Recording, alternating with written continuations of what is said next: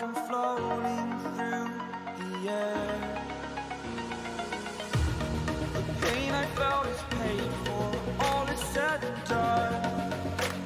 Oh, I am restricted, fixed upon the web. I need to kick the habit that my mind is breathing in. Break out, I've got to see. Spent all my life holding all of it closely. I played it innocent, a feel of discontent. I'm finally facing it all, fearless.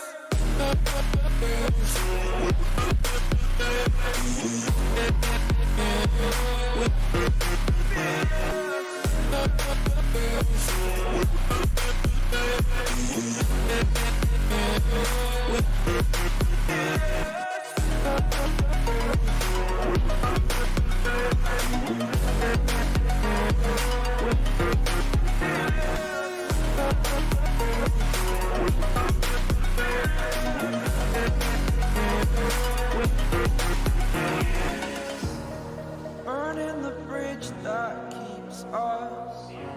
I'm here and I'm feeling fearless. Exaggerated, that's what you assume. The story's over now, I must conclude. I am conflicted, watching where I step still, hanging in the balance. Not the life I want to live, I want to take it all. Standing tall, fear outweighed the person you are. Oh, break out, I've got to see. Spent all my life holding all of it closely. I played it innocent, a feel of discontent. I'm finally facing it all, fearless.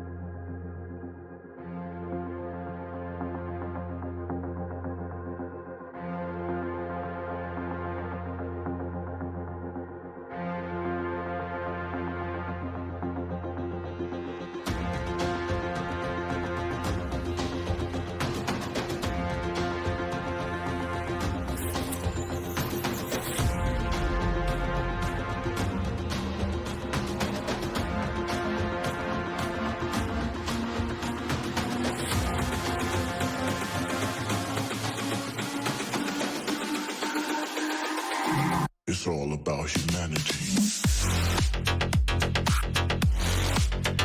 About humanity.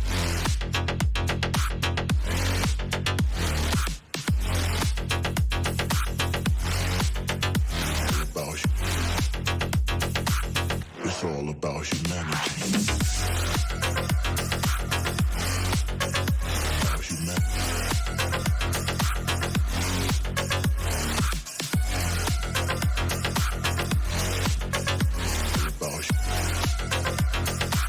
It's all about humanity.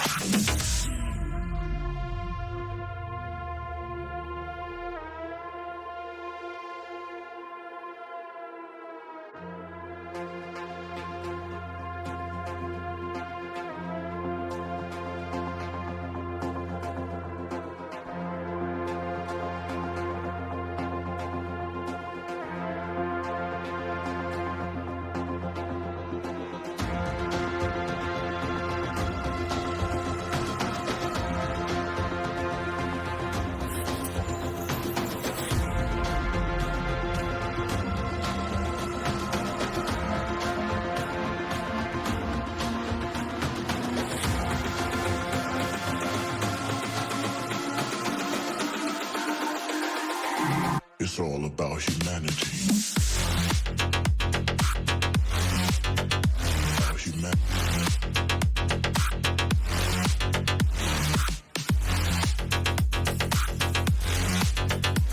About It's all about humanity. About humanity.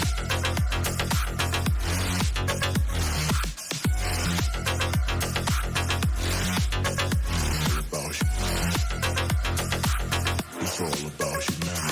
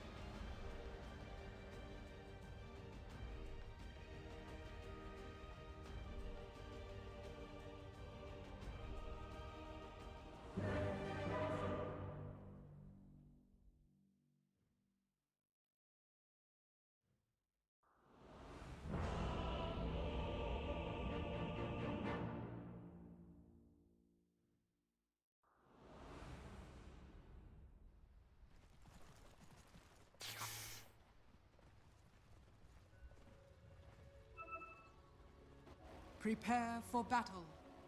Draft where they like didn't really have the super late game, because right now they're playing against two Agi cores and both of their cores are intelligent, so they need to have a good advantage, you know, coming after the laning stage, 10-15 minutes in, they need to have an advantage. Lashrak is a good pick, you know, to deal with the Naga Siren.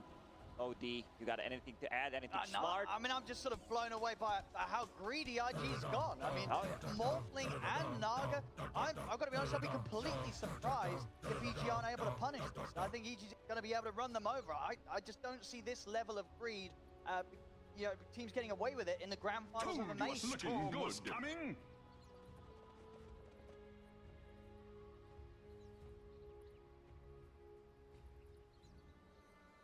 30 Thank you very seconds much. But yeah, to Lacoste, I battle. mean, obviously a lot of greed with the final two cores of IG. They do have that phenomenal setup and team fight around it. Yeah, I remember the old cheats, you know, greed is good. You know, sometimes I think in this game, it could be punished. Like, EG, they have a really good, they have a fast lineup, they have a maneuverable lineup with the Storm Spirit, with Beastmaster. I want to see if Arteezy once again gets like an earlier bot so that he can be moving around the map, something that he did on Razor, just to put some more pressure, like you're going to bring that one extra hero.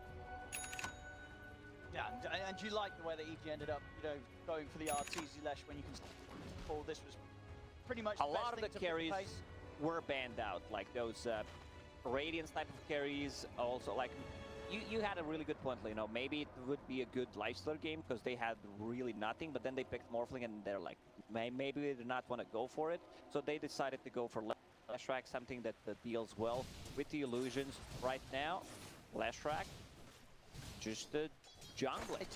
Just jungle Lash.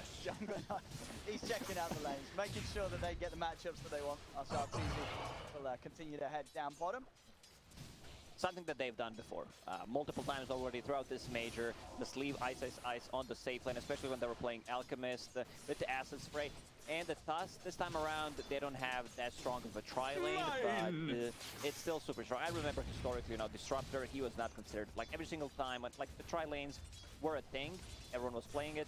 You see a Disruptor, you want to aggressive tri-lane, because what he brings is pretty much just Thunderstrike.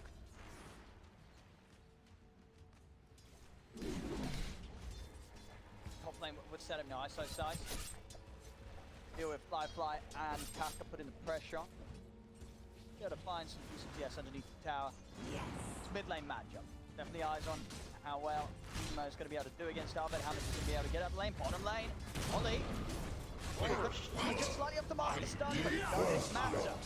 G will be the ones to claim first blood with the drive. Right now, they're thinking, do we help Kaka on the top lane?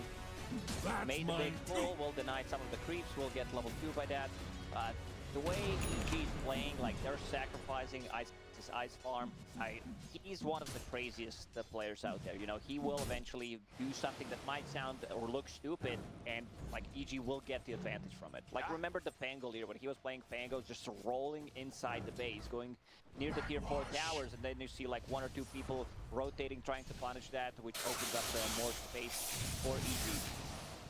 Mid lane Emo. And get up aggressive onto Abed.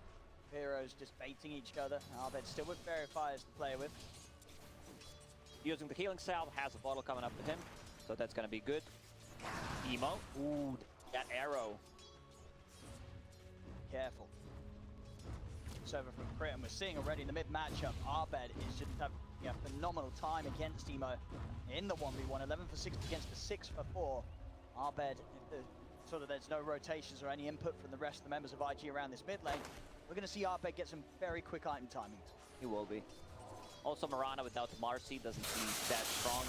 She does not have anyone to guide the arrows. Abed just playing very aggressive on a mid lane with 1-1-1 build. You know, it's a Morphling, very hard to kill, but Abed so far doing a really, really good job. 15 CS, 8 denies. He has more denies than Morphling has CS. It's pretty impressive. Top lane, they do get the kill onto iceiceice. See if Crit can get the return kill onto Kaka. Stick charges. Crit running him down. Kaka could get away from this. Mechanics into the trees. Crit won't be able to follow.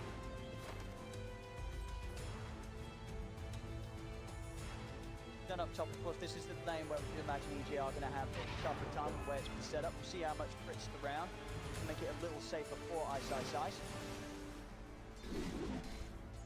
when you have offlaner on the safe lane and he gets a bottle, like I want to see if they will be able to like contest the 5-minute bounty rune. If you don't get it, like there should be crit also pressuring the bottom lane 5 minutes in, just securing the bounties, especially since JT picked up that bottle, you know, so that they don't get any value from the bounties. Yeah, they did try and go for the rune, but with a quick waveform, Emo. In. Stop Abed from getting the bottom, but still 21 and 11 against the 8 for 4. Emo pretty much having no game at all so far in this laning stage, as Abed has completely demolished it. He still needs 50 gold to finish off his bottle. Level 4, Storm 5.25. Looks really good for Abed. Now bottom fly. You're right here with Arteezy by his side. JT and Ollie not going to try and dive anymore. CS at the moment down on the bottom lane. JT 24-1 against Arteezy's 18-1. Arteezy try and turn, but as soon as the spells come out, JT's able to push him away. Not able to get too much damage done with the Edict. It's up top, Kaka. Pair the jungle. Oh, the glimpse. He does not want him to refill the bottle. Truly a blessed life. Shield, but JT's gonna have whatever got rebuke in a couple of seconds. Soak it in! Oh, he's He gone. got him. My Now that was such a nice done by Oli, fighting tool. using glimpse just to secure that Arteezy's not gonna pick up the bounty, refill his bottle, and the spear. They get the rune. Meanwhile, Arteezy's getting some free CS on the bottom lane, uncontested. Goes on up top. Iceiceice, he's back to getting quite a bit out of this thing. Seeing, of course, still the edge for flyfly at the moment. He's the top farmer on the board, flyfly. No pressure onto the Naga Siren with its lane set up, liking all the space in the world. It's line up. I mean, is it going to be up to EG to make any sort of rotation up towards the Naga Siren? I mean, when are we going to see EG start to group together and go? Is it? How early is that going to happen? And once Beastmaster hits level 6 and get book 1, they could potentially threaten a kill on Naga with just one hero rotating. Kaka will still be invis. Like mid laners, they like when there's a lot of action happening on the side lanes as well, where like people die and then they get their bottle refilled, especially if they're not controlling the runes, like if they're not using it. 2 times we've seen like both supports coming in, taking the runes instead of being it bottled. Emo playing a bit aggressive on the mid lane. Yeah, they're really pushing the limits here, 2 of them. Abed and Emo really testing each other's capabilities. Themselves alive. We're going to see Abed go for the reset team base. Dire's middle tower is under attack. There's a boss bounty rune still preserved for him. Be able to stay out on the map. So he's got a quick wave away from hitting the 6. Side JT, so just about to that level 6. And at that point, Arteezy is going to have to be very careful down here. This move from Abed sort of knows that JT's about to, he knows that JT's going to look for an aggressive play, so he's going to be here ready and prepared to back Arteezy up. He's having a really nice read what's happening. Arteezy. Abed zipping onto JT. He's going to pop the stick charges. Glimpse does separate Abed for now, but Abed's ready to come back in. Closes the gap. Gets the deal done, and now Arteezy's going to dive in on Ollie as well. He's Abed. Even get the courier. Radiant's That's courier such a has big been move. killed. Like, they didn't get too much out of XP Radiant's while all bottom this was tower is happening. under Like, there was attack. no one on the mid lane. Radiant Crit structures kind are of connected, fortified. lost one full creep wave. He was pulling the top lane, but nice move from Abed. You know, he TP's back to base, refills his bottle, comes back to the bottom, secures 2 kills, a courier, and some damage on the tower. Doesn't get much better than that from Abed's early rotations. Make his way back over to the mid. Crit able to pick up some XP whilst this was happening. The 8-minute rune come into play. Emo and Ollie looking to protect it. Ollie's actually going to take the arrow. Here is Crit's able to find the connection. Abed, you want to come in for this? He's walking with the vortex. Will be able to get the kill. Emo's not being Abed. He's out to the side now with the regen being pumped. He's going to be able to get back in. He wants to. His Arteezy and Fly. They're running down Emo. Emo's away and Abed, he'll use the regen to fly. Doesn't want to zip in too aggressively whilst they don't have vision over there. Sometimes stars just align. You know, he picked up that region, he found the jelly straight away, still has that region up and running. So wants to make a move on JT. JT shows. Here I am. Be a little spooky for him, JT. Whoa, what I Blows something miss? up. Abed. quite be able to find him. JT plays it safe. We'll also have Emo coming down here. Emo making his way over. See if the two of them can get some sort of a play going. JT does have the arena, but EG, they've got 3 here. Radiant's bottom tower The backup is of under Fly, attack. Abed, an incredibly tricky hero to set up on. IG has 2 farming cores, like Morphling can't make those aggressive moves. Both supports kind of need level to be able to rotate, so it's gonna be a lot on JT's shoulders to make the moves. Arena is online, he's level 7, but so is Beastmaster. Necrobook 1 done, Roar available, like they could just set things up, but there's still no song. He didn't even save a point on Naga Siren, so very killable, but there is a rotation. JT plus Phoenix making a move. Yeah, it's definitely the easier of the cores to take down right now. And top of the arena, there's no chance for iceiceice. Rotation on the Beastmaster, same time around mid though. Abed able to get the jump in onto Ollie. This is going to be such a good timing on Orchid from Storm Spirit. Something that the Storm does not like to play. Dyer's top Morphin does not tower like is to under play attack. into, where that Manta Cell is a very costly item, and they don't have like a real save. There is Song of the Siren, but Radiant's most of the time bottom Naga tower and is under Morphling will attack. not be in the same spot on the map. Dyer's top tower is under attack. Focus around the mid lane. iceiceice available with Radiant's the Roar. bottom tower If anyone has steps fallen. up too far, space is made for Dyer's EG. top Take tower the bottom is tier under 1 attack. tower. Arteezy, of course, now with the maxed out Diabolic Edict. Take these objectives very fast. He's head up top, flyfly being left alone. Tier 1 can in return crit setting up there, scouting out some action with the Invis. Dyer's top To tower initiate or has anything though, as fallen. he is purely on his own. Mid lane, Abed, iceiceice and Fly trying to set up from the side. iceiceice wants to try and go for the Roar opportunity. It's about it there, but Emo is able to zip out with the waveform and stop Ollie right behind. Tricky of a move to be made. Top Crit continuing to get more information. Remainder of that Invis room will now come to a finish, and Abed will speed up here, maybe see if they could start something off. It's hard. Fly around, and he said they don't know if he's got the song or not, so they are going to respect the Naga Siren. Smoke from IG. Disruptor's still level 5. Phoenix is 6. They might, I mean, they have enough damage if they go with Arena. Once again, iceiceice. Careful. Radiant Let's see are what scanning. these Radies. Radiant using the scan. They know someone is in triangle. Yeah, iceiceice, he looks pretty dead. Oh! I mean... A bit of Kale. I mean, let's see. It was at this moment he realized. No, I mean, iceiceice... They're also laughing. Yeah, they're tipping iceiceice. You know, just giving that money so he can retire earlier. Just keep collecting it. What I like about EG, it's like warding. Like these 2 wards that they have on the bottom part of the map are pretty much the similar, exact same wards that they had when they played Alchemist offlane when he had the 9-minute battle fury. Yes. And those 2 wards did not get the ward. You can scout the rotations, possibly like also smoke rotations when people are coming to tier 2 tower, any rotations in the lane, TP rotations, and like the deep ward inside. Like this area, but still did not get rewarded. So probably expecting the same feature. iceiceice. Yeah, already dead. He looks pretty dead. Throw out the Roar there as well. They don't achieve anything with it. Or maybe it will actually, because Ollie set up very low. Crit and Arteezy able to come in and get Ollie in return. Be able to chase for more though. Kaka and JT a bit GD with target. They're out there.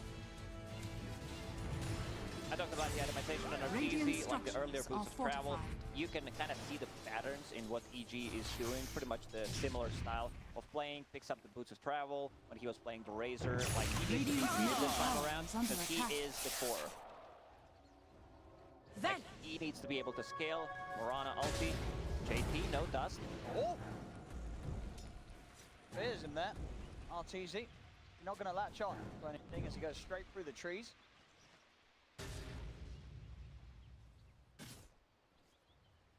The mid, Abed, very close.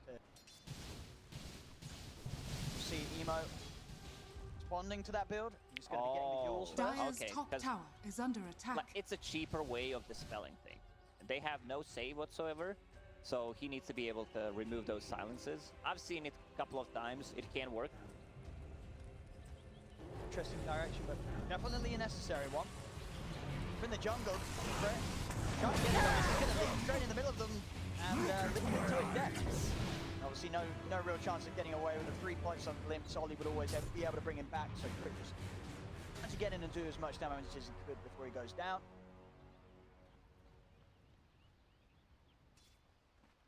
Dire are scanning. Beastmaster, he's really struggling this time.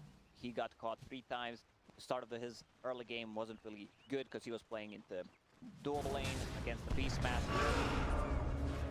They go for JT, but JT did get the arena down. Once over from Arteezy, the arena wall still holding back EG. Not able to set up anything off the back of that Roar attempt. Also likewise for Dire's JT, middle his tower also on is under cooldown. attack. He has enough money to buy a Blink Dagger, to just go to base, pick up that Blink Dagger. No arena, but he can always make those spear plays into the towers, into buildings or cliffs. Storm Radiant's bottom just tower finished off the is under Orchid. attack. 13 minutes in. Does anyone have a smoke? There is one smoke on Crit, but oh, Emo. Like, he's super close. Like, he just needs one CS to be able to actually get that Yule Scepter, and then he will have a way of dispelling this. Radiant's silence bottom coming. tower Storm. is under attack. Definitely need to keep the pressure. At this moment in time, IG with the greedy lineup with a Morphling and a Naga Siren. Radiant's They bottom are tower 2,000, has fallen. 3,000 gold ahead. They feel, you know, much safer going into the late game. Their team fight is much stronger. EG, they are the ones who need making stuff on the map. With the Orchid on a Storm Spirit, like, they should try to look for a pick-off. But IG seems like they're having a really good read what's going on. Just going together, also smoking up. Arteezy just showed on top. They're able to close in on him on time. Going straight towards him. Over the mid lane. Jump's going to be made onto Emo first, though, by EG. He's going to take down the Morph. Arteezy in trouble. The Spear actually missing. Looking to establish some time big one. The rest of the TP over. Arteezy will still go down. Fly unable to help him from the high ground. Over back onto Abed. Abed will be taken straight back to the mid. Yeah, Fly used a Aquatic Shield on himself. I don't think it would matter. I believe he was already dead. But nice move rotation. They still lose one. IG should be careful when the rest of the team is using a smoke like that. You need to be very careful, like what you're doing with the hero, especially as a Morphling. We said that iceiceice is kind of struggling this time around. Has a book 15 minutes in, but he also has boots. Trying to get the grab on iceiceice. Still going to lay down the Roar. The arrow follows. Crit jumps in with the burst, but they got enough. They do. JT taken down. And now they can start putting Radiant's pressure on this middle tower. This tower tower's is actually under dead. They attack. have 4 points of eating, but Arteezy, like, he needs to be a bit more careful. Yes, you have a pattern behind yourself. You're still very versatile. The only item you Radiant's have middle pretty much is tower has Kaya, so fallen. you don't have that much HP. Radiant structures Abed, are good fortified. chance to get in on this. Dire's top tower is Risk under it. attack. The high ground of IG's triangle. Back on track, taking towers.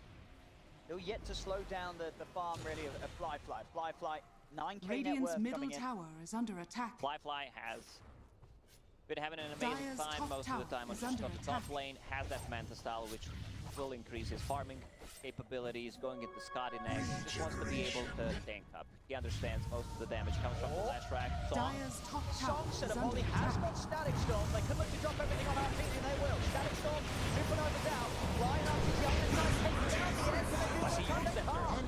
Supernova successful, Arteezy goes down. Fly, buy himself a bit of time with the borrowed time. Chase him down and bring him back if they can. Ollie with the glimpse. Gets Fly back in the reaches of JT and Kaka, as Fly will slowly be burned down. Yeah, that was such a clutch Yule Radiant's Scepter middle coming out tower from the is under Morphling there. attack. Yes, you heard that correctly. Yule Scepter from the Morphling, who wanted to have something to repel silence coming out Dire's from the top storm, tower is and under uses attack. it just so that he Radiant's secures middle X, tower is under manages attack. to get off in a team fight. Philosopher's Stone found by EG. Every single time I see that item, I'm like, yeah, this is good, you know, because your position 4, your position 5, you'll always want to hold that item. Playing Arteezy. He's here alone at the moment. He's going to try and open up on Emo here. Moves in with the stun. He's going to be able to find him. Emo was not ready for that one bit. Arteezy strikes from the shadows and gets the solo kill onto the Morph. Over the triangle. Abed leading in with the backup of iceiceice. They drop the horse down on JT. JT will fall. Flyfly trying to go for Abed, but Abed still with mana to play with as he's out there. Yeah, you can see the damage coming up Radiant's from the Naga Siren. top Good tower is under pickoffs, attack. especially the one from Arteezy, pretty much the solo kill. Now he starts to put some pressure on the top tower, eating such a powerful ability against the towers. reloading just as fast as they need to, really. In a second. Radiant's Coming up top to tower 18 minutes has in. fallen. They've already taken 4 towers away. G are staying themselves. They've Radiant's top only lost the tower is one under tier 1 attack. top. Fly, protecting Arteezy here with his aggressive positioning. Emo. Try and lead in onto Fly. Get the glimpse back onto Quick. That is still strong as well. Fly trying to keep it alive from outside the storm. A critical still full. Emo moving in onto Arteezy. Arteezy on a bit. Set up James. He's got the blink. Arena down. Again, Looking down the one. It was the time that stopped the combo from JT. Abed, the saviour, coming in to turn it around. And Fly, he'll also fall. As EG, they're able to take down 4 of IG. They're going to go straight for the pit. Yeah, try to get that Aegis. Arteezy is running low on mana, manages to get the arcane range, just a bit more damage. And you said it, Abed just stops the combo. He understands where the most of the damage is going to come from. They have Radiant Fly are on a scanning. pad and keeping them alive. Arrow inside the pit. Can't connect. They can't respond to this. They did not have Nagasar for 20 seconds. Song will be available, but this is exactly how easy these play. Like, they need to be aggressive, they need to make stuff happen right now, get some advantage with their lineup. IG definitely going to be a little shaken up after that last Dire's move. bottom tower is under 1K attack. lead at the moment for EG. Then a very close position here between these two teams where EG are getting these objectives, but it's not like IG's cores are falling behind in farm. Both Emo, especially flyfly, getting a lot out of the game right now. Already halfway pretty much towards the Skadi flyfly. We see that fight, that turnaround again, as it really did look like it absolutely could have gone IG's way. If JT was able to get in and get that combo down onto Arteezy, taking the Lesh out, it would have looked a whole lot different. Arrow.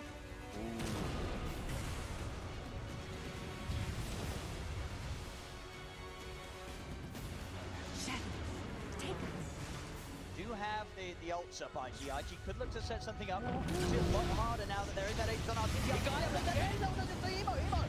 Boys, he's got to be careful, Emo. Arteezy's also got to be careful. JT's able to get in, spear Arteezy over towards the trees. That's the Aegis done, but now Abed, he's in there at the back. Super lever out. See Emo disabling Abed. For now, with the ult, Abed goes in off the side. Super is going to be successful this time. Catching the 3 of them. Abed just back it up towards only brings down the disruptor. Dire's Song top set up tower is from under attack. flyfly being used here to actually allow Radiant's IG to middle back tower away. is under attack. Oh man, this was such a big move. Like, he caught Morphling, but there was no real follow-up. They just needed one extra stun and an arrow or Storm's jumping in. Then Storm jumps on the Phoenix, who manages to get the Supernova off. And once again, those Yule Scepters just keeping them in the air so the egg can go off. Like a bit of a throw there. Arteezy, like, he lost the Bloodstone charges as well. On top of that, he thought he was tanky, but the team was not there. Not at all. Just a little too far forward away from the rest of the squad, and not the usage out of the Aegis that EG kind of need to get when they're running a lineup like this. These sort of deaths and slowdowns in the process that they're going for with their draft, it's gonna hurt. That was kind of like a shocked Pikachu face, or what's going on? Where's the rest of the team? And this will slow them down. Like, still, Morphling doesn't deal that much damage. You didn't get the Manta style, you know, so you don't get the stats. Yule Scepter is a cheaper way of dispelling things. Now going into E-Blade, so that's gonna help out quite a lot with dealing the damage. But still needs some more time. You know, he's not a real carry in this game. He's not a Cyrus. Go for Emo, follow in with the raw and the arrow, everything being laid down onto Emo with the stun set going. Not enough strength being built up. Emo will fall. Hollywood as well. Dire's Eight middle moves here with the 4 of tower them. is under Arteezy attack. will also come over to start bringing in this top lane. Start pressuring the tier 2s again. Need to just continue to make these moves, enable Abed. Abed Dire's very middle close to tower BKB, has just a fallen. recipe away. Double damage. Still having a flawless game. 6-0-5 on the Storm Spirit. Abed, this time around, like, he does not want to go for any greedy items. He needs that BKB. He wants to be able to jump the back lines, does not care about. So they have literally no abilities that go through magic immunity other than Supernova. But Abed's job is just going to be, like, I'll try to go get a jump on Phoenix. It's not going to be that easy because Phoenix has Yule right now, so they need some follow-up. Progress-wise for IG flyfly, Skadi is going to be done for the next fight. So this Naga Siren it's going to be huge. EG, they're going to have to be really prepared to deal with and keep their distance from flyfly. If they get any sort of lockdown onto the cores, flyfly will tear them apart. Flyfly also going for color coordinated build, like everything is kind of greenish, bluish. I really like Radiant's that. Like middle even the tower neutral is under item is attack. also greenish. What about the fashion plan? He looks good. Yeah, after seeing Arteezy, you know, bringing out the fashion, it's like maybe I can't do it in real life, but I'll do it in game. Matters Radiant's more. bottom tower is under attack. Talking about fashion on Naga Siren, here's one for you at cost. What did Naga Siren wear to the maths test? Radiant's don't bottom know. tower An is under algebra. attack. Dire's structures are fortified. Alright. Radiant structures are fortified. Morphling, you know, still put some pressure. He's not that easy to kill, Dire's but top if they tower try is to under surprise him one more time, there is always going to be this sun ray right now. Also, Phoenix Dire's going, top Phoenix is tower getting a ton has of farm. fallen. Dual Scepter, going for that health. Radiant's bottom tower is under attack. There's tier 2 mid, flyfly. He's got the song set up. Oh, they're a little too close to each other. Ice and crit. They're looking pretty tasty here. Ollie. He lays down the storm combo. They're calling it. They're trying to hit the best of the Nina's down. Evo comes in, walks up, takes down Ice. Charge. Oh yeah, that was such a beautiful song on Mirana. First thing that comes to my mind is, you know, "Praise the moon, oh, flame me." They actually got Mirana there, and beautiful song. Nice setup. JT getting closer to the BKB. Like once he gets that, there's still like Edict, there's the Beastmaster Roar. I still feel they will need to like, they have a lot of problems right now in EG because they feel like they're under pressure. They need to be doing stuff. You're playing into two agi carry Dire's heroes. middle tower You is have like under your attack. Leshrac, your Storm, their intelligence. So IG's lineup is much better in the late game. The aggressive moves going. Fly. Around the boundary ring spot. We'll be able to get the pickup on it. He actually they don't really want to commit on him because they know there's backup coming in. His armor sits straight over. Looking towards the Mars. Mars will be healed up by the Sun Ray. Side Arteezy looking towards flyfly. Abed's in. He's a little low on mana, Abed. They can continue to chase down flyfly. They can't. Flyfly will be fine. JT comes in with a spear to push Fly back. Fly just a bit too speedy. Fly has one fly, you know, so it makes a lot of sense. Fly equals Yeah, Flyfly it's equals like 2 having, you know, Fly. 2 horsepower and the other guy has 1 horsepower. It's Radiant's has double the middle amount, tower so it's is gonna under be attack. more speedy, which makes a lot of sense. Radiant's middle Arrow does tower not has connect. fallen. Arteezy. Somebody needs to now gonna put the blood down heal. BKB popped by Abed. Abed trying to push back JT. He's got a mana. Supernova comes out. Easy, they've got to back off. Emo. Turns to the left side. Has to make the damage over the side. They've got the board. The arrow. That's a connected to Flyfly. A beautiful hit there from Crit. Coming in for the side. Flyfly. He's got to turn. He's got to run. He gets the song off in time. Flyfly. He will live. Oh, but he that has was to run. so unfortunate. Like, that just got BKB delivered on the left track. If he had that, like, 2 seconds earlier, he would probably be able to chase down Naga Siren. All they needed was, like, maybe 2 hits from the Pulse Nova. But what an arrow from Crit. Like, Crit Yeah, just, that was like... pretty much max arrow. Yeah. And, well, Ollie needs to change his underwear after that one. that was Yeah, a little was too a close close. one for sure. So next Roshan may respawn in 20 seconds. We'll see. It's gonna be a longer respawn. If it's like early respawn, EG should just try to go inside. They know that the song is on cooldown. They also want to have that level 18 on Naga Siren. It's a big difference. 40-second difference between level 2 and level 3 ulti. Now we'll check this fight again, as you say, just getting on Arteezy. Didn't quite have the BKB delivered yet, so struggled to really take that fight to its full And here potential. comes Sniper. Look at this. I mean, it was the combo as well. The roar from iceiceice actually pushing the Naga Siren into the arrow. So a real combo play there between the two of them. Yeah, the real combo was actually overlapping stunts. And unfortunately, you know, it was a sick arrow, but they needed a little bit more damage, but 200 damage. JT, I think he's getting gone on here, already back in the action on the back line. Kaka jumping over towards Kaka. Kaka's not able to dive in time. Emo, he's been caught on the front. Emo's down. Radiant's top tower is EG with under those 2 attack. kills, they can look to continue to push on, take this tier 2 tower. And Emo, he does not get the shift off. This is like 3rd or 4th time already that he was not able to get it off. E-Blade is done, but the tier 2 tower Radiant's also top gone. tower has Roshan, fallen. long respawn time. It was like full duration respawn, 3 minutes. Fred has also a Spirit Vessel, so that's going to help quite a lot against those heals, the overtime damage. EG 5k gold lead for now. Likely to get a lot of value out of the Vessel this game. Of course, always good against the more. Sure, he's got to wait to dispel it, but as we're seeing most of the time, he has to use that to sort of silence it if he gets jumped upon by Abed. So there's always It's also, you need to be careful about that Yule Scepter. It's a great setup for Mirana's Arrow. They have 2 Yule Scepter. It's a good item. Kaka this time around just changing things a bit. He wanted to get the Hex against the Storm Spirit. Decides to go for the full pipe. He was extremely farmed. I think it's a correct choice. Playing into Lashrak, playing into Storm Spirit, there's going to be a ton of magical damage. You just want to be able to tank up yourself and your own team. Looking to wait around the Roshan timer. Minute and 2, up, iceiceice, he's heading in. Found Ollie here with the army, flyfly trying to hold him back, and taking down iceiceice, he's going to flyfly, and then jump, then brought down, Abed, crit, and iceiceice surrounding him. He's tanky, but he's not tanky enough there to withstand the damage here from 4 members of EG. The rest of IG just nowhere close enough to help out. And Beastmaster this time around also has a BKB ready, just to be able to go in. Like, they don't have abilities that don't command community. JT. Arteezy's found him here with the help of Fly. He's going to drop the arena, but there's no way for JT to run. He's going to try and take the BKB up on Arteezy. Walks straight for the wall and takes him down. As that was a bit of an unnecessary loss there for IG after they'd already lost 2 out on the map. JT stance was just TP, but this time around did not really work out. It was, that most of the time that's not going to work out. Damage coming out from Lash is just a bit too high. They're also controlling the outpost, the 3:30-minute mark. Yeah, that hurts for sure now. He's going to get some space. I mean, back in my day, JT was bringing Sexy back, and nowadays he doesn't even know how to get back.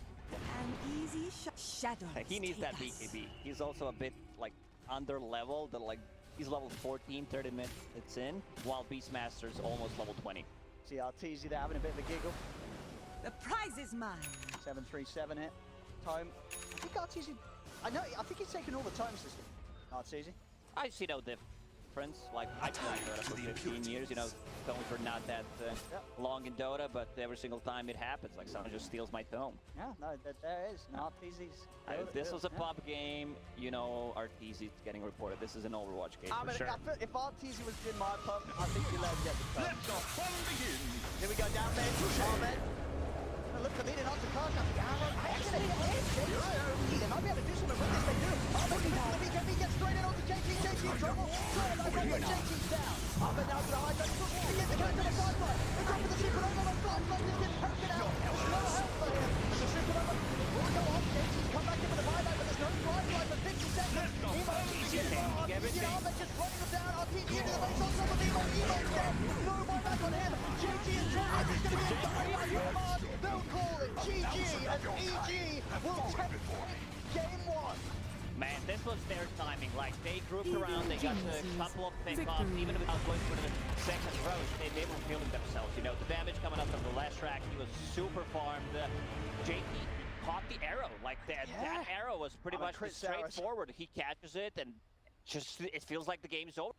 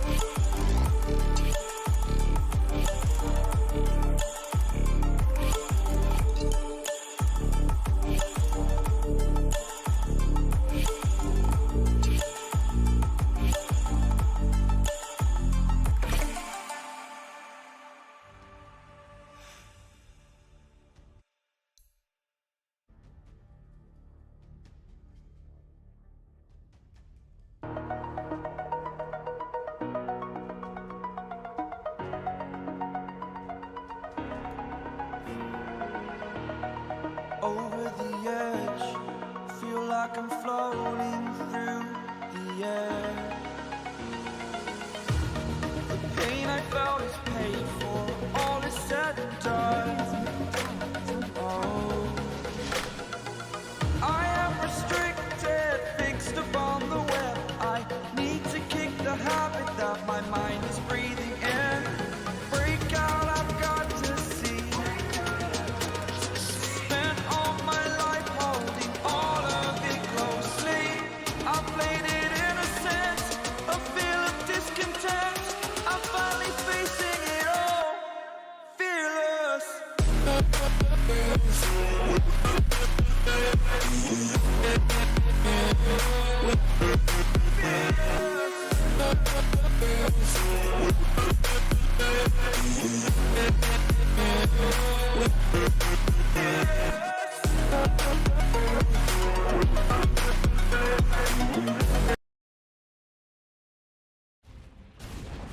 Dire's middle tower has fallen. Radiant's top tower is under attack.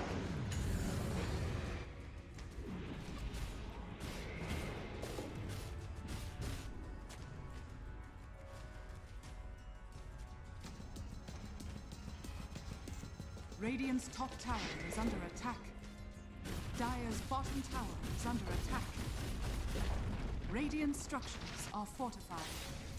Radiant's top tower is under attack.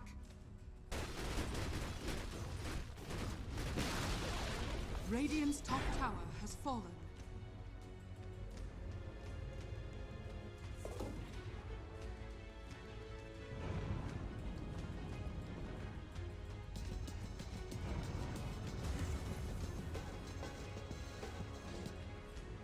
Radiant are scanning.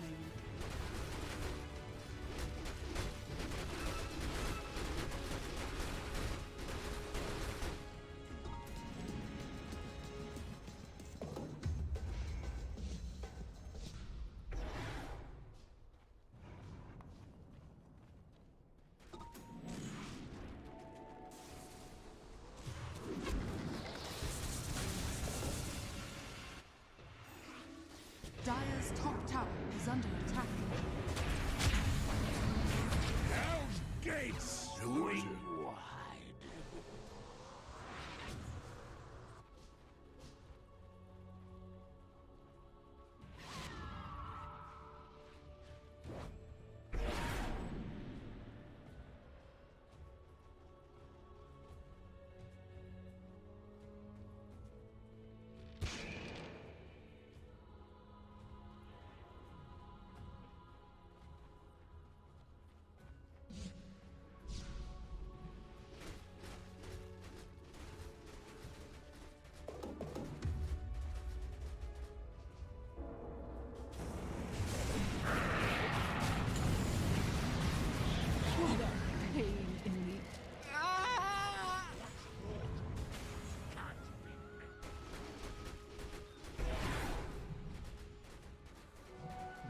Coin.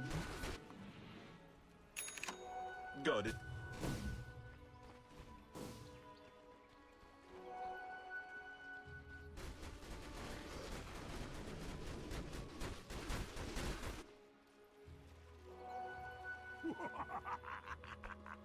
Dire's top tower is under attack.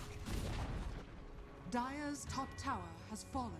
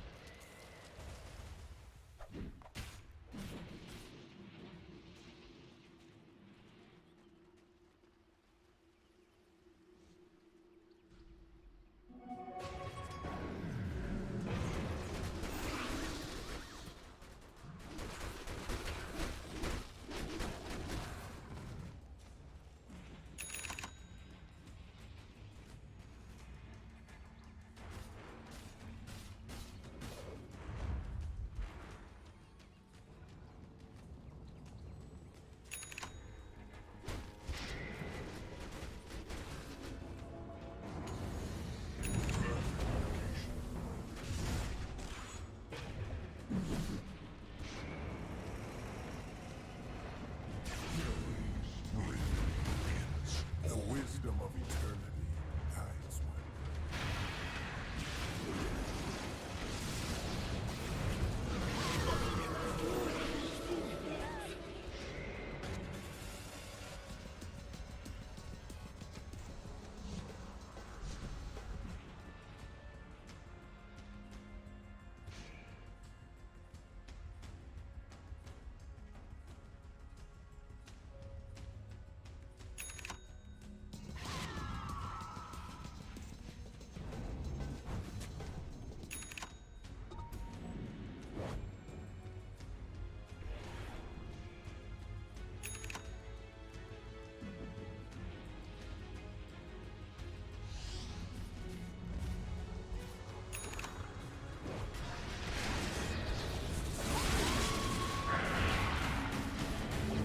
Invisibility.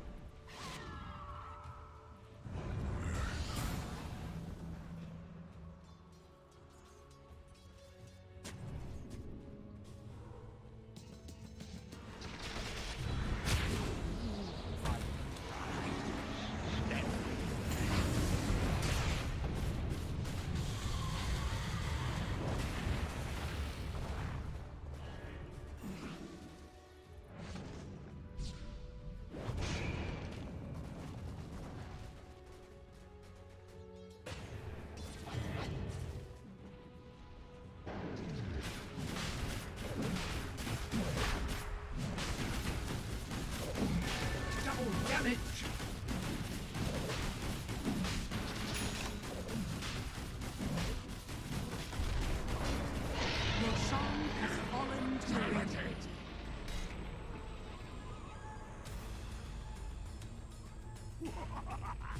Radiant are scanning. What have we here?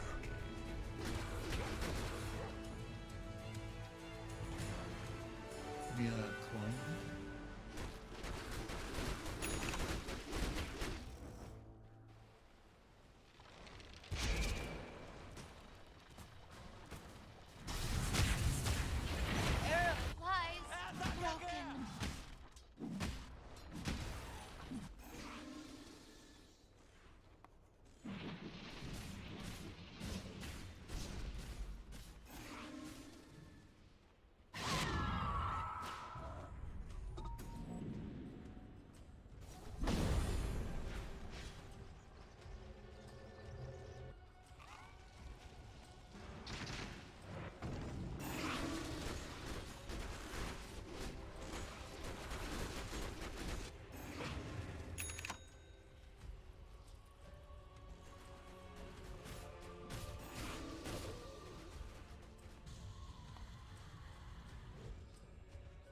Dire are scanning.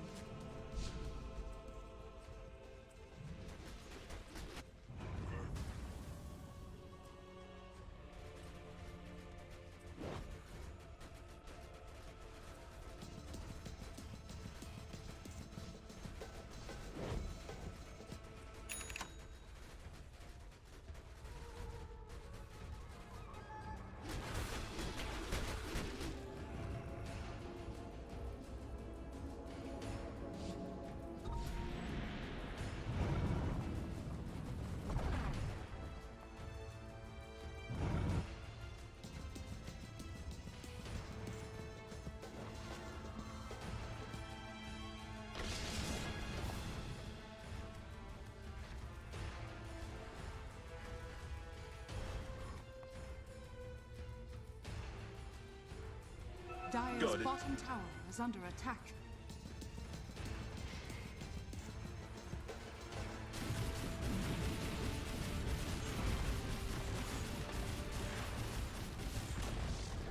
Dire's bottom tower has fallen.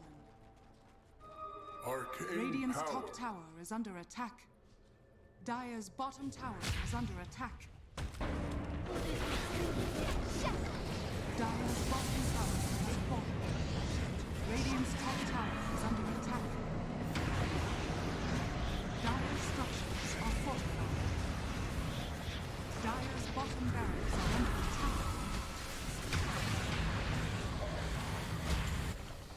Radiant's top tower is under attack. Did not think it was possible.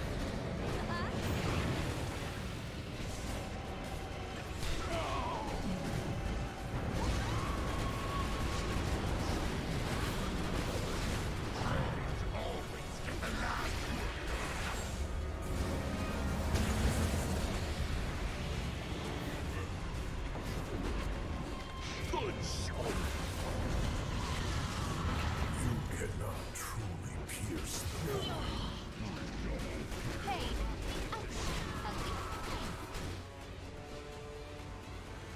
Radiant's top tower is under attack.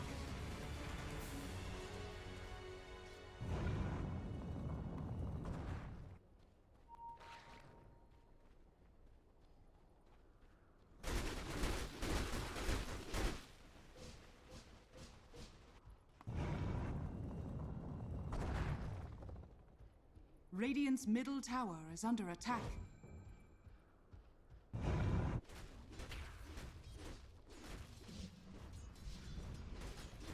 Radiant's middle tower is under attack. Radiant's middle tower has fallen. Radiant's top tower is under attack.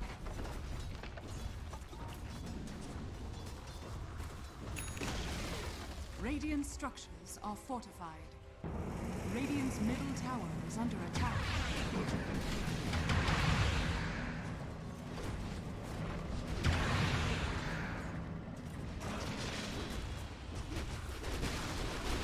Radiant's middle tower has fallen. Radiant's middle barracks are under attack. Radiant's middle barracks has fallen. Radiant's middle barracks has fallen. Money changes hands.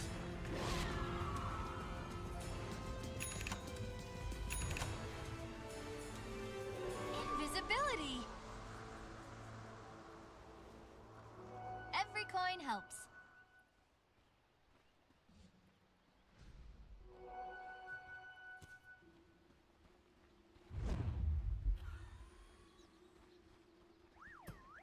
Radiant are scanning.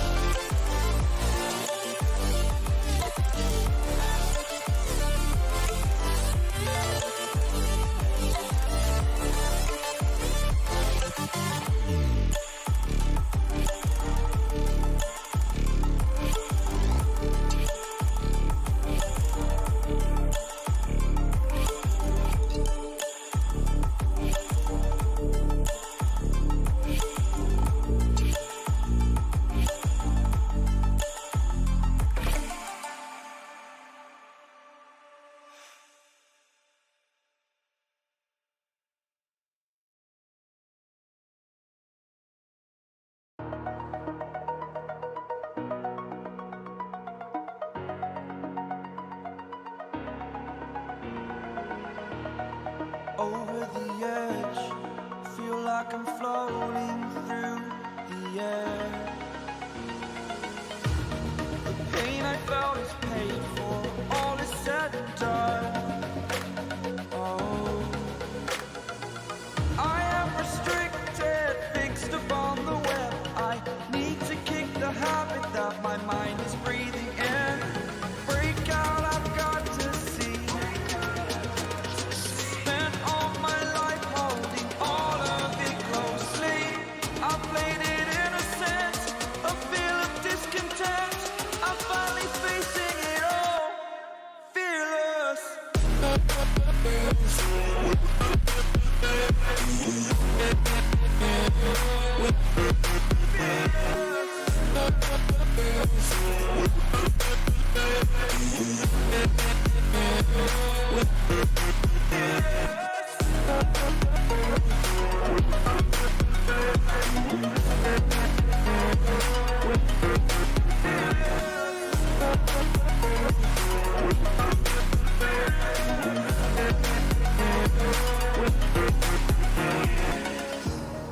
Burning the bridge that keeps us. I'm here and I'm feeling fearless. Exaggerated, that's what you assume. The story's over now, I must conclude. I am conflicted, watching where I step still, hanging in the balance. Not the life I want to live, I want to take it all. Standing tall, fear outweighed the person you are. Oh, break out, I've got to see. Spent all my life holding all of it closely. I played it innocent, a feel of discontent. I'm finally facing it all, fearless.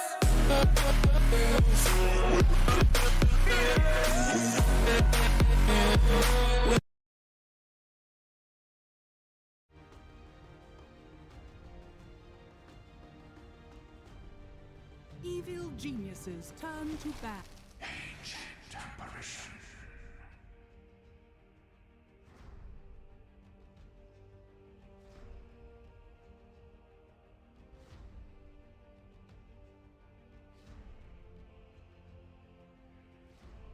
Ten seconds remaining. 5 seconds remaining.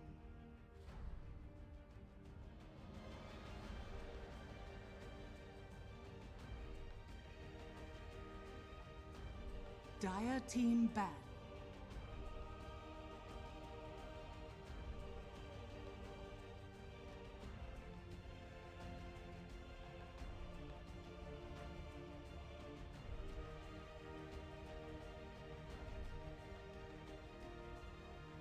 Ten seconds remaining. 5 seconds remaining.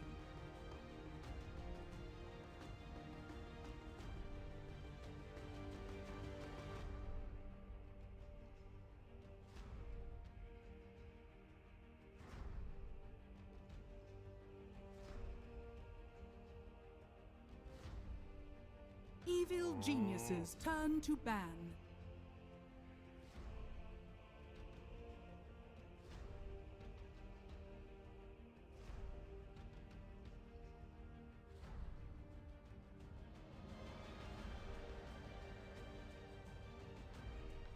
Ten seconds remaining. Dire team ban.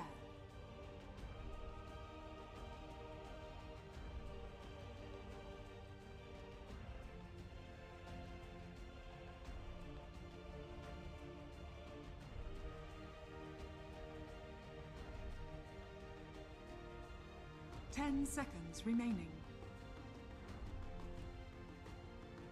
5 seconds remaining.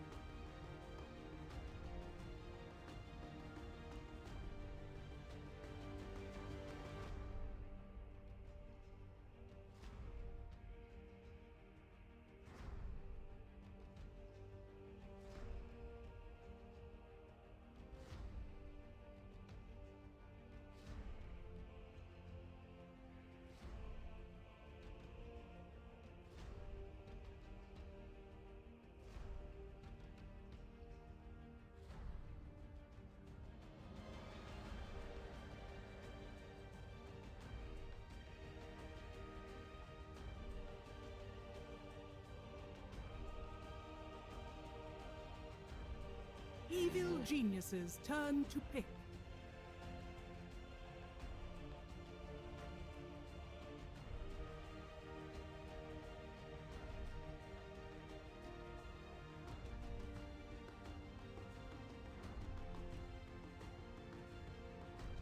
Ten seconds remaining. 5 seconds remaining.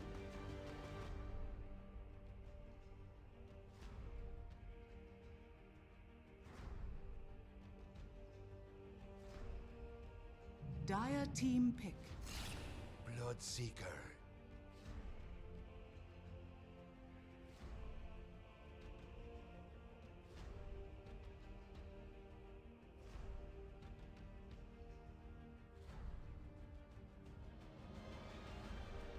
Ten seconds remaining. 5 seconds remaining.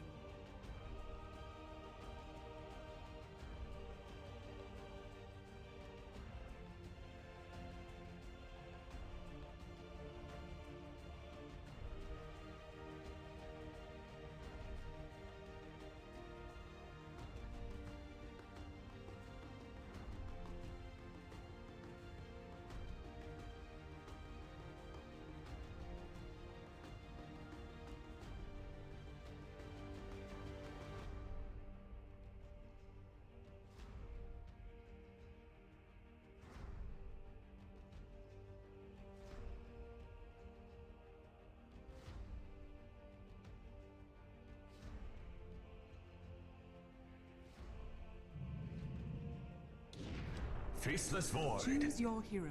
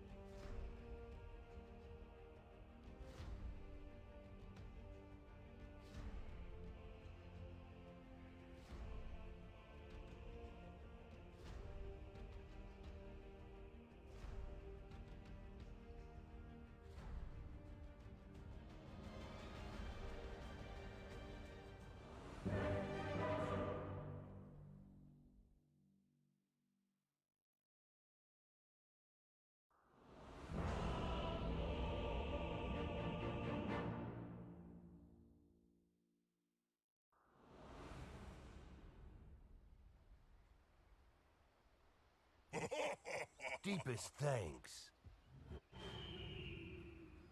Prepare for battle.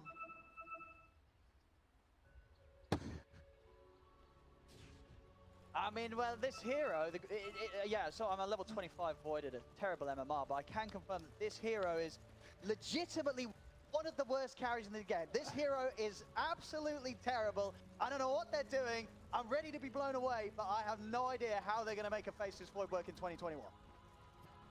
Yeah, this, you know, they have Void Spirit, they have Faceless Avoid, which people didn't tend to pick it at all. I believe this is the first showing of the hero, and might be the last one, considering what they have. They have 0 damage inside the Chronosphere as well. Maybe just trying to put a bid in to try and get the hero buff for the next patch, so I can appreciate that from Ige. That's a smart way of thinking.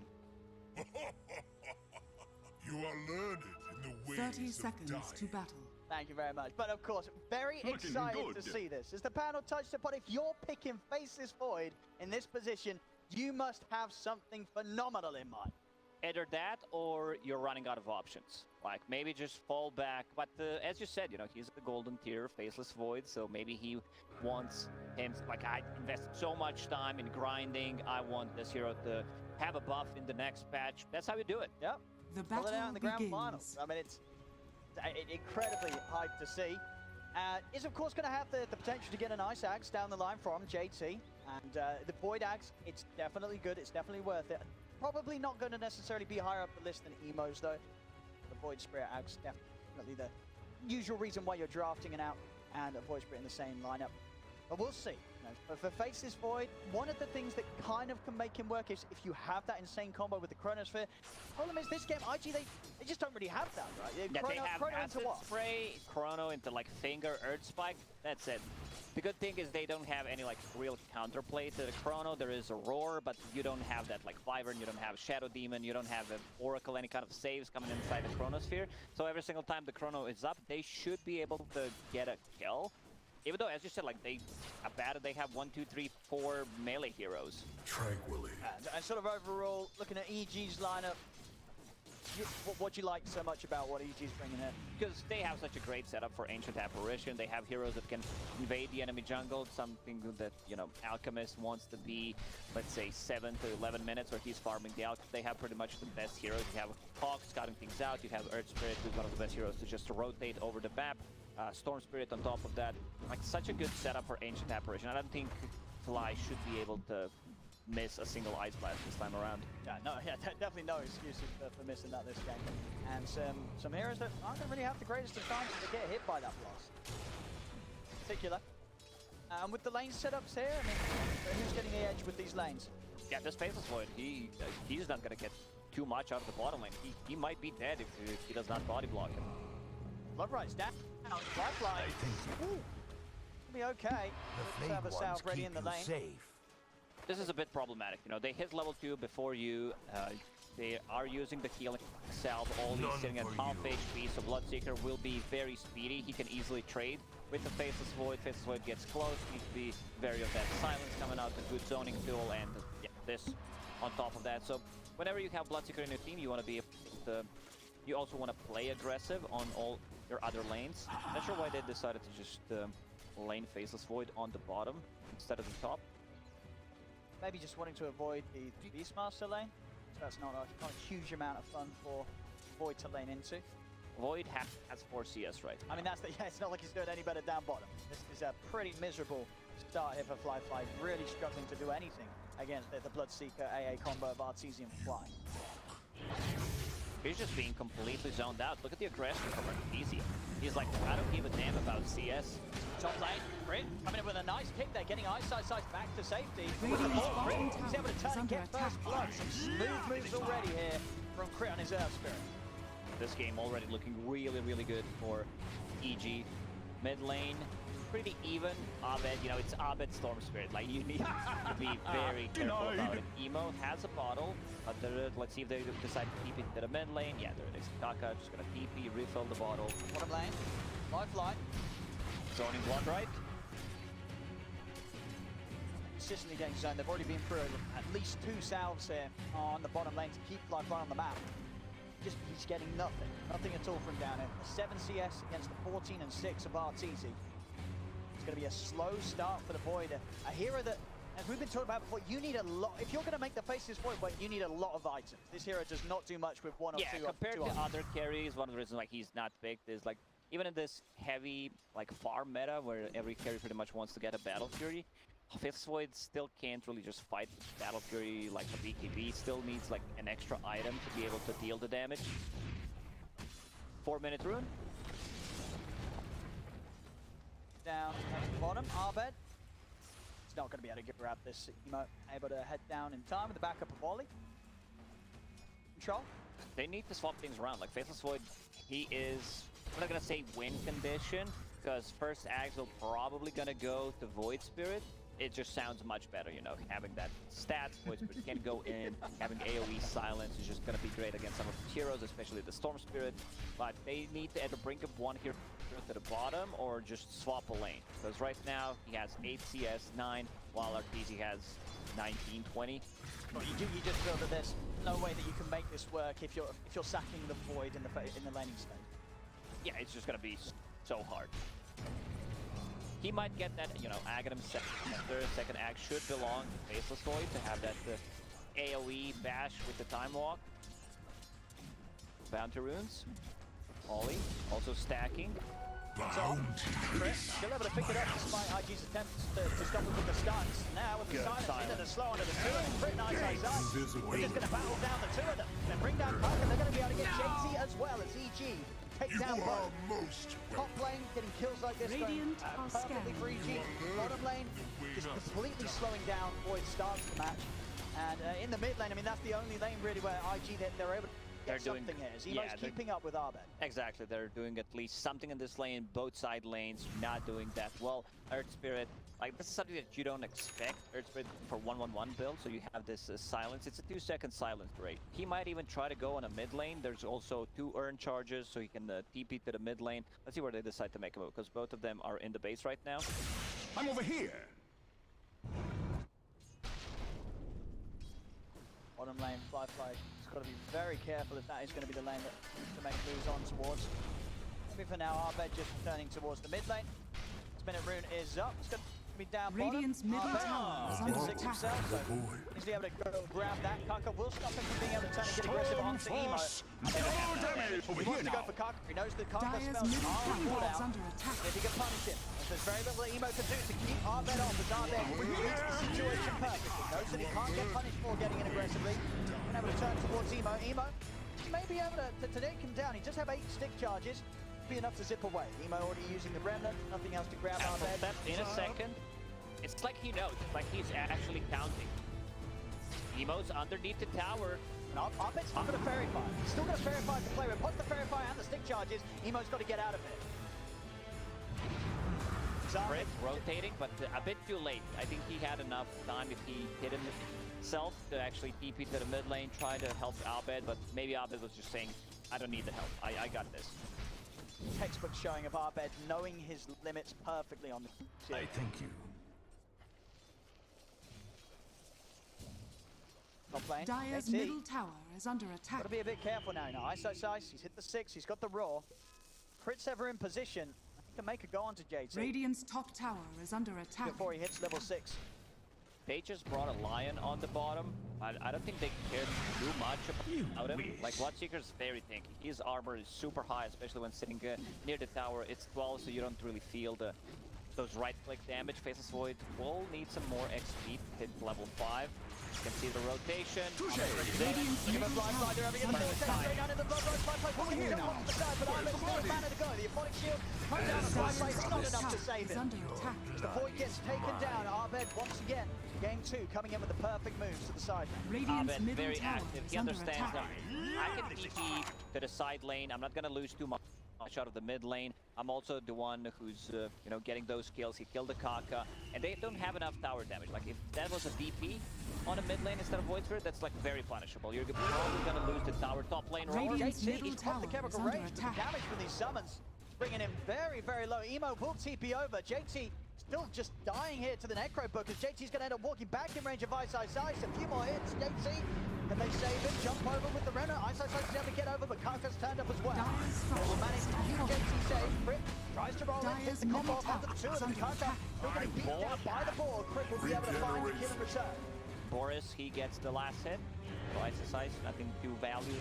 Monster, they also force a rotation. Abed just playing between tier 1 and tier 2 tower right now.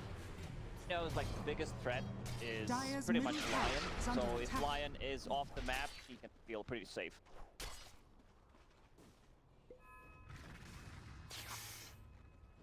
Bottom lane, Arteezy's now got the 6, so Flyfly has to be careful of any moves they make with backup. Top lane Emo.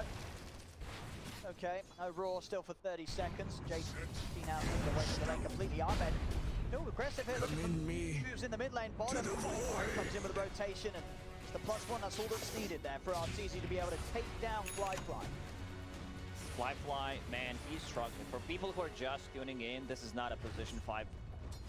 You know, Faceless Void, he's just struggling. Like, they completely dominated that lane.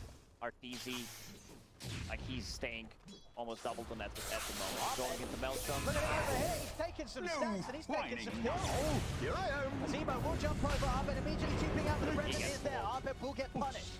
That's the thing. You know, he tried to go for a very greedy play. He gets a kill, tries to take the stack, but Dire's pretty much top Sorcerer tower is the is best under one. attack. So I expect them to try to invade this stack. They see it's pretty big. This is where Dire's Alchemist top is going to tower farm has his stack and fallen. upset. Crit Crit. Get over here around the Radiant's ridge middle spot. tower Kaka's is having under a turn. attack.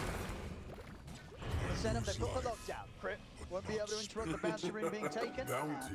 IG will punish it. Radiant's middle tower is under attack. iceiceice having a much better game than in the previous one. Like, he's super farm, staying near the top of the network. Has a book to speed, getting closer to book 2. Like, he's just gonna be the one dominating the top part of the map. But I also want to see him, like, possibly rotate and invade that triangle. Try to steal some stacks from the Alchemist. I want to do some in mid. Flyfly does have the 6. Open up with the chrono onto our left. Has the damage with the Invictus. Bring him low, they're going. Arteezy looking for the counterplay though. Blood right down. Take down Flyfly in return. Arteezy trying to charge over towards Kaka. Emo jumps in as well, over from the side. iceiceice bringing the balls in. Kaka. Radiant's middle tower is under attack. Silence and slow. If they bring down Kaka, Raw sets up onto Ollie. And they may have lost Abed, but EG hit back and take way more from IG. EG, they just bring the numbers. JD's not the one who wants to join the fight. He wants to be able to farm that Aghanim Scepter, Dire's but middle tower EG, is they're under making attack. all the right moves. Abed getting the Dire's middle tips. tower No, has he fallen. took the finger, he took one for the team. That's their damage. Like, this is their damage inside the corner. It was very close. He stepped up to the lane. Rich is going to be able to jump. What if he's gone? As soon as he's back in the game, he's out of it. He's level 6. As a carry, 11 minutes in. They were giving tomes to Radiant's Arteezy in the bottom previous tower game. is Maybe under they need attack. to start doing the same thing for Faithless Void, because he's seriously underleveled. He's going to have such a tough game. Top lane Abed. Found JC. He's fine timing for iceiceice to bring the army over. As JC looking pretty dead here. No escape for the Alchemist. Another kill for EG. 13-4 now. Crit was getting gone up, but he's able to make it away. Kaka not able to get the grab in time. So a lot of time wasted. They managed to kill Alchemist twice. He's not involved in any of the kills. Sometimes we see Alchemist being aggressive early on because there's a ton of damage. You know, acid spray combined with something. Most of the time it's like toss, a lot of right clicks, unstable concoction. Like, you get a kill, you get 2 kills, then you clear the stacks. You have that Aghanim Scepter on time. He still needs to farm 1600 gold to actually be able to farm the first Ags. One of those Radiant record-breaking are times that we've scanning. seen from some of these solo lane alks with the way that he has dealt with them a couple of times. Abed getting very close to the Orchid, but Magi and the recipe at Souls is needed. Arteezy, Maelstrom done. His farm now going to continue at a pace that's going to be very hard for Flyfly to keep up with, as Arteezy currently doubling the net He worth. does not Radiant's have a bottom farming tower item is under on attack. Faceless Void, while Arteezy has Maelstrom, so it's just gonna keep getting worse for him. Dire's We'll top have Chrono tower again is in under 20 attack. seconds. I feel like if you are trying Yeah, to, check- you've got to use Chrono on cooldown. Check this triangle, get you back know, in. he's inside the triangles. Not gonna say Radiant's stealing, bottom but taking tower away is some under CS attack. from JT as well, because he needs to recover as well. But this also means that Aghanim Scepter will be delayed. Dire's top tower is under attack. Pressure onto the bottom tier 1. G, with the strength that they have, they will not be afraid of defending. Very strong right now. They also have very limited tower damage. These heroes inside of IG, they can't really see IG.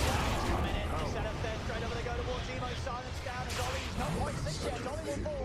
Emo onto the side, trying to escape. They got any more damage again, he's going to fall underneath. Pressure on his iceiceice gets the last bit of damage, takes him out. EG just letting nothing get past them here in game 2.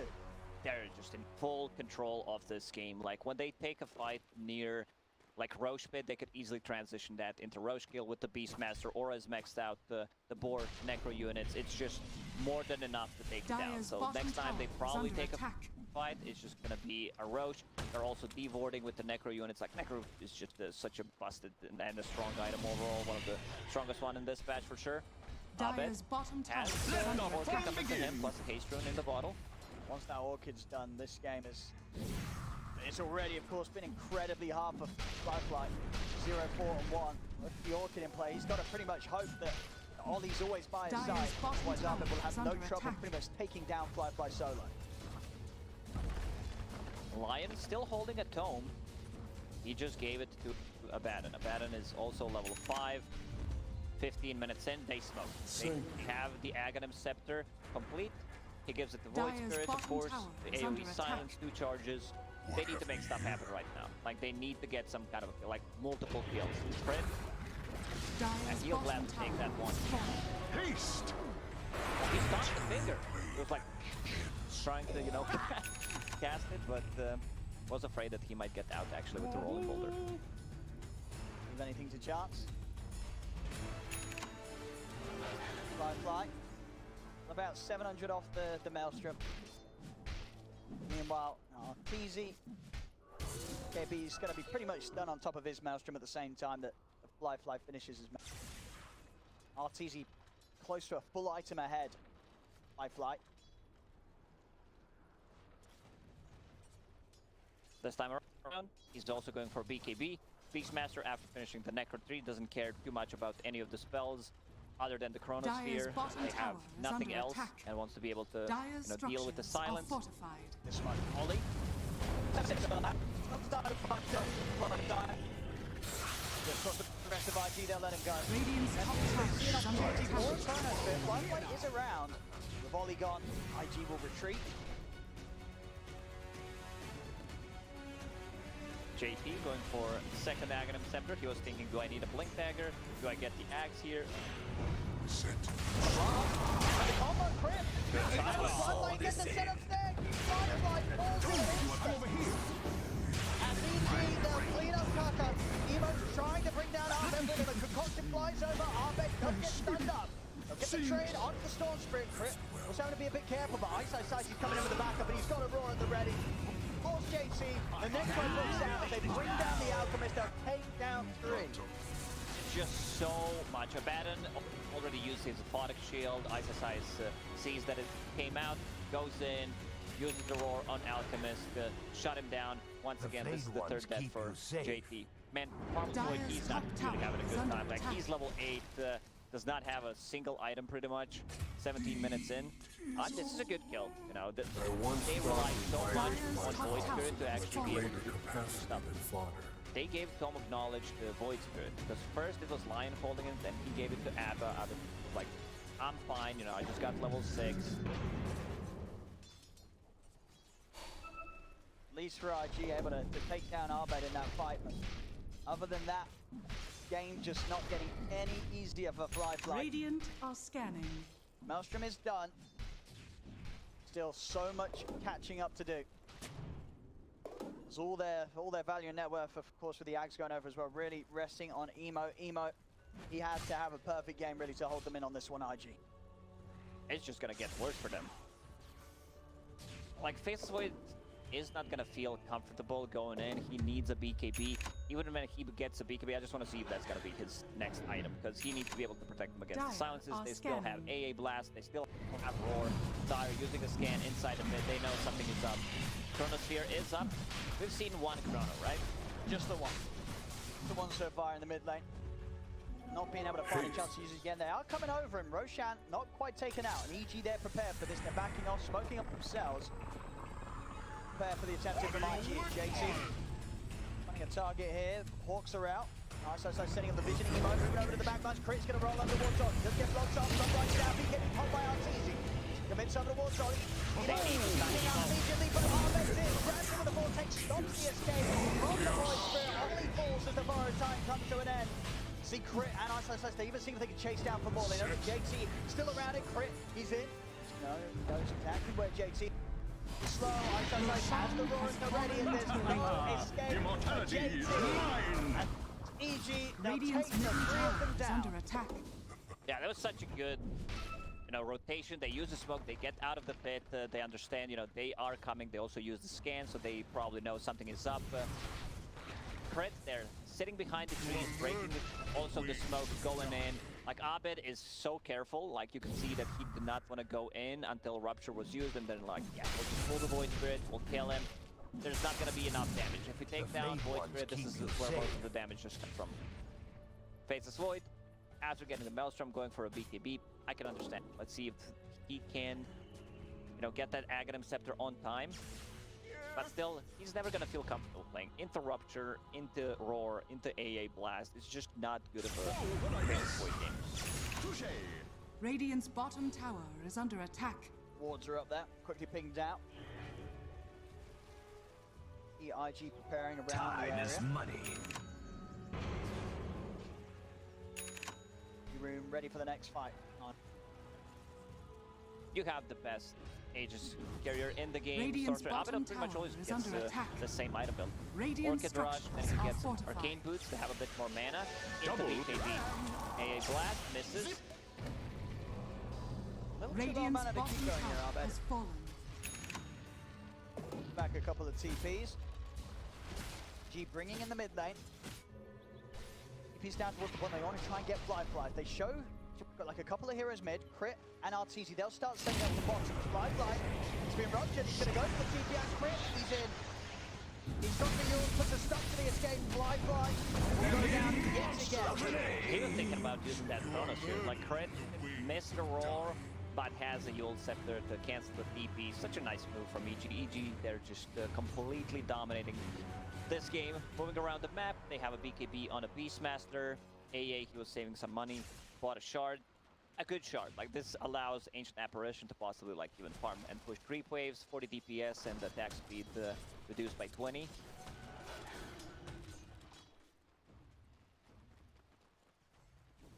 Dire's middle tower right is up. under attack. Stupendous. Down 7 to 23, down 7k. They really have to look for some sort of big, crazy smoke-up play around a Chronosphere, but as we said at the start, it's just, even if they do land that Chrono, Where's the follow-up? I mean, they have a Acid finger, that's spray, it, right? faint finger. that's one hero gone, maybe, Radiant are at scanning. best. Radiant. Dire's middle Using tower a is scan. under attack. Abed does not feel comfortable. He thought maybe Lion is hiding in the trees. Lion has a blink dagger, so it's going to be much easier for him to get the good initiation. Here we go. On the side, they're going to jump on Arteezy. Arteezy gets low, they've got the Gonna catch Arteezy, does he have the damage? He's trying to get into it. Arteezy is still alive. He's able to walk it off. Flyfly goes down. That was it. That was the Chrono. Nothing happened. Arteezy finally falls, but it's going to be EG with the cleanup. As Emo is going to go down. They'll lose 3 on IG. They used everything. Like, they used everything. That Chronos here, we talked about how they don't have enough damage inside of it, and we can see why. Like, Faceless Void just does not deal enough damage at the moment. There's no real follow-up. They try to burst him down. Arteezy super tanky, ton of armor, 21, has some status resistance. Dire's With that middle casual tower Sage, is which under he will attack. turn into SNY. The rest of the team just comes in and cleans them up. Dire's structures are Well, fortified. I mean, it's tough. It's a very tough game here for IG. They'll have that Chrono ready to go again in just a short time of 2 minutes. Aghanim Scepter now completed on Faceless Void. He didn't farm the gold. It was Alchemist who actually gave it to him. Dire are scanning. See again. I mean, Arteezy, of course, does eventually go down, but so much having to be used to kill Arteezy at this point. And that was even Dire's catching him in the bottom tower is Chrono under attack. when he was as low as he was. This is just that Faceless Void does not have attack speed. There's no Mask of Madness on anything. He's really struggling. You can feel that he's a bit more tanky right now because of that axe. Stats are really good. And the axe, because it will speed up his farm. Flyfly able to hop around the map, clean up the waves, camps as he jumps into them. The AoE bashes. There's a lot of time. There's still many, many items that are going to be any sort of considerable threat on his own. He comes in with the Chronosphere.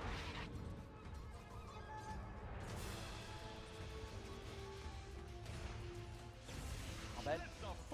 Zip it, and he's on the hunt. He's actually found it. Abed hunting through the tree line, catches Emo. And there's just no hiding. There He is no comes hiding back from Abed. straight into silence. They're not overlapping any of their abilities. Pretty much, like, man, Prince has been amazing this game. He's been involved in 21 out of 27 kills, all over the place. You know, like, either player is super bad when he has more than Dire's 3 bottom earn charges, tower or is the under game is going attack. so well that he does not even need to use it. He has 9 earn 9. charges. You know, that's how dominant they are. It's turn 15. I mean, this is what happens when EG's able to get their hands on that crit spirit in the first few picks. Pretty sure we've just seen him have it. Perfect games every time. Every time he's got his spirit this tournament. There's a deep on the Dire's ground middle in the tower river is near under mid. attack. No one wants to touch that. After seeing what happened to Puppy, after picking up the bottle, they're like, nah, we're good. Grip. Starting things off here onto Ollie. JT and Flyfly will look to get out of it. They're on the run, JT, Kaka and Dire's Flyfly. They has don't want to been do any sort of fight here. Kaka, his TP's still on cooldown, so he won't make it away. Crit, chasing Abed. Ollie, gonna go for the TP out. They've got ways to cancel it though as Crit. Rolling Boulder back up and available. 2 more kills for EG. 29 to 8. The killing just never stopping this game. Alchemist now needs to farm an item for himself. Abed He's jumps just got in. straight on the blind fly. He's gonna zip it. We'll get caught up by the control. Back up on the line. He's flying dead. JT as well. Last coming in. It's not even needed. Arteezy taking them both down. After seeing the GG out a bit, like early in the previous game, I would not be surprised if Dire's they middle tower take is under one more attack. fight, especially if EG takes the Roche before that. But they Dire's understand like middle we tower can't do has anything in fallen. this game. So it looks pretty over, you know, 15k gold lead is just EG who's all over the map, making the right moves, maneuverable heroes. The space for IG to farm is just non-existent. Like they can farm pretty much whatever comes Dire's to their middle barracks towers are right under now. attack. They're gonna go in. They're gonna get those barracks. 6 seconds until Faceless Void respawns. And we'll have Chronosphere when he's back up. Dire's middle The rack's barracks gone. has fallen. Nothing IG can do to push back EG. Radiant's bottom 17k tower is lead. under attack. Arteezy well on the way to his Abyssal. Flyfly still struggling to get the BKB finish. Be able to have it for the next fight. Probably. Still needs to farm quite a lot of gold. Next Roche may respawn in 2 seconds. Let's see if it's gonna be a longer respawn timer. EG should have the Roche, like, but you know, IG does not want to give them that. It's gonna be a minute and 20 seconds. Dire are If they give them scanning. Roche, Cheese and Aegis on both cores, they're just not gonna have enough damage because they need to play around the cooldown. The Chronosphere 160 seconds is just a bit too high and very punishable.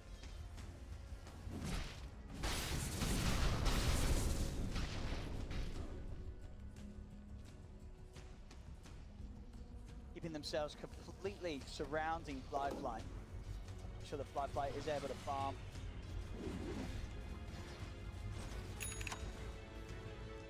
There it is. BKB's done. Flyfly will have now a bit of a better chance of jumping in, getting the chrono off. I don't think that's going to make much of a difference though.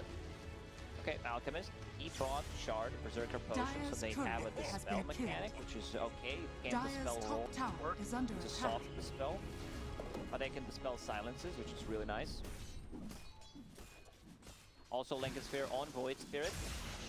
Abed, he's going to go straight in. He comes with the BKBs, everyone's tied down the ice bar, pull back onto Flyfly, Kaka goes down, flies back immediately, they chase it on the Flyfly, the chrono onto nothing. He got the ball, the wall's there, Flyfly's dead. They might That's call it. dead. I think they will. Oh man, Chronosphere on 2 boards in the end, like, man, Abed, he understands. I jump Lion. They don't have enough damage. Like, I go on top of them, even if I get caught by the Chronosphere, they will not have enough damage to kill me. Earthsmith is the one who's controlling the bat, and just some really, really good showing from EG. This game was so one-sided.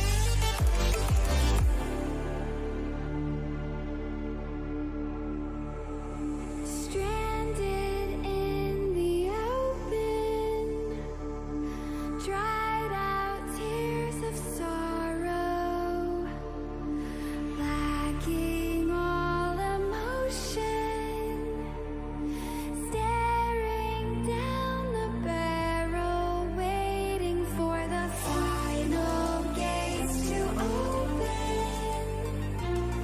to a new tomorrow, moving with the motion, following the light that sets me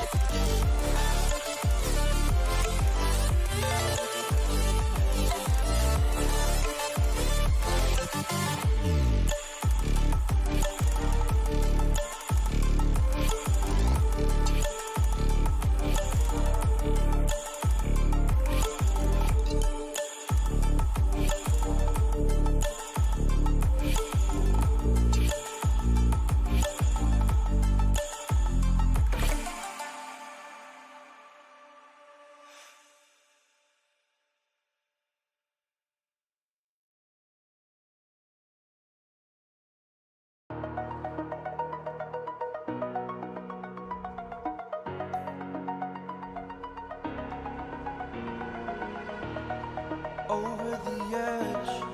Feel like I'm floating through the air. The pain I felt is paid for, all is said and done. Oh, I am restricted, fixed upon the web. I need to kick the habit that my mind is breathing in. Break out, I've got to see. Spent all my life holding all of it closely. I played it innocent, a feel of discontent.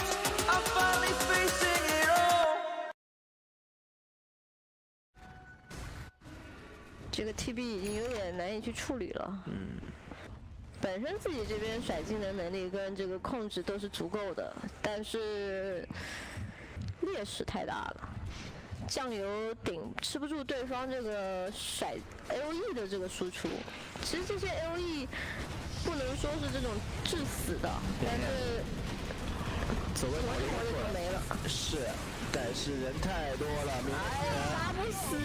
还好最后一个强力机把伤害补足了，倒赢5个，再往前顶，肉身 TB 有冰眼，所以 flyfly 也扛不住，卡字的时候顶起自己的大招，吸收一下电狗副狗的伤害，一会儿在拉扯，还在往前冲，打死也是开启自己 BKB 顶掉包子的一手刺。哇，这土猫已经把拉扯进行到底了。是啊，然后正面的话，石头也是被迫开出了自己第2次 BKB， 这样子9秒钟、10秒钟2次 BKB 时间都是拿来逃命了。是的，可以看得出来，其实 RNG 打的就是操作上面已经是没什么问题了，但是这个经济差、装备差啊，输出不够。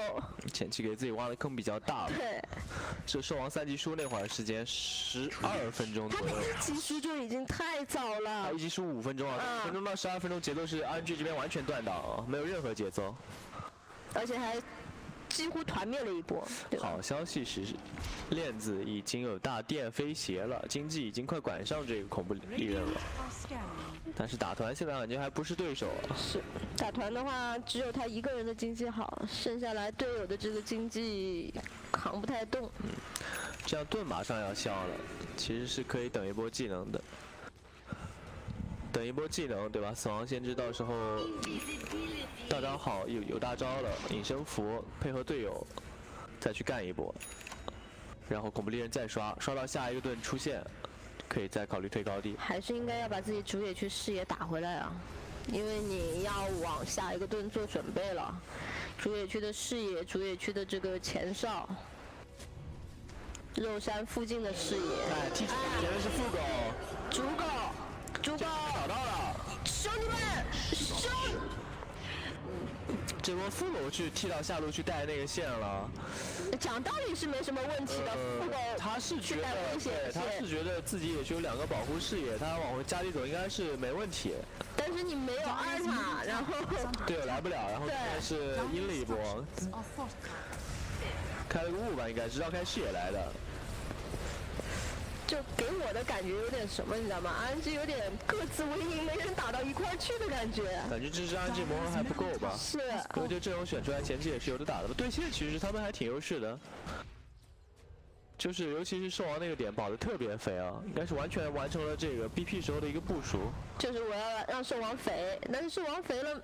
啊，节奏倒是断了，是，就是中期那几波中塔的节奏吧，守的有点懵。第一波是上路对吧？兽王没去，啊，就是3级输那个时候而且有，没去。然后第2波是中路去的时候，3级输还开过了，对，没有3级输。这2波是让 RNG 节奏断的有点彻底。现在只能打带球 DotA 了啊。 靠一个 best DotA， 但你下一波肉山盾怎么办呀？盾还有1分半的随机刷新。你要打下一波肉山盾。再来看一下，这个应该是刚才华恋在上路兵线脸上把副狗踢下去了，是的，所以对，所以 Magma 就抱着过来碰碰运气的想法，结果真的抓到你真身了，而且没有人在蹲，他也没走。 再开一波雾，因为想要接肉山团的话，势必要把这个上一塔、中一塔想办法拔一下的。不拔的话，切后排。这是想土猫跟这个电狗的副狗去偷一个，没成功。哎，风行被找到，反而是自己的这个中路大哥被找到了。这样子3次 BKB 全部拿来跑路。 好难受呀！这个主野区基本上是没有打回来过呀。这把主要也是没有选，其实我觉得 RNG 可以打得简单一点嘛，就是如果最近说石头状态比较好的话，中路其实前期我感觉帕克土猫可以直接点出来的。是。然后或者你就选个海绵，要点风行的话就选风行海绵，其实是2个非常简单的 combo。 中路会打得非常舒服，人头特别好拿，没什么选择。找到了一个哑巴盾，打满，但对手来了，找夜魔。我的大招是给了夜魔，有飞机配合 TB 直接清场了，这是个辅助飞机啊！怎么打？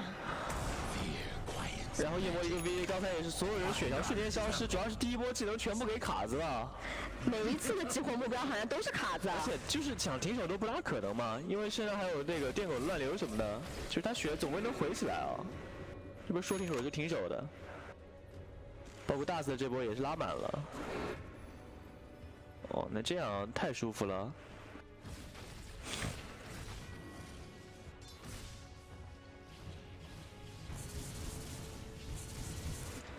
对，还有半分钟刷新。只有一条路对于 Magma 来说是兵线上有一点点压力，剩下2条路基本上是毫无压力，而且这条路的压力其实对于肉山来说不影响。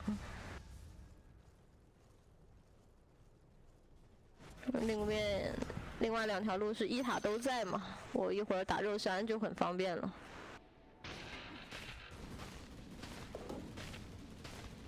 双酱油太穷了，根本就吃不住对方，就随便甩2个大招。再看一下这波上来动用卡子，所有人全部把技能交给了一个哑巴盾。然后死灵书什么的也没 S， 对，再刺一手，结果所有技能相当于浪费了。然后沉默3个，回头回头就没办法回头了。这波凯文都没开大啊，就是靠 TP 啊、飞机的一些伤害。是。包括夜魔的一个 A 杖 V、A 杖虚无。RNG 的话，这把配的3号位是一个出死灵书的兽王嘛，也没有团队装，所以有点看不懂对面的法器爆发，尤其是在落后1万经济的情况下。对方打盾了。这个盾一放就只能是死守高地了。啊，这会儿的话，看一下恐怖猎人的装备，双刀冰眼 BKB， 然后 MKB 的话，打完盾再刷个2分钟都不需要嘛，又差个奶油钱，刷1分钟就有了。RNG 如果说不想去拿尝试去抢，钱也没拿到，盾也没抢了，是什么也没拿到吧？应该是奶酪也没拿到。但是好像逼了一个魔化，因为凯文不知道这个土猫是一个人来的还是之后有兄弟哦。那就等一个魔化 CD 嘛。然后偷掉了一个中1塔，对吧？手高啊。MKB 一出啊，感觉这风行没得玩了。哦 ，MKB 金箍棒有了，然后夜魔那边也更新了 BKB， 这样3个大哥应该都有 BKB 了。那只能是靠电狗手高了呀。盾奶全部给了恐怖猎人。下一个魔化还有2分钟，这会儿的话，反正地图上有几个2塔嘛，可以把2塔一个做先拔了。电狗还是有一个手高上面的小优势啊。风行如果弹一波冰的话，可能人要没，赶快走。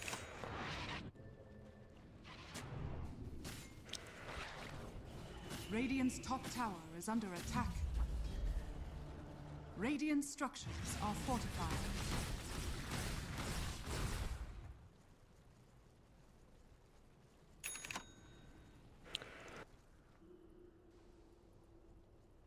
双倍符，打死大招，3级大，下路有2塔，拿最后一个外塔了。这2塔推过去，恐怖猎人魔化应该也时间快好了。是的，感觉就直接2塔直接上高吧。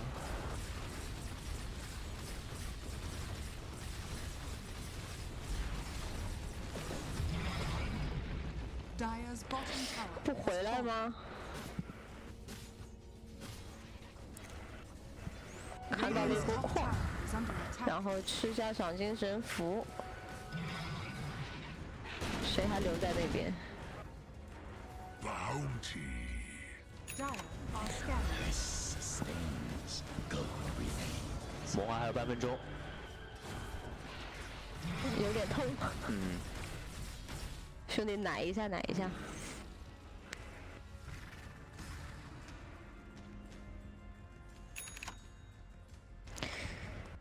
找机会还是把2座1塔给拿了。正好就是等个魔化嘛，然后中立道具处理也非常好，给恐怖猎人直接做了一个往重腿，应该是最喜欢的一个道具了。赶快推走。夜魔想要冲上来找一下人，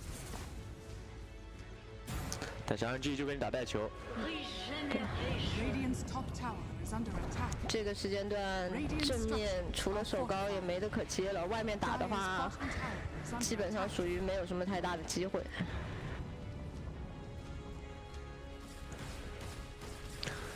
经济领先是保持住了，就说明电狗的发育速度是没问题的。是，但自己前期挖的坑有点大嘛，所以现在只能是带线手高流。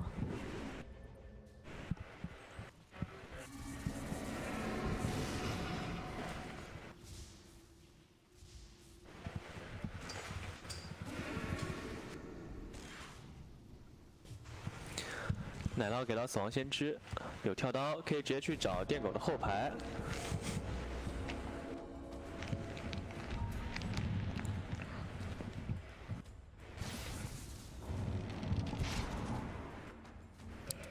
这段时间依靠带线还是成功的拖住了一下局势啊。但是魔化好了一阵儿了嘛，然后段还有1分钟消，感觉玛格玛要被迫进攻了，其实没必要再拖了。他们应该也是觉得自己上高不能够完全保证嘛，因为对方这个手高能力确实强，风行的剑，然后电狗，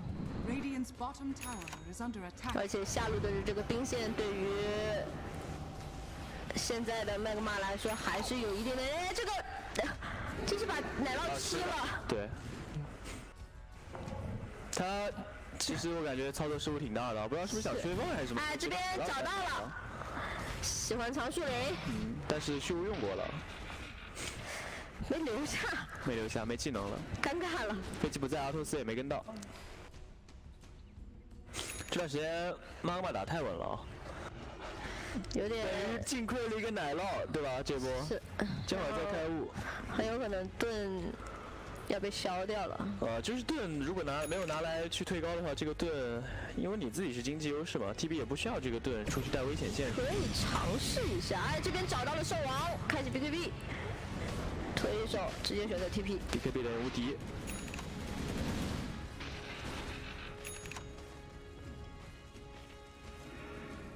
一直在被对方这个带线牵制啊，这个就是年轻队伍碰上了这种经验老道的队伍。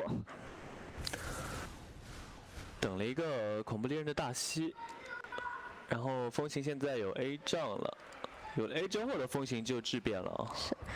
团战的切入啊、输出什么都会舒服很多。这 Magma 年轻队伍呢，就是压制力他做不死。因为你压制经济的话，其实唯一一个不受影响的就是滑链嘛。对。看到恐怖猎人跟电狗已经持平了，电狗可能还要再反超，再刷一会儿的话。他压不死这种，但是这边这一波有机会。两羊。羊住。技能控制。给上，都走了。阿托斯应该没给风行哦。是的。阿托斯应该是留土猫了，所以技能链没连上。当时变羊的时候给个阿托斯能杀吗？挂个导弹，感觉所有技能给到有一丝丝机会吧，机会不大。这个 combo 要接得非常的好，因为 BKB 必须就是无敌的嘛 ，RNG 这边开 BKB 跑就行了。这样的话是有机会直接 A 死的。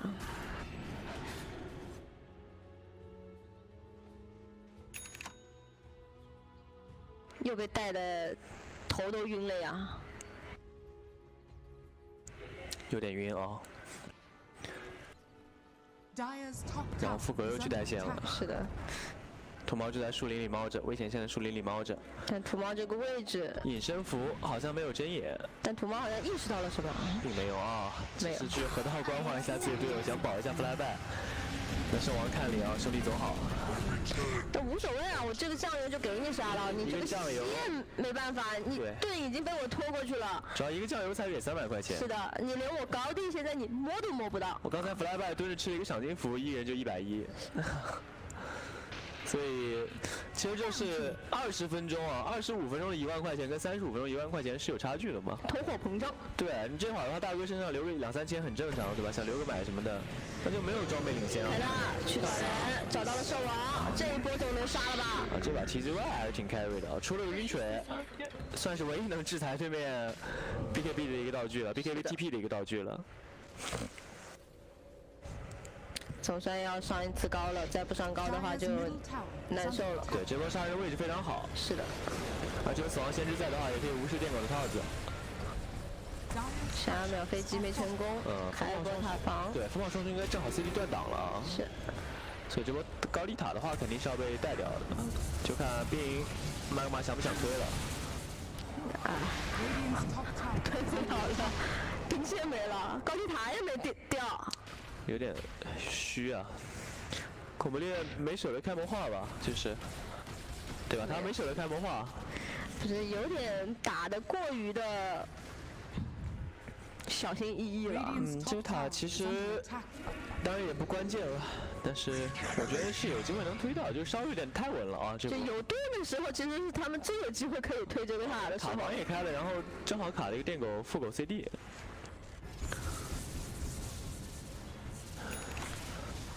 那就是再往后打的话，就要等这波肉山团了。是下一个肉山团，但是你这个1、2塔、1塔、中1塔跟上1塔，在上一波的时候其实做过铺垫了。绿杖自救一下，把副狗300块钱拿到。那边另外一边战场打起来了。夜魔在找人，夜魔想留莱恩，莱恩这边的话开了绿杖推反刺，但对方有 BKB 没刺到。夜魔看还能不能再留人，一个 V 减速，没机会。不想打了。肉山马上刷新。把视野铺一下。 To play so much, and evil geniuses meanwhile they're not flexing things up whatsoever. It's crit third spirit, it's Abed Storm, you know this, you've seen this before, it works, why change it? And I actually don't mind it at all. I think Nyx Assassin, after suffering that break nerf, he no longer has break on his ultimate vendetta hit, he's fallen off in my top tier heroes, even versus a Storm Spirit. A lot of, I feel like the talk I've heard from analysts around Nyx is just like, yeah, this Heroes of 4 is like B or C tier even. Like, it just feels weak compared to the Earth Spirits, the Tusks. Yeah. But we like that they're changing it up, right? It might not be the best hero of the tournament, has not had a lot of light of day here in Singapore. Yeah, the other things did not work out for them. My worry for Invictus Gaming is that they might be identifying the wrong problem in their draft, because if I was to change something from the last one, it would probably be Faceless Void, not my position 4. And in the first draft, it would probably be the greed that they had between the Naga and the Morphling on the mid lane, not the position 4 again. However, okay, Lion, we won't see you again. We're going with the Nyx Assassin. But I think a big problem of like how I'm sure there was something maybe better than the Void is how they got there. They got to that last pick and there was no good hero left for them. So I think they're just, you know, changing up the order they pick their heroes, not overly prioritizing getting JT his hero in the first phase, and then leaving this core pool very wide open for both teams really. Yeah. Troll banned out by evil geniuses. Meanwhile, Invictus Gaming with the Jug.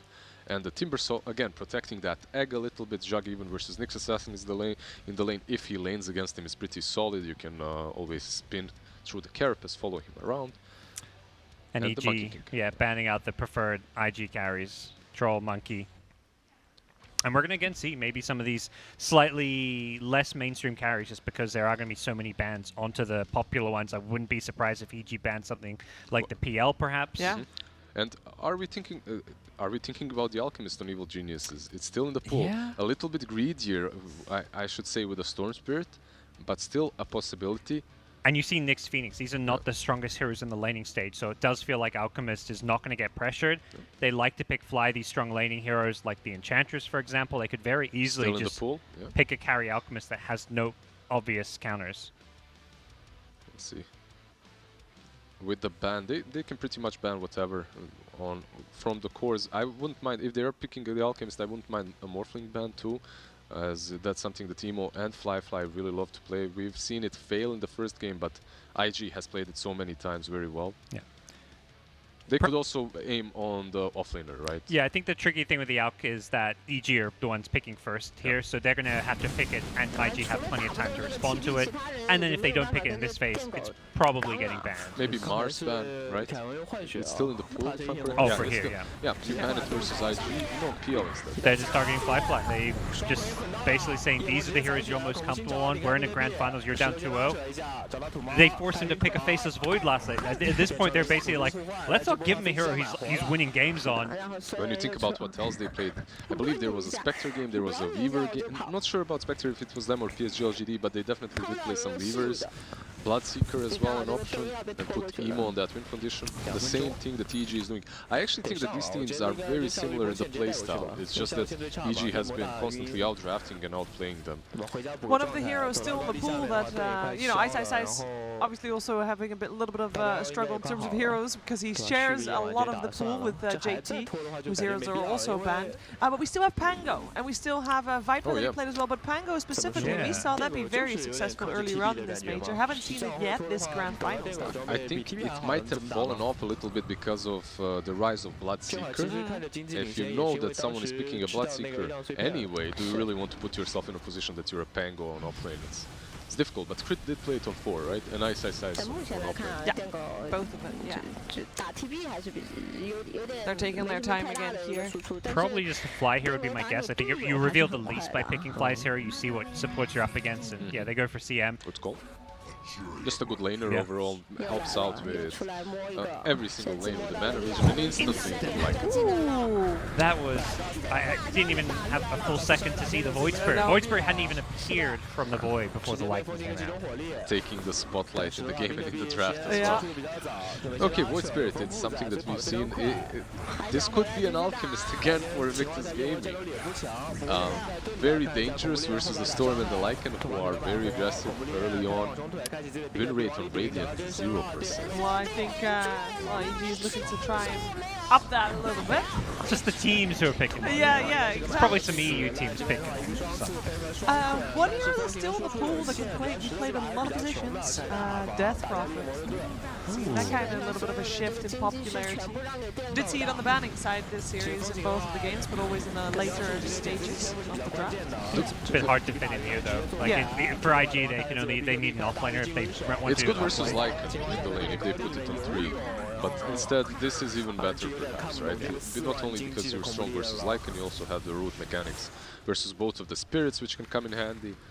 Defends your towers a little bit from this early onslaught, but Lycan can be shifted. It can be an offlane. Well, I think it was always going to be an offlane for EG. And I think EG is going to be looking for that carry that they can later on build an accept on Lycan and buy. iceiceice is like a Lycan specialist, so I would imagine we're going to see it there. For IG, it's a good underlord pick because I think they can protect it with these bans. Monkey's already banned, and probably see that Ursa banned Ursa out as well. for sure, yeah. Jug was banned way earlier too. Maybe Terrorblade not too great versus the heroes that Invictus Gaming have got already, but something that EG definitely have played. They pan out. Oh yeah. How does that work? You bite the Bloodseeker, he already has movement speed, and then he's a wolf as well. Does he fly through the map? What are the odds on a Terrorblade still coming out? I'm not quite sure. Underlord, Phoenix, Void Spirit, all of these heroes can mess him up quite a bit, so it can be a difficult game for him. The Ursa ban, I think, is very probable, right? Do you agree? Yeah, even though it was an Arteezy hero during more of the DPC leagues, and I don't think we've seen it here yet on the main stage, and well, the major for EG, just from other teams. But it's just so good for this game, it feels like. It's hero that can kill the Supernova, has some built-in status resist against a lot of this disables. You know, the roots can be a little annoying, but it just feels like a perfect hero for EG to round out their draft with.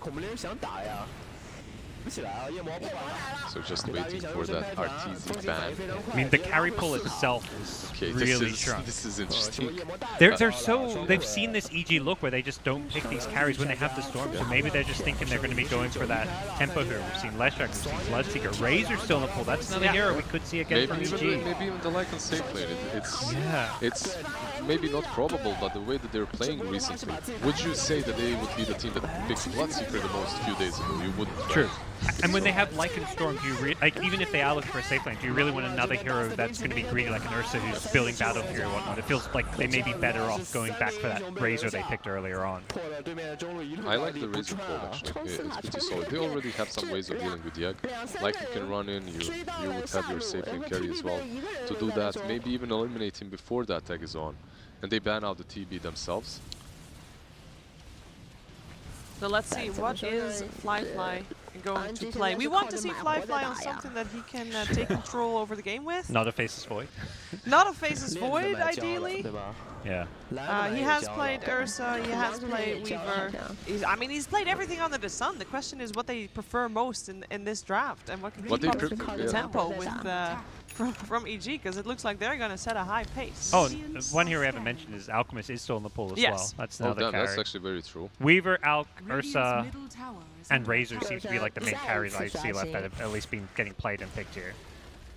Well, they have only 5 seconds left. They won't need it. They'll go for this. Totally I actually have seen this, and I've been talking about how they're always off meta when they find a hero to play against different carries. This is literally what they did. Same thing in the regionals, in which Lycan was picked against them. I'm not sure if it was carry on off or offlane, but they picked Sven into it. And then Lycan just doesn't have a game. it's very easy for you to clean up all of his minions. If I'm correct, this is going to be the third Sven of the tournament. We've only seen Liquid win ones and lose ones with it. They definitely like to pick these carries that everyone has left in the trash can like a few months ago. So true. But like you say, this Lycan doesn't want to lane against Sven or Underlord really. Like there's no great lane for it. But there is a great lane for Razor. No matter where Razor goes, whether it's playing into the Sven, into the Underlord, this Razor pick looked, I mean, pretty easy to read in some ways, but also just like perfect to round out the EG draft. Yeah, the teamfight composition from IG's draft is pretty solid.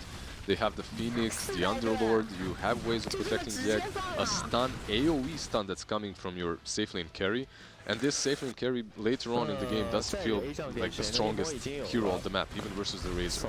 The only question is, do they get to that late game in which Sven just goes out of control before he's just, well, leashed by Razor and everyone? Well, and also before, I think Abed takes over. His Storm in the mid game, we've seen what he can do. It feels like a game where Abed's going to try to come online and then win the game for EG, and IG's going to be sitting back like, all right, Sven, are you ready yet? Because if this does go late, the Sven, he's a beast. Even against the static link, I think Sven can carry this game if they don't get overrun by Abed's Storm. Well, I am not going to go against Abed's Storm. I have learned from that already, so my prediction goes for the wave EG. Although I would be happy to be proven wrong, because going to a fourth game would be great. I also do really want to see the fourth game. Because of that, I'm going with IG. I also think that they have what it takes actually to win this one.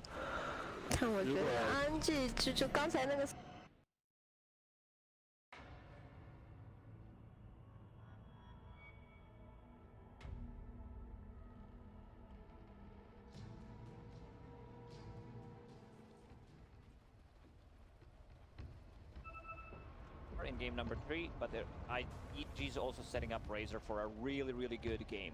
I'm leaning towards EG still. You know, I think Razor should have a really good time. It's also a possibility. I think most likely they're going to run an aggressive tri-lane, leave iceiceice alone, and that's what had worked for them so far. Yeah.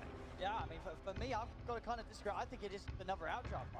I don't know how IG's going to be able to lane against this Razor. Now, both side laners, the Underlord or the Sven, whatever the matchup's going to be, they're going to have a bad time. I think they overlook the potential of the Razor coming in as the last 5th pick, and I just feel it's another draft where EG just looks to be coming out ahead. Well, will we have a fourth game of this best-of-5 grand finals, or will this finally be the time for NA, the time for EG, the time for Arteezy and Abed to win a major? We're going to find out. OD Pixel on Lacoste, take it away. Thank you very much, team. Yes, this third game now. 2-0 EG up at the moment against IG. Without a doubt, though, Lacoste, this is, I mean, as you said, you actually prefer IG's, but in comparison to last game, it's a million times better. Oh, for sure. They don't have the Faceless Void. We've seen Liquid had some success with Sven. I think it's a good hero here, you know, having that extra armor, extra, you know, something against Lycan, which should be good, you know, extra movement speed so you can run away from the static link. Also doesn't sound too bad.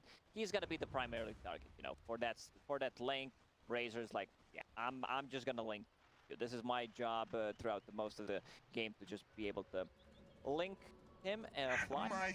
This is the second time when IG's playing tired that they've set up observer ward behind the tower. Might get devorded. Abed, yet again, on his Storm Spirit. We've seen it now in the series sort of get pushed further and further up in the draft order. This game picked first. Do you think IG have reacted to Abed's Storm enough with their picks, or do you see this as another game where the Storm can have a pretty start? They're playing into the root mechanic coming out from the Underlord into Nyx Assassin. I think Kaka, you know, he wanted to be the one that has the mana burn, has that stun, easy setup with the Carapace on the Stone Remnant, and yeah, they have much more than what they did before. Also, like Remnant coming out from the Void Spirit also could be potential setup with the Yule Scepter. So in this particular matchup, you know, Stone Spirit against the Void Spirit, you know what your item build is going to be on Emo. Arteezy going in onto JT. One more hit. One more hit. Is he going to be able to find it? No, he can't get it anymore. Like the Tango plus the armor coming up from the tier 2 tower and some extra regeneration will keep him alive. Just an aggressive move there from Dire's courier has been killed. Dive, quite successful within Arteezy. Chased down here by the two of them. The Firestorm, is it enough to bring him down? It isn't. Get a tango going. Kaka still continue to chase down. We'll have stun again in a second. If Kaka lands the stun, Arteezy's looking pretty dead. He'll be able to do so. Kaka getting first blood for IG. Good start. You know, they decided to go in, try to get that kill. All they needed was like one extra hit. Did not manage to do it. Kaka comes back with the first blood, lands another stun, boosts the speed, and now this sets up Underlord for a bit of a better, you know, start. Razor, he will always want to link you in the lane. One of the reasons why they picked him. The slow Crystal Maiden needs 1 mana for a bite. Be able to get it. This time, Arteezy will manage to finish up the kill. Not quite enough mana for a stun, so couldn't hold back Arteezy chasing JT down.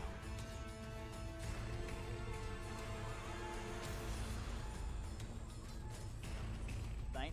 So far, Abed versus Emo. Ledge for Emo moment. Very, very close. Top lane. See iceiceice struggling to be able to step up and get the CSs. Most certainly it's just going to be a lane where flyfly, he's going to have a good time. We're going to get a pretty free farming Sven up there for the back of the ball. You don't really threaten a kill with Lycan and the Earth Spirit unless you make like a really, really big mistake. You go for some kind of a dive. He should have a really decent time. Earth Spirit trying to make a move on a mid lane, something we've seen before. Good time. This moment, Crit. They'll look for the opening, see if they can grab Emo. Abed steps forward with the ball. Takes back into the Remnant. Is it enough? Pulse is out. And that will be enough to save it. Emo keeping himself alive. That Peyton could move that Crit always makes around the sun. And he will have a killing salve, which will pretty much the full HP. And this is what they want to have. Lycan on the top lane, getting some extra XP, because Crit, they can't kill the top. So leaving Lycan alone, Sven with 2 points in cleave will push out the lane always. He wants also to be able to farm the side camp potentially, or the small camp, and then like your Lycan will also farm.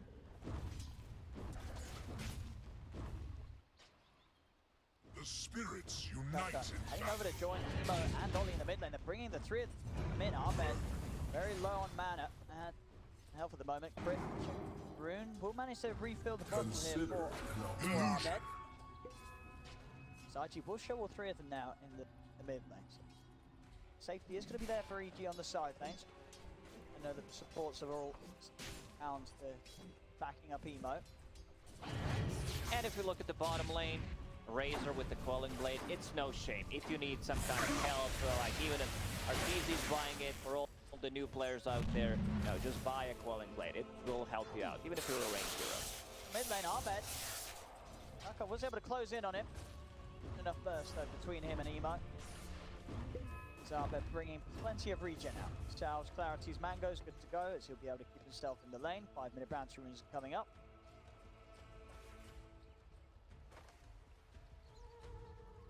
Still just, you know, flyfly having a much better time compared to what he was in the lane last game. Setup was so much better. This time, actually able to hit some. They are not making any stacks so far, and I've seen Ancients not stack, nothing in the jungle stack. Sven would love to have. So maybe Phoenix eventually, you know, if Sven goes to the jungle a bit earlier, then Phoenix takes over the lane, Sven can just farm. But Sven right now does not need help, especially once he hits that level 6. There's also skill potential, possibly on Lycan, because he's only level 5. Mid. Want to try and punish Emo before he's hit the 6. Another move from Crit, kicks him back into the reach of Abed. He's coming in. Not quite enough to kill off Emo. Both mids to hit the 6. Abed will do so a little sooner than Emo. So able to maintain control of the runes. Dire structures are fortified. So having the coming over towards the mid as well. Still Crit, he's going to be the one to grab it. Takes it away. Kaka won't be able to make the move in on the sort of moments with Kaka coming over towards the mid. It is giving more and more space for Arteezy down bottom to get ahead in this matchup. 30 for 8 against the 15 for 3 of JT. JT having slightly tougher time than that of iceiceice in the other half. Storm Spirit, he got level 6. He's going back to base. Let's see if he decides to make an aggressive move on the bottom lane. Lane is in a good state, you know. He has, but he's moving top. Lycan just hit level 6. Does not like ideally we would want to have a Necro Book as well, so you can make a move. Crit is already there, level 3, still saving a point with another point in Boulder Smash. Mark with initiation and multiple TPs coming in from IG. Bring them over both Emo and Kaka. Flyfly. I think if he can start something, he's actually able to find that. Oh, what I missed! Abed out with his hit just in time. Close there, Emo nearly finding the remnant follower. They kind of split the stack 50-50. This time around, Arteezy going for a Falcon lane. Last time he played the Razor safe lane, like he was set up for such a good game. Went straight into Boots of Travel, but this hero needs some kind of mana. Even though you have Crystal Maiden in your team, Maiden usually does not put more than 1 point in aura anyway, especially early on. You just want to max that Frostbite, especially against Void Spirit. The root mechanic is super good. So I can understand why he's getting that a bit of damage, a bit of a tankiness, and some extra mana regen. Really want to try and catch Abed out around the middle. Kaka just sitting on the sidelines. Case aggressions there from EG onto Emo. Runes, flying Abed, they're ready to try and hold for the top one. Remnants down, cornering the bottom anyway. Again, IG maintaining control of the power. He had to get himself in, 4 solid to take it, so it won't be saved for Emo.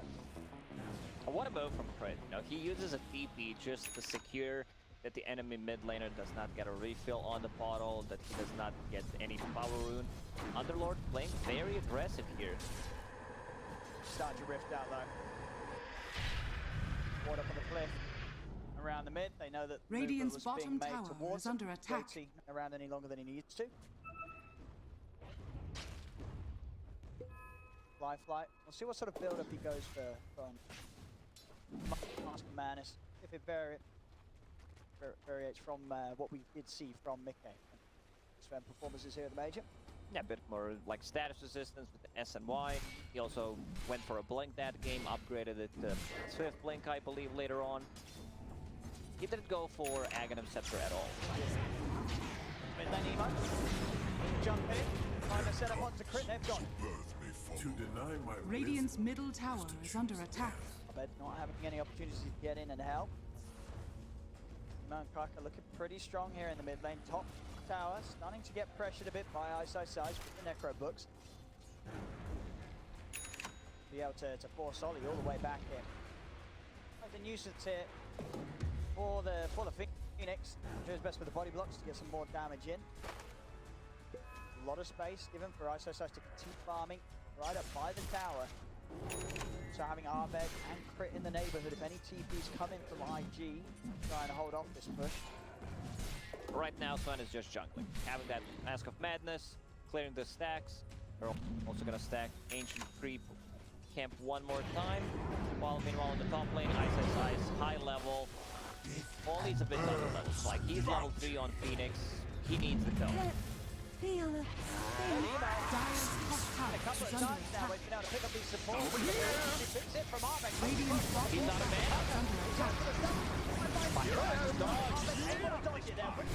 Still long the man the whole of chasing it down.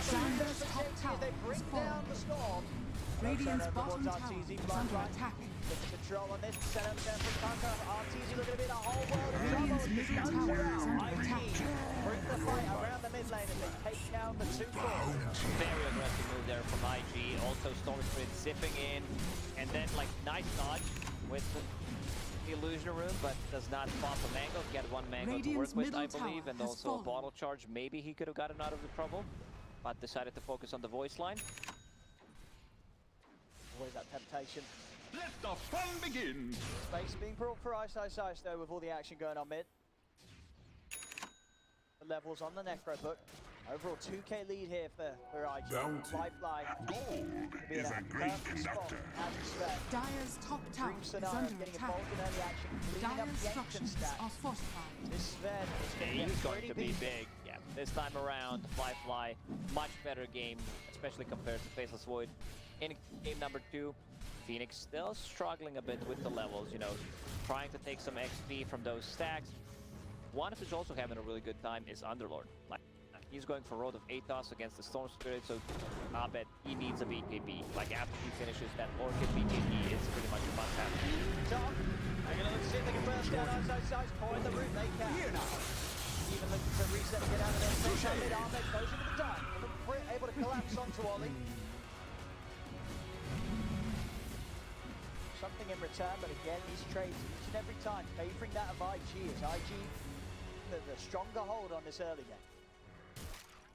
They're moving together as a unit. Sven being, very active. He doesn't necessarily need to be involved in the kills, but he shows up. They're like, yeah, we can't really fight Sven right now. He feels super strong. Has Yasha, Bracer, Mask of Madness going into that Sanj. The extra movement speed to break the link from the Razor is going to be really good. Try and catch them with the smoke, EG. So they've got to be careful. As flyfly has got strength ready to pop, but he can turn if they don't quite get the quick kill that they're looking for. Mid lane as well, also a hard place to fight into. JT's around. One pit laid out, set up for Abed to get collapsed on completely by the following stuns. And now it's sort of Atos done on Underlord, so he can keep them inside 3 points in Pit of Malice. It's just going to be so hard for EG to push the towers. Like this pit, as you mentioned, pretty much covers the whole area of the mid lane. Abed this time around not having as good game as we've seen in the other ones. Struggling a bit. They have the counter playing into Nyx Assassin. He's about to be level 8 compared to Emo, who's like level 10. I talked about the items but didn't finish my sentence where, like, whenever you play against the Storm Spirit as a Void Spirit, most of the time it's going to be you'll set up here, be able to dispel that flag. Getting I'm burning up! It's going to go down. We'll see if iceiceice can get anything in return. They can. Rolls it, gets the connection onto Ollie. Radiant's middle tower is under attack. IG will back off with their Phoenix gone. Make Kaka on the hunt. Abed. Radiant's bottom tower is under attack. Alone won't be able to do much. Maybe if Emo's able to close in on this, the two of them together can take him. Abed stepping up. Where's the party? Won't quite be able to get in. Kaka didn't quite get in range there with the power once the remnant exploded. So Abed will manage to live another day. Oh, Hazemoon just on top. Starting some action down bottom. Abed's going to be in with the ball. Got the control. Flyfly return with the stun, but they have it down. Blew it! EG, they see, they saw 3 heroes on a mid lane. They're like, we caught a glimpse of Sven. Let's just go and try to take it down. Because they know there's not going to be any follow-up. It's not going to get any help. Nyx Assassin shown mid with Vendetta. Like, very nice move from EG there. Pick-off potential was still incredibly strong from the Storm Earth Spirit duo that we've seen run so many times with great success. Bottom lane, Fly. Trying to set up some XP behind the tower. RG. Radiant's bottom tower is under attack. Take him out. Will manage to claim this tier 1 for themselves. The objectives. Radiant structures are fortified. Even with flyfly off the Radiant's bottom tower is under attack. JT will be able to secure the bottom tower. Like this Underlord is in the middle of the pack, but feels very unkillable unless they bring the numbers. Going in here for iceiceice. Radiant's bottom tower is under attack. iceiceice got it down. Didn't have the summons out. Flyfly's going to be at a head over. Radiant's bottom tower Dealing with is the net falling. breakers. Be able to control, take down both of them. 9-4, 3k lead. IG holding onto this advantage. No signs at the moment of EG being able to really close the gap on flyfly's farm. This Sven is going to be able to stay nearly sort of an item ahead at this pace. Fiji can't find enough action going in their favor. Necro 3 is done on Lycan, so they should be, ready to fight, especially once Abed finishes the Orchid. There it is. They can't stop him. But the Pit of Malice, like, this is your biggest problem in this game, besides Sven. Because Underlord with a good Pit of Malice into another Road of Atos, it's just too good. Like, he's also completely nullifying the damage that comes from Lycan these fights, especially in these smaller areas where, like, you can't just pass. Gain rune top. Nemo gonna commit aggressively here with the 2 steps.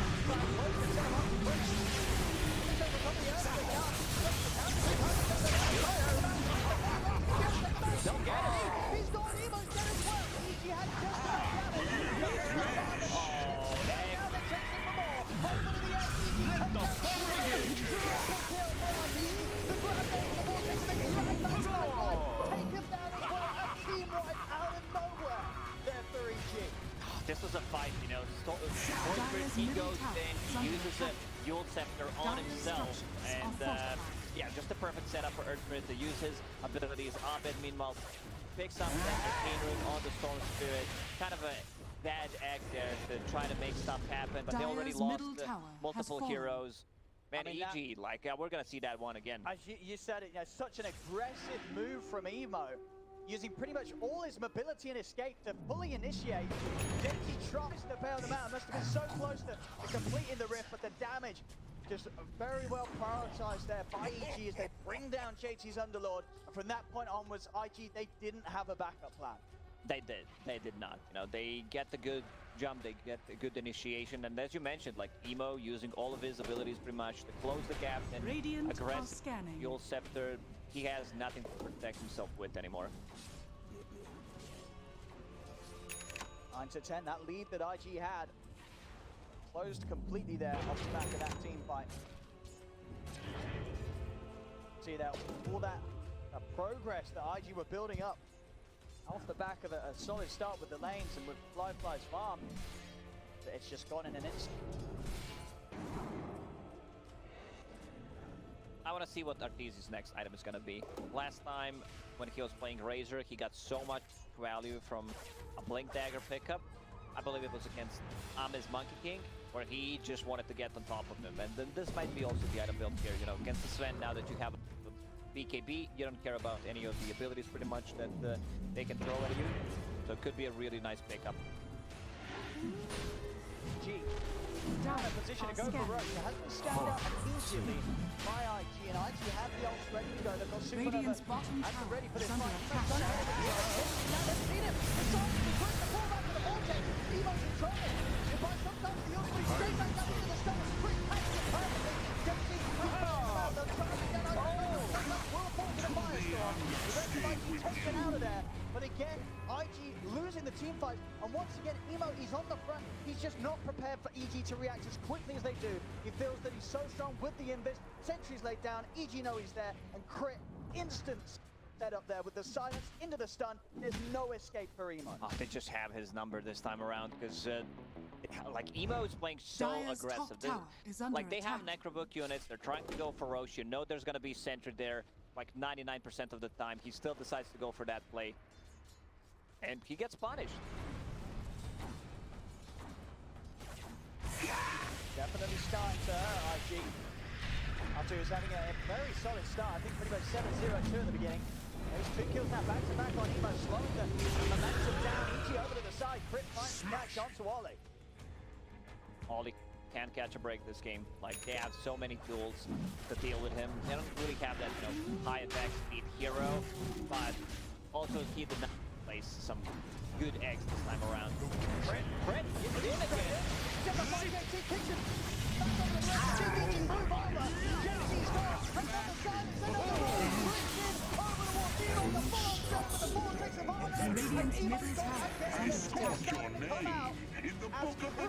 It's just setting up kill after kill after kill. As you said, can't catch a break IG, but they seem to consistently catch a crit. And he's on them every single time. Crit has just been a slower start to his Earthspirit and didn't manage to find any openings early on, but his rolls, his silences, like the spell casting, everything was pretty much on point, and this should be the free Roche. No, I don't think after those last few events, IG's going to risk going over there again. ZG controlling this area perfectly. Not leaving any chance for IG to Immortality is mine! The Aegis ready for the next one. Arteezy was thinking, do I get a Sanj? Do I get a Blink Dagger? He saw how the last fight went, decided to go for that Blink Dagger, which is really like, you know, being able to just jump on the Sven. Like, he's never gonna feel that comfortable playing into Razor. And they've shut down. Emo was having such a good time. Now he's nowhere near his second item. Radiant's bottom tower is under attack. 3 back-to-back deaths, just destroying his early game completely. Dire's top One tower more move is like under that. attack. Emo's impact is going to pull off the Radiant's bottom tower is under attack. Top lane EG. Dire's structures are fortified. Tier 2s. Dire's top tower Do you is want to under do anything attack. about this? See with the way last few fights have gone. Very hard to to make that call, especially into the Aegis. And then, what a miss! Oh, not again! Emo, pushing down the lane, the Dire's there for quick fire, just line up the roll. Your cat. Radiant's bottom tower is under attack. Arteezy coming in with the BKB with the static, they're looking to take him out. JT is going to be able to bring flyfly and Kaka back to safety. Ollie will manage to TP out, but they can't let the voice spirit die like this. No, this is fourth time, exactly. Like Brett, he used the roll a bit prematurely, you know, considering if you use the Stone Remnant. So he didn't even use the Stone Remnant, still connects on the target. Radiant and you can feel that scanning. JT is afraid. While he's using Dark Rift, he needs to be able to control Void Spirit, otherwise someone might get kicked out of the range, and then you're just going to be left there alone. Very risky here. IG, they've smoked up whilst they don't have Emo, and it's into an Aegis. Maybe, I mean, it's going to be that sort of surprising a move that it will catch EG by... Oh, they're not going to catch surprise, but right now. Even if they caught Fly, it's still not good. I can understand the aggression that they wanted to do, be a bit more, you know, active, because there's no shapeshift, there was no BKB on Razor. But even, as you said, they still have Aegis on the Storm up and running for 2 minutes and 40 seconds.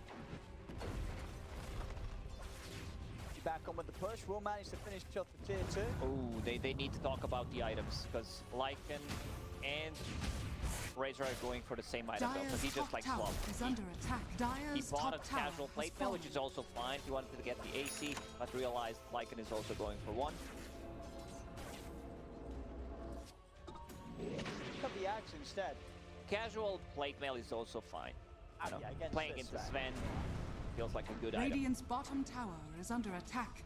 You just, as you said, you just need to be able to BKB, get on top of the Sven, get the link going, and just survive through the initial physical burst that Sven will still have at the start of the link with God Strength. If you live through that, Sven's not been able to take you down.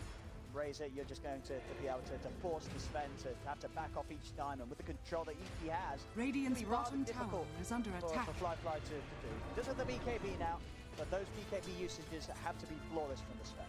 For sure. JP's World of Chaos, but oh, another jump. It's just gonna be on the next assassin. And next assassin does not ever feel comfortable playing in any of the Nectar 3 heroes like a Beastmaster, Lycan, Atos. Let's see the damage. They're trying to start something onto Arteezy. You already know the way that this fight's going. You're starting the rest of that option. Has been committed though by Fly. Dire's middle tower A is bit of under an awkward attack. move there. As you can see very early on that JT had no inclination of sticking around for the fight. If they get a stun on Razor, I think they commit instead of getting back, because they could potentially just bring down Razor low enough to kill him with the Sven's God Strength. Seng, no blink. He still wants to go, still wants to make something happen with this God Strength. He's stepping up, but he's just shot on it, get him on the back of the beat. He's in with the static mix. He's going to step away. All of his damage. Freezing field with the high ground from 5 seconds for the run. JT's going to get chased out by a team. He's going to get behind. Closes it out for JT. JT's gone.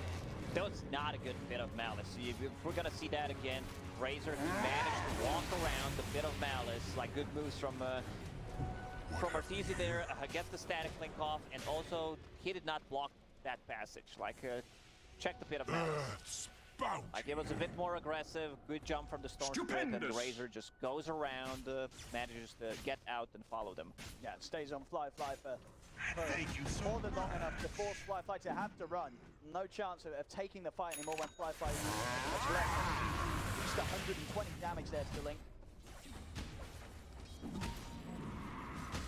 4K lead now for EG. Flyfly's farm still in a good place, but his last 3 fights, Arteezy's caught up completely on his Razor. He's going into Aghanim Scepter, which is also okay. Was thinking about Sanj, a bit of a status resistance, maybe transition that into Heaven's Halberd against Sven, which would also be fine, but getting Aghanim Scepter gives them a bit more potential, and then you can deal with the 2 targets. I don't know why, like, in the description it says when striking buildings, it will only target towers and aviation. Like, those buildings, well, just buildings inside the base are not affected. Like, it would be too powerful if you could actually go for that. Dire's bottom tower has fallen. Radiant's top tower is under attack. I like how that's still called a building. Couldn't think of anything different. I mean, Dota's a very creative game. You know, there's going to be limits Dire's to bottom creativeness. tower is under attack. Building. Maybe we'll see it get an end.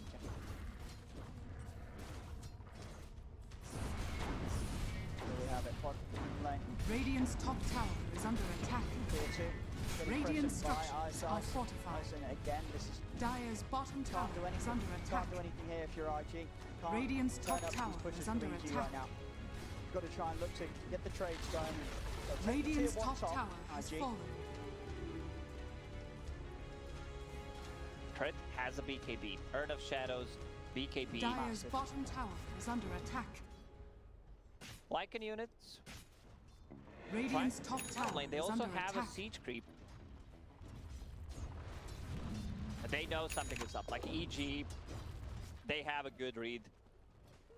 IG smoked on a completely different side of the map. It'll take them quite a while to get over it. Dire's bottom tower is under attack. They're heading in the Dire right direction. are scanning. See if they can get a jump. But say EG's going to feel that something's coming over. EG, they're going to be prepared. They're Dire's holding close courier to one has another on been the high killed. ground. YG Radiant really are want to try and fight scanning. into this. Dire's bottom EG, tower they have is under vision attack. on the high ground. They're scouting things Radiant's out. They're sure that there courier are has been no killed. wards from the enemy team with the Necros, and now they're going to start pushing in some damage, Dire's forcing a glyph structures from are IG. fortified. Next Roche may respawn in 30 seconds.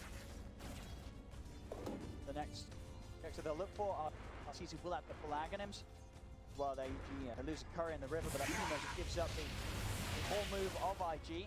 So IG will have Dire's to bottom get back to tower showing is under themselves attack. in the mid lane. Really just prepare for the high ground effect. Fighting EG outside of the bases has ended terribly the last few times that IG tried to go for it. Mid lane. The opening here on That's a one good side. job. The change that's coming out. He's going to get blown up. He's taken out 100 to 0. Now they've got the front by Kaka. Princess Cape's going to be brought back. IG able to find that opening. And Arteezy wasn't quite ready for that opening start. I mean, if he pops a BKB there, I'm not sure if the Blink Dagger was ready, but he needs to be careful. They have so many stuns, like stun from Sven, stun from Nyx Assassin. Let's see the Roche respawn, minute and 5 seconds, so Arteezy will be out, but need to be a bit more careful. A little bit too close to the base.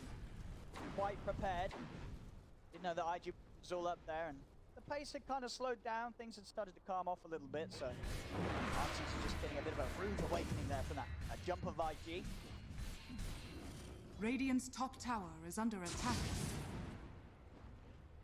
See what IG can do with this. 6 seconds though until Arteezy's back up, so not too long whatsoever. We'll respect that until the storm comes in. Themselves their half of the map. Damage coming out of this man is still super high. You also find a really good neutral item, like Spider Legs, that's gonna give you move speed, ability to go over the cliffs. So, like that static link is not gonna be that great. He has a lot of movement speed from the Warcry, Massive Madness, SNY might be able to just like break it. Abed closing in on Dreamer, the follow-up started standing for Split. They grab it back in the vortex. Nemo's gone. And we're seeing it every single game really when iceiceice is on these Beastmasters. He's on these Lycans. The micro, the vision game. He gets feeding this role. And Arteezy hits it with JP. He's up. Over here. JP's looking to get out of here with the rest of the block. The damage they do. JP's not getting out tonight. Crit understands, like we have enough damage to bring him down, rolls onto the Phoenix, almost gets like a solo kill until Sven shows up. My back from Nyx Assassin. That's it. Otherwise they're going to start losing the base. Arteezy stepping up to the high ground. And with the push of iceiceice's army, tier 3's Dire's gone. middle tower has What fallen. are they going to slow this iceiceice popping the on? In fact, ready to look to maybe even pressure a dive. They'll force out another buyback from IG as Emo. That's a big one. Looking for the setup. BKB is available. Smartlane's going to pop it. It beats it. It's out. Flyfly. He's wanting to spend. Flyfly's going to put the BKB and run. Supernova's out. EG steps aside. Keep the distance. Wait for the only minute. This is so big from EG. They just forced them to use 2 buybacks. They got the tower, and they also forced the egg plus the BKB from Sven. Roshan is up. They can go in. Like, they have enough damage. Necrobook is available. There's also AC on Lycan right now. So much minus armor coming out. They just have enough. Arteezy finishing off the Aghanim Scepter as well. He also found the Spider Legs. He's gonna have a bit easier time chasing Sven with that. Stupendous! He's spotted out. Aegis and Cheese, IG, they don't want to let this get away. Coming in with the smoke. They have got strength, no supernova, no rift either, so JT won't be able to bail them out if the fight goes wrong. No BKB for 20 as well on Sven. EG, they go back, holding the high ground. They know that they are aware of this. Look at Crit positioning. Crit trying to dispel any sort of smoke movement that IG attempt from the low ground.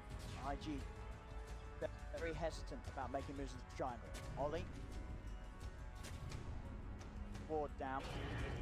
Vision advantage there, going to try and jump in. He's going to look to this corner, on the Crit. He's able to let the 3-man silence. Pushing the back, IG that's on a split. Over here now. A little jump ball from Abed. The little one trying to hold by Kaka. He's down to the BKB flyfly. He'll make it out there. Jesse's trying to build the rest of the map, but Emo's there. Out and IG. Ollie's trying to TP away, but Crit's in with the stun. Stops the TP escape.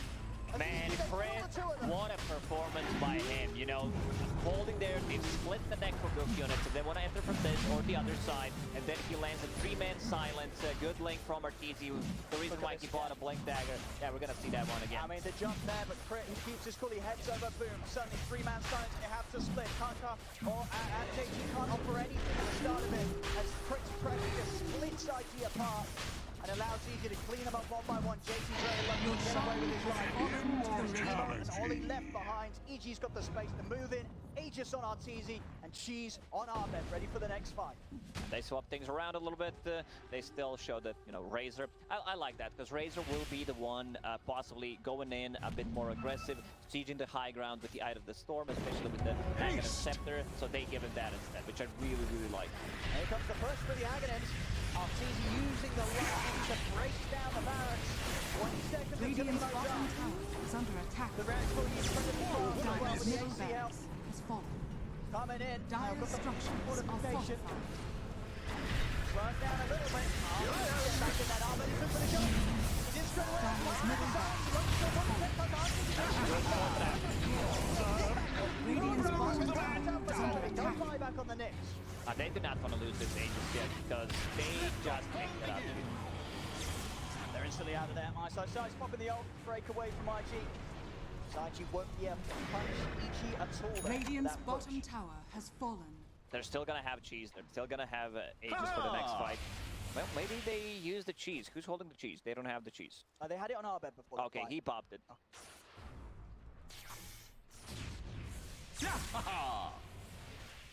24 to 13, 10k lead. Again, this third game, once more, IG just finding themselves in a position that... Invisibility! How do they get themselves out of it? They're just crumbling. Like, the decision-making after a couple of deaths on Evo, he died for like 4 times in a row. Now trying Wolves, they're scouting them out. Here we go, jumping from Arteezy, he's on to slide by popping the BKB. He's got to run. He's got to get out of it with the damage. Steal that damage over to the side. Onto the Emo storm with no buyback for a minute, and Arteezy's ready to head back up to the high ground and into the base. No creep wave at the moment, though. This is also the perfect item for Arteezy. You know, you get stuck on a cliff, just use the spider legs, can easily get off of it, and this allows him to just chase the Sven. It also allows him to not have boots of speed in his inventory, just keeping that blade melt. Like, if he gets the first jump on Sven, if they don't stun lock him, Arteezy's good to go, and flyfly will need the bail. And every time having to use those BKBs to survive and run. Make it increasingly harder for IG to just set up a scenario where they can pop BKB God Strength and get the jump themselves, with EG's aggression just beating IG at it every single time. Playing far too fast for IG to keep up with once again. Bloodstone, Orchid on Storm Spirit, level 20. He also went for the Electric Vortex Duration talent. Like, this Crystal Maiden Aura really helping out how much farm Abed can get, and now going into Aghanim Scepter, which I really like. He also, you know, just prefers to get that item as like sometimes third, sometimes fourth, but really works well. Kind of like a budget black hole.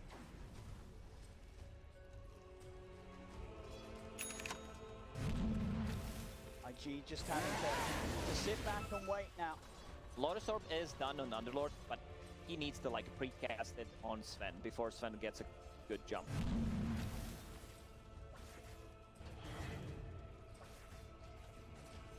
Emo, very careful how he jumped out of the base like this. You know that EG, if they feel time is right, they'll be Radiant great on top of it. scanning. Yeah, they can start. Another flyfly to get the drag back. They can bring down Abed. Abed will go down. Arteezy's will go down. Arteezy's got the one. He's got the Invictus. He's got the back for a second back. The supernova is going to be successful. Easy trying to get back in to help him out. The supernova goes off. They're all being shot. Arteezy never falls. Arteezy has to get back down. Arteezy's dead. Arteezy finds out with the back to time. Crit trying to do his best to rectify. Keeping the back to time. Spike happens. Kills that Crit. Arteezy turn. They take him down as well. Yeah, this is the fight that IG needed. You know, they go in, flyfly gets a good ulti up. Like, if he does not get static linked, or if the static link is like 100 damage, you're still gonna feel those right clicks coming out from Sven, almost 600 damage on him, getting him closer to like level 25, even more damage, and getting him closer to the Swift blink. Then he's gonna have unlocked movement speed, will be able to bring that, break that link. So just the initiation this time around, just a little too aggressive from EG. They both commit in onto flyfly, but JT, perfect Lotus, lays it down onto flyfly, causing Abed to pull himself in with the vortex. And with Abed gone, things start to fall apart very quickly. Perfect use of the supernova to guarantee that stun on Arteezy's revival from the Aegis. Yeah, that was such a clutch move as well on top of that. And Lotus Orb, like, this is the best item pretty much that they can get against the Sven. Sorry, against the Razor. Also, he decided to get a Lotus Orb for himself and a Razor. To restore the void within. There aren't too many like things to dispel. There is a silence from the Void Spirit. Sven does not have that Aghanim Scepter, so he's not following you, which is a really good item to counter it. I guess he just wants to have something against a bit of Malice to be able to move around freely. But he's already got a BKB. Maybe he was thinking, you know, I'm running out of slots. I bought that casual plate mail. What do I turn this into? Sure, I think that's almost certainly it. And it is something that does mean when he commits to flyfly, if he doesn't want to use the BKB straight away, suddenly flyfly can't hold him back with the stun, because it's only going to cause flyfly to stun himself. Flyfly does also have a BKB, but we'll see. They definitely didn't do too much for him in that last situation. Minotaur Horn also on flyfly. He's getting champion tank here, and a big bit of that lead shut down there off the back of that last defense from IG, showing that they've still got a good punch ready to come out. They still have to respect the damage coming out from Sven, because it's insane, especially if they get a Lotus Orb on him. Then you're not gonna feel like the static link. Crit still deals a ton of damage in the team fight. They also gave him Spell Prism to lower the cooldown on his abilities, more rolls, more silences, and the lower cooldown on a BKB plus a Spirit Vessel. Next Roche may respawn in a minute and 30. Emo holding a gem. Ollie picked that one up.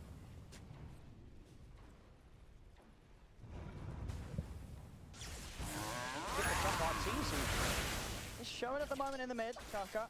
Hit him with a spike carapace setup. Looking up with the stun, IG. See if they can commit onto him. Arteezy's going to be able to easily get the BKB off. IG, they'll start to back off. iceiceice and Abed. It won't check. IG succeeding in getting the BKB charge down on Arteezy. And now they want to fight. Now that they know the BKB is on cooldown, they could go for a big move. They're going to come in with the Rift over towards the bottom lane. iceiceice is heading over to clean it up, but he's going to have a nasty surprise. As IG turn up, iceiceice instant reactions though. As soon as he sees the team, BKB and a TPL, iceiceice is fine. Sven even popped the ulti. Maybe he thought, you know, with 1 or 2 crits from Daedalus, I will have enough damage to bring him down. But Lycan is super tanky, especially with the AC, and realizes they have nothing that goes through magic immunity, so I'm just going to TP out. Huzzah! About 2k away from the Aghanims on Abed. Make a big difference in these fights. Play around all the counter plays that IG have going for themselves. Some flyfly did finish the Swift Link, so big step up to his damage output. So he's able to close the gap and get that initiation with the God Strength. Ben is going to hit incredibly hard. Storm, he found Timeless Relic for himself. It's going to be a great item, especially once he picks up that Aghanim Scepter. He's getting very close, double damage in the bottle. Next Roche, minute and 30. See as well with the timing, flyfly gets himself, gets 2 tomes actually sent out that were available still. So that's pushed him up just half a level away from the level 25 now. stacking the domes, new strat. Yeah, hit them with so that surprise speed jump at the end. In terms of 25s for EG, it's a little away from them. Dire's courier has been killed. Very close to having his next item done. He's got it here, I believe. Emo has a 10-second BKB. They need to be careful about this because he did not use it yet. And it is... Stormcraft is actually kind of giving it away. Oh yeah, I just forgot about that item. You know, it's one item that has a good dispel mechanic, but doesn't feel like it has a lot of synergy. You know, who's gonna bring that? Do you want to have that on the like a spellcaster? Do you want to have that on someone who deals the damage? Mana regen is nice. We're holding it like they were just then. I mean, the EG are fully aware of where RG's sneaking around after procking against the wolves and the creeps. He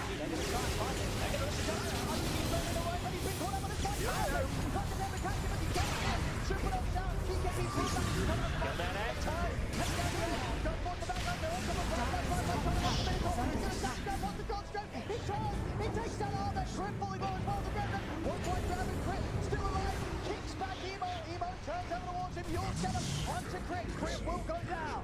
Like, they thought Sven's not gonna turn, but he also didn't have 25 there yet, but you can see the damage. Like, with the Swift Blink, unlocks the mass movement speed, just like completely turns around with the God Strength, gets 2 hits, and they're all like half HP or almost gone. Storm Spirit, you know, he does not have a defensive item for himself other than the Black King bar, so that's a bit problematic. They also need to respect still the damage coming out from Sven. See as well, they did force out a couple of buybacks from IG, so IG's putting a bit more money into that fight. At the same time, Crit comes out with his as EG. They don't want to let IG get the chance to get into Roche using those buybacks. Seeing the fight again. It's a good pick off, good way to start things, but flyfly holding his ground, knowing that he would have the damage to turn and take down the 2 of them. Roche is alive. Aegis, Cheese, and Aghanim Scepter. Who's eyeing up that Ags? I mean, I guess, you know, Abed would love to have to not buy his own. Still yet to buy into it. And they can give it to him. They could also give it to Earth Spirit. I wouldn't mind seeing Earth Spirit with it, if they get it. But on the other side, Emo already has one. I think it just give it to Sven, if they are the ones who can pick it up. Like that transportation, the Superman mode, unlock. Oh, he also found, and not found, he also built the Lincoln Sphere, which I really like. You know, a Lotus Orb and the Lincoln Sphere against the Razor. It's a 9k gold lead for EG, but at the moment, like, you can't really feel that they're missing that amount of gold. It doesn't really matter. They can't jump Flyfly and deal with him at the start of the fight. Flyfly is just going to cause a whole lot of issues as the fight draws on. If we can get that BKB and God Strength off without the threat of being static linked by Arteezy. Bounty. Around this area, lost fight here. A lost Aegis, Cheese, and Aghanim as Abed spending up the money. Will invest in the Aghanim for himself. Agents of the Void. We'll have that good to go for the next fight.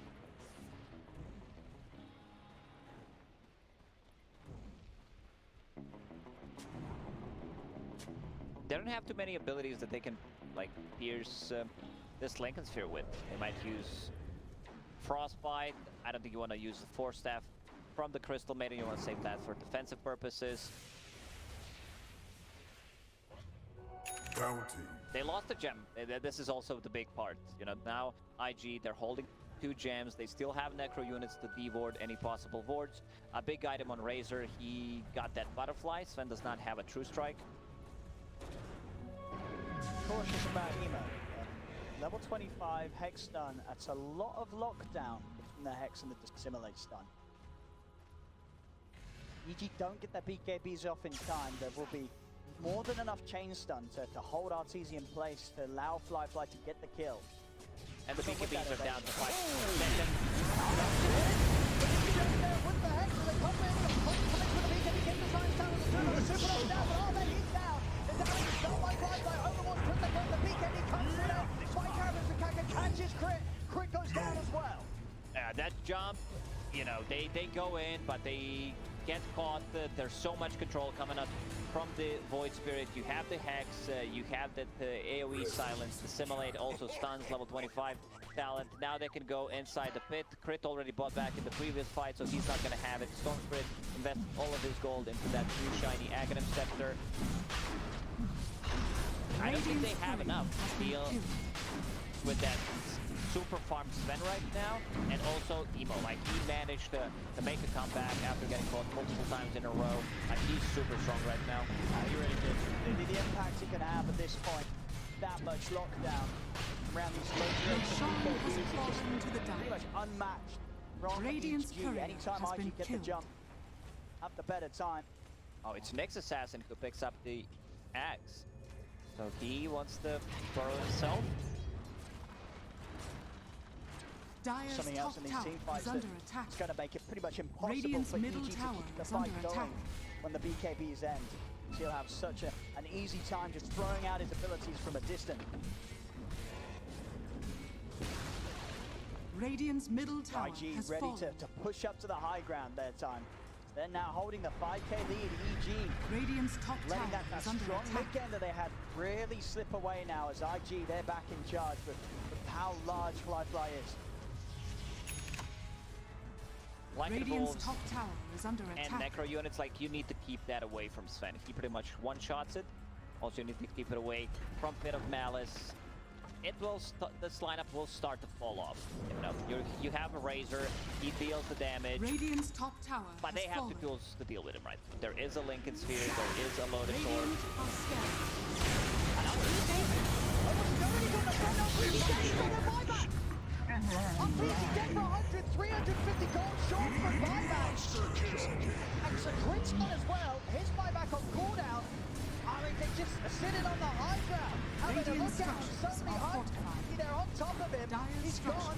I can have all the space in the world to take so much here from the base of EG. Yeah, that's a minute and 20 seconds without... Radiant's oh top my tower God, they can't pick up any bounty routes. Radiant's top barracks. They probably think, you know, top he barracks has it, but we'll poke. We'll see what happens. I mean, and they're poking pretty hard here with flyfly.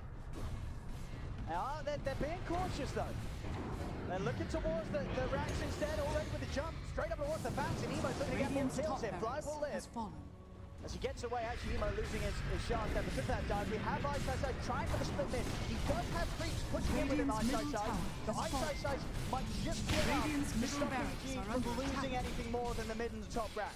He's being very cautious about what's happening. He has the Wolves, Necro available, but they might go for the Mega. And then they're sticking 30 around. seconds without Arteezy. They know now that Arteezy has not got the gold to get back in. Still 100 gold short on the Razor.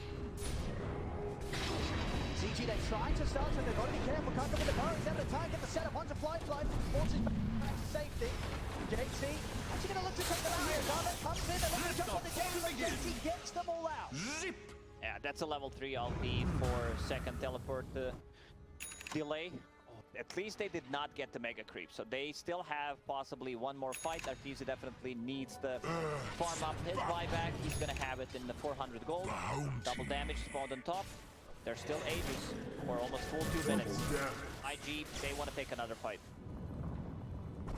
They still know how strong of a position they're in right now off the back of those last few moves. 11k lead, IG just playing this late game perfectly, and EG starting to make some mistakes. This could be the big one. You know, Storm Spirit hitting level 25. He has that Electric Rave as well on top of the Aghanim Scepter. I'm not sure if anyone bought the Tome or was it him, but they might need this. Like, it's a ton of damage. It's so much damage. It really is. Times overload attack bounce on your whole team. As long as they can live to get their hits off. The BKBs are down on IG. Can't underestimate how much magical burst that will be at this stage of the game. Flyfly is just ever so tanky. 4.4k gold as he's ready to start building towards his next item. It's 10k ahead of that of the farm of Arteezy right now. They still have that Aegis. They have gems so they can get rid of any kind of vision. They also have cheese on Void Spirit.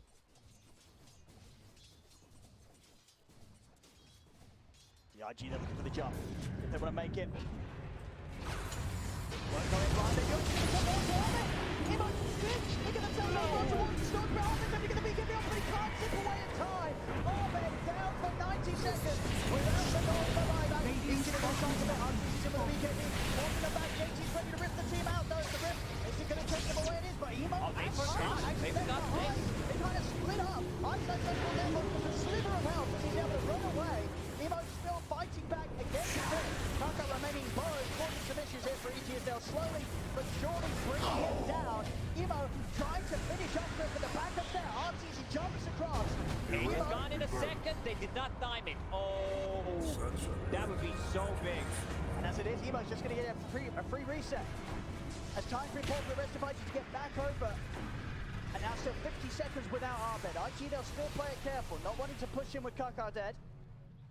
Surprised that JT decided to just bail them out completely. I think like they can go for this kind of a play with Sven focusing the barracks and then bailing. They also need to be careful about the force staff so that someone does not get caught inside of the base without getting back. Oh, we can see that. Like Razor, he's also level 25, extra attack speed. It's just a lot of damage. You know, a lot of damage. He might not be able to get the static link off the Sven anymore unless they proc his Lincoln Sphere, so might just go for a different target. See it again here. She said, well, what do you reckon the time it was on that Aegis? Were you keeping track of it? Yeah, I was keeping track. Radiant are 4 scanning. seconds apparently. So close to making such a big play, but couldn't quite control how quickly they took down Emo. So Emo able to get away with sticking around, and it was like 3-0-1, you know, but once it needs to kick in, so it was very close. G to hit out with a smoke here. See there, the Aghanim's JT's going to have an even easier time of quickly taking his team out if he feels that the fight is going the wrong way. EG will love to farm up buybacks on especially on the Storm Spirit. Like Lycan doesn't matter that much, especially if he uses the form already. But they need this buyback on the Storm Spirit, and they would also love to get that level 25.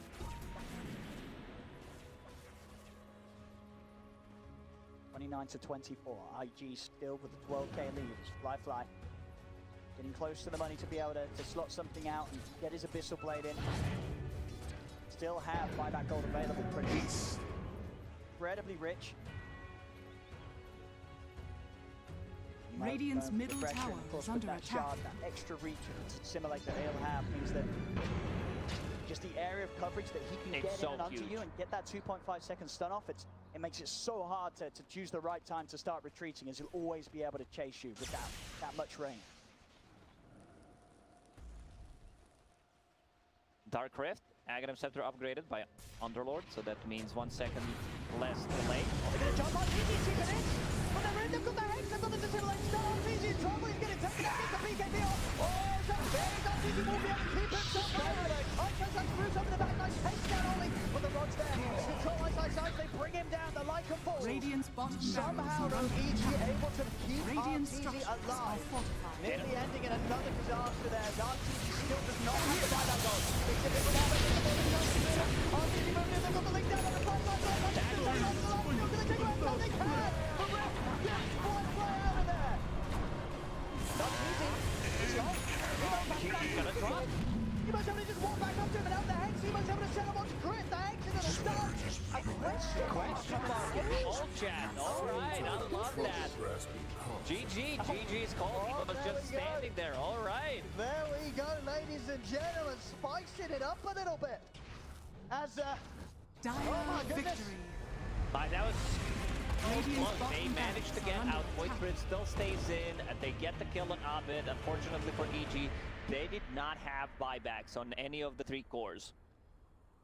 What a game 3. Whew. What a game 3. It ain't over yet.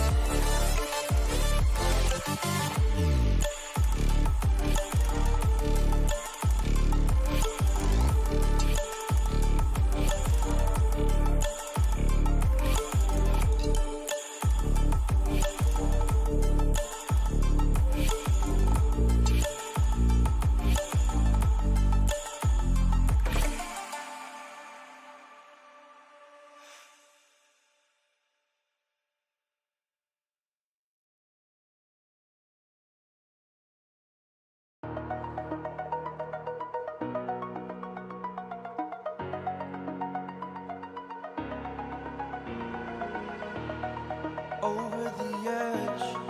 Feel like I'm floating through the air. The pain I felt is paid for, all is said and done. Oh, I am restricted, fixed upon the web. I need to kick the habit that my mind is breathing in. Break out, I've got to see. Spent all my life holding all of it closely. I played it in a sense, a feel of discontent. I'm finally facing it all, fearless.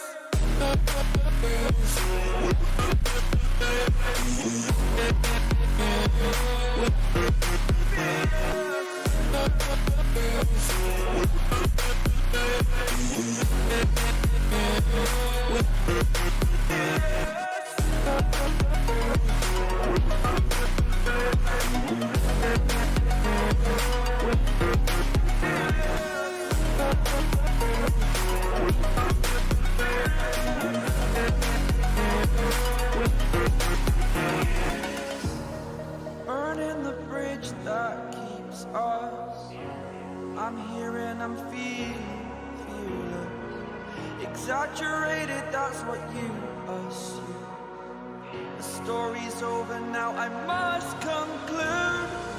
I am conflicted, watching where I step still, hanging in the balance. Not the life I want to live, I want to take it all. Standing tall, fear outweighed the person you are. Oh, break out, I've got to see. Spent all my life holding all of it closely. I played it in a sense, a feel of discontent. I'm finally facing it all, fearless.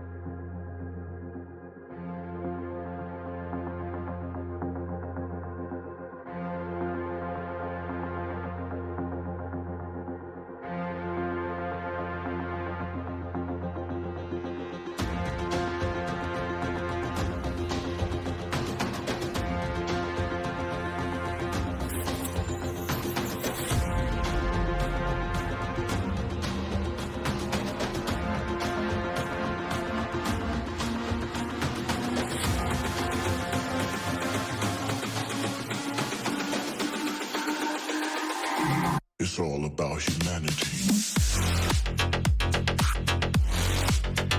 About humanity.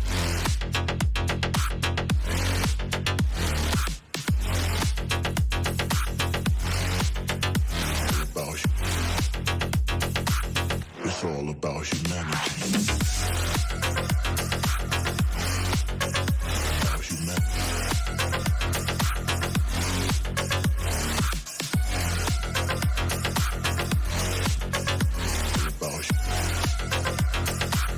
It's all about humanity.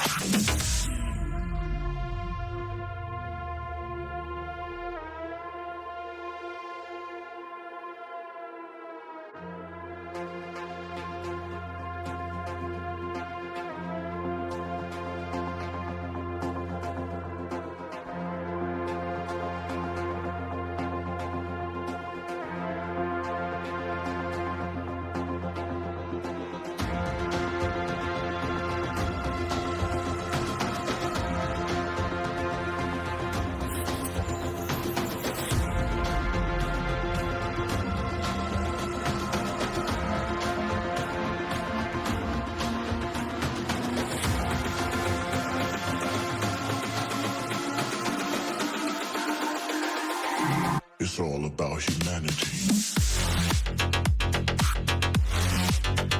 About humanity.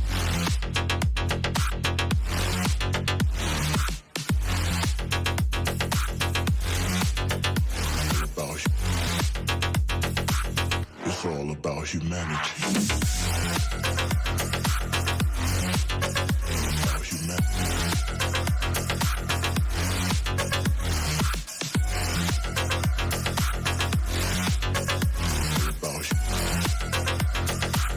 It's all about humanity.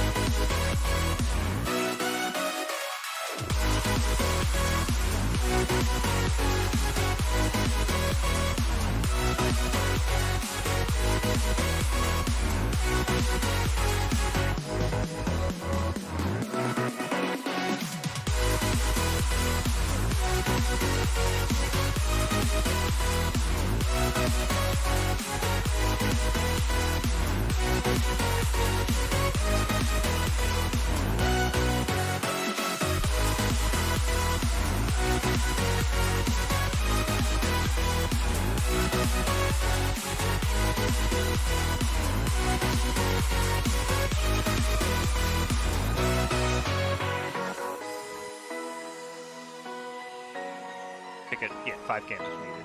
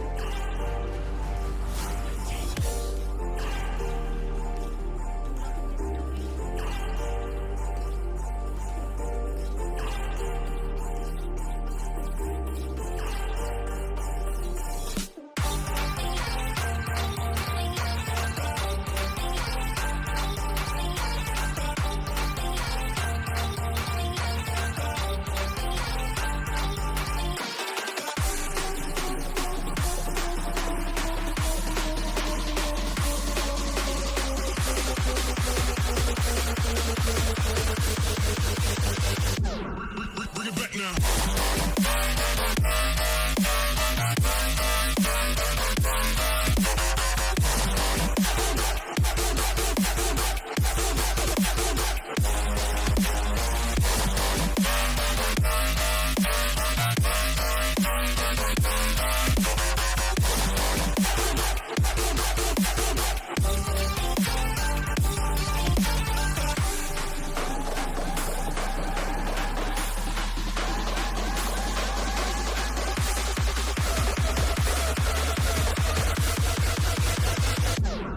Bring it back now.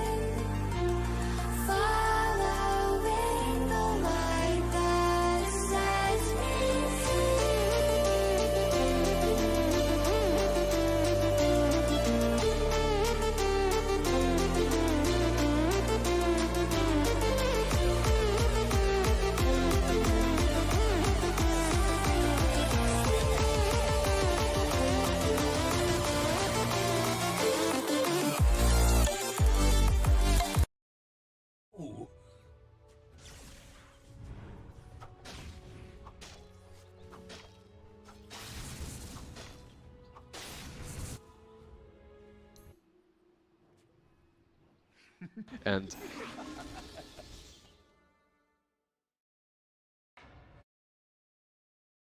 Consider flyfly someone who would be willing to pull out the Bloodseeker? oh, It for feels- sure, okay. 100%. He's one of those carry players that can also be put in the side position. Meanwhile, Emo takes over and becomes the true win condition from a Morphling or something similar. They played Bloodseeker in the series that they played against EG earlier on in the tournament. Actually, that one didn't go the way they wanted it to. But it does prove that they're comfortable with it, for sure. One Void Spirit banned out by Evil Geniuses, securing, well, not necessarily securing the Storm, just banning out. Maybe the Squab ban is a bigger issue for the Storm Spirit than the Void Spirit team. They ban that every single game. I think they pick Storm. Yep, and that's every game. Yeah. So what lanes well against Storm Spirit? If we're gonna focus on the Emo versus Abed lane, what do we want to see against that Storm? I mean, we've seen Death Prophet, I think, being one of the better mids against it, but it doesn't seem like a perhaps emo hero. It's not as flashy kind of carry the game. But I mean, honestly, I've seen Death Prophets kind of carry the game in their own way. But for sure, but it's all about moving from one objective to another and playing around your team, not necessarily being the star performer that's able to question mark afterwards after some good plays. Alchemist banned out by Invictus Gaming, and for me Storm just feels like in a really good place in which you don't have to protect him with way too many bans. I at least haven't seen heroes just dominate that lane too hard. Especially not with position 4s coming by every time. Yep. It feels like normally that period is the first where Storm would struggle. Yep. But if your position 4 can help you through it, you're good. well, and particularly against these teams who are doing the line shaman supports, they don't rotate mid. Yeah, and I exactly. think that's where EG's run through this bracket. The team they played, LGD, IG, the mostly Chinese DPC teams, they do run those ranged 4 positions that they're not the non-roamers. So they don't play against a crit who's on Earth Spirit camping mid. And then they don't give IG the chance to pick up the Death Prophet. Yeah. They pick DP themselves, but also this DP and Pangolier may still keep you thinking which lane they're going, how are they going to lane. Pango can be 4, Death Prophet can be 3, Death Prophet can be 5. Yeah, I think they've run it mostly on 5, but I want to say there's been one iceiceice game maybe on it. Not in the not DPC, here, okay. or rather Not not the in the major. Yeah. Yep. So And we're usually expecting it on Fly.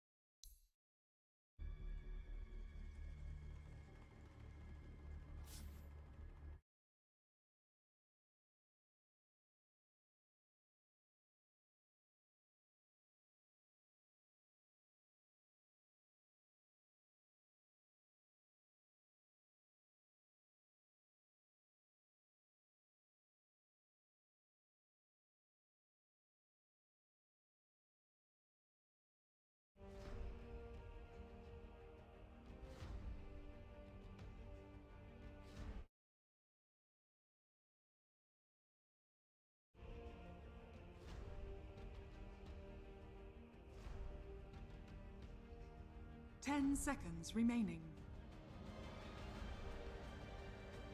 5 seconds remaining.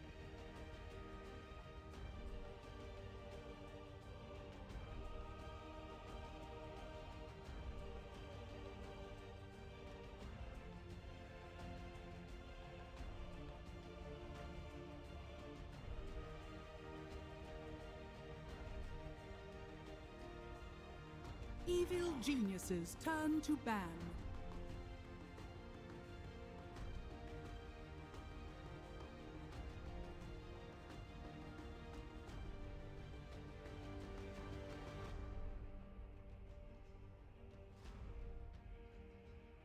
Dire team pick.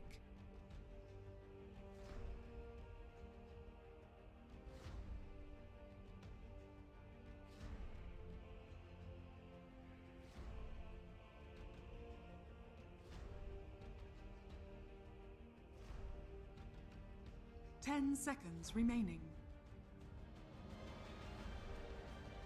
5 seconds Evil remaining. geniuses turn to pick. Bloodseeker.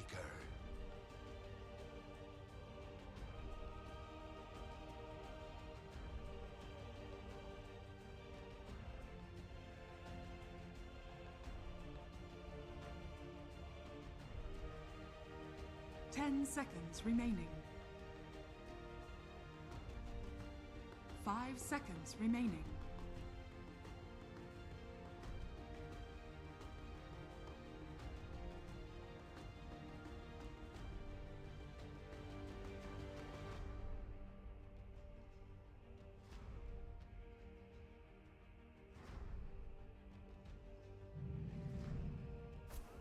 Phantom You may assassin. now select your heroes.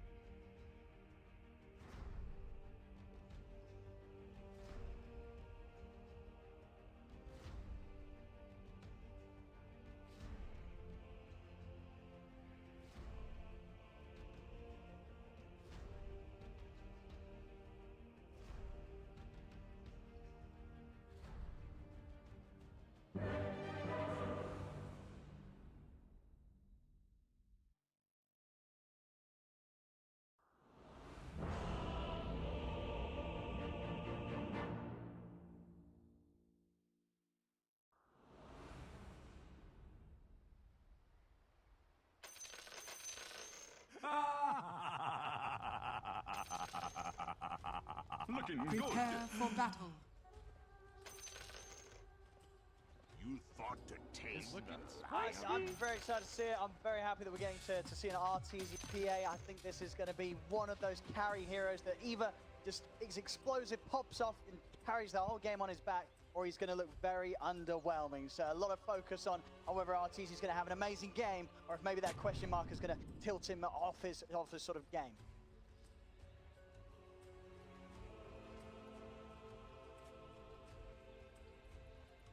Thank you very much, Shiva. Yes, getting ourselves ready for this fourth game now. 2-1 at the moment. EG still with the advantage here in this best of 5. And Lacoste. Now, I've got to ask, if you're getting question marked, are you playing better the next game, or does it get to you? There needs to be some kind of response. You know, you need to have a strat prepared for this, because you cannot let this not be punched. Like, you need to punish the question mark in the old chat. You need to start tipping. Like, if Emo gets killed, I expect all 5 tips, you know, just straight going onto him. Let's see what sort of game Emo can have. We saw last time Emo had a really good start, a tough mid game, but a few over-aggressive moves did hurt him. and then obviously was able to pick it back up in the late game, level 25. The battle begins. And overall, what sort of jumps out to you as being necessarily strong, weak from both these drafts? IG, they have like a good laning stage, you know, Troll, pretty much he always finds a farm, goes back to jungle, farms that Battle Fury. Emo on Ember Spirit has been really impressive. Like whenever you have Ember Spirit, you need to have something that deals the tower damage. JT on the bottom lane, on a Bloodseeker. We've seen what Bloodseeker can do, either to position 4 Pangolier or to position 1 Phantom Assassin. Like it's just kind of crippled your Arteezy played the exact same matchup early with the first game. And like you can't blink. Like you blink, you take the damage, it's gonna be hard. Also, JT should have a relatively good time on the bottom lane. Playing into Phantom Assassin, there isn't just not enough damage to threaten a kill. I would say on the Bloodseeker, he has 6 armor, starting with the magic stick. One thing they need to do is block the big camp. Just Kaka needs to body block the big camp, and so Fly can get the big creep. Ollie nearly gets taken out there, doesn't spot the fire. That salve here is crit. Get aggressive onto him. Right, Fly's got to be careful. Kaka, especially when they hit level 2, they're going to have good setup to hold either Fly or Arteezy in the blood right. Yeah, that's what you want to have. Whenever the Bloodseeker is picked, you want to have some kind of slow, some kind of stun to pair it up with the blood right, keep them inside. So yeah, things going in the mid lane, pretty even so far in the early levels. Now Abed, very comfortable now into the Storm with the amount of games that we've go for it in the draft. He's just eating up. No, these were just practices, and this is the game that matters. Where are you going? What a Bloodseeker. Pop the stick charges. Arteezy turns his attention over towards Kaka. The blood bright's down. Arteezy's got to back off with the hex. He's going to catch Arteezy inside of the blood bright. JT and Kaka are going to dive to finish off the kill. They'll get it. First blood for IG as they take down Arteezy. Stuns back up for Kaka. He'll look to Fly. Getting both of them there. Fly down to the last couple of tangos. Does have a salve coming out. Smart moves there from IG. They bait Arteezy in. Bloodseeker is so tanky, like you could see him holding on to the Fairy Fire, comes back in, Magic Stick, gets some heal from the Thirst. It's a lot of damage, you know, because there was a fight going on, they could not block the camp, so Fly will take over the big creep. Oh, sweet! Now they need to be careful. Having Hellbear Smasher with that clap, it's a lot of damage. It's a 150 damage. Big crit, coming in for that extra bit of damage onto Emo. Emo's got the Fairy Fire, but can he get one more hit in? Emo's going to be fine, still has 2 tangos to keep himself in the lane. Okay, here we come. Tips, bit of a voice line used. This is a standard crit move from position 4 whenever he has any kind of slow, any kind of stun. He hides and then TPs to the mid lane, leaves some solo XP to iceiceice. Yeah, sure, gives him the opportunity to solo XP. Is he actually going to live here, iceiceice? Not quite. Fly, just enough damage there to take him out. Are fortified. Yeah, that Orb of Venom actually making the difference, you know, just holding him a bit closer to them so they can deal the damage. No. See him mid, but getting bullied back a little bit. Does have a salve. Again, multiple mangoes and clarities coming out to keep him in the lane. That 4-minute power rune going to be incredibly important here between these 2 spirits. See what sort of moves are made to secure that for each side's mid. Bottom lane, despite that kill and the pressure being put onto Arteezy, farm still looking solid. 16 and 5 against the 13 and 4 of JT. Gonna look to try and chase down Kaka here. They're making a move on Lion, already used pretty much everything they had. Blood right. Try and turn in, set up for the blood right, but he's gonna go down. He get the kill, JT won't be able to finish off Fly. This was an easy one. Kaka just kind of handles this kill to them. Runes, Emo bottled DD. Abed needs to be a bit more careful with that double damage on the Ember Spirit, like also rotation from Lion could possibly come onto the mid lane. Prepare for a lesson. Top iceiceice, grab the 3-wave, also able to get Fly's courier there. Hands.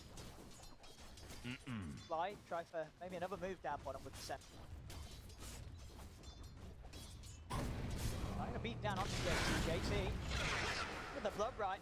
Fly will still be caught in it. So they continue to commit on to JT. Wait up. A lot of slow, 100 move speed. Control here with the stun of the Centaur, but the stick charges are up and the TP's coming in as well.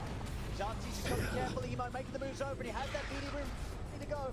Holding him in the blood right. Arteezy trying to run, is he going to be able to jump out in time? He is. Over to the safety of Fly. Radiant's courier Run has him been down. They killed. will manage to take his courier, so that's the one gone for a minute. Emo's going to have another catch.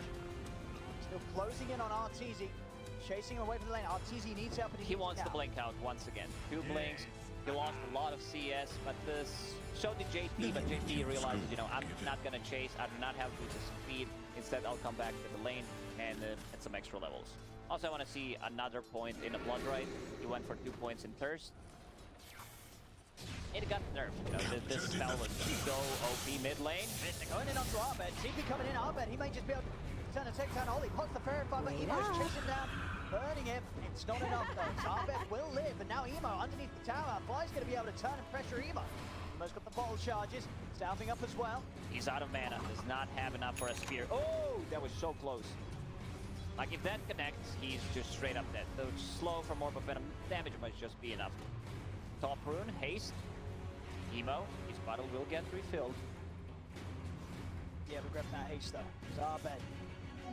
He's gonna have that. Plays definitely full to me be made. But now Dire's looks like top he's tower gonna is under attack. Speed to get around some jungle camps. Look to just head back to base, get that reset, and look for some sort of TP gang because it's level 6 has been hit. Abed can look to make an impact on the side lanes if he's an opportunity. Flyfly is very low on the top lane. Needs 1 CS to be level 6. Let's see where he decides to.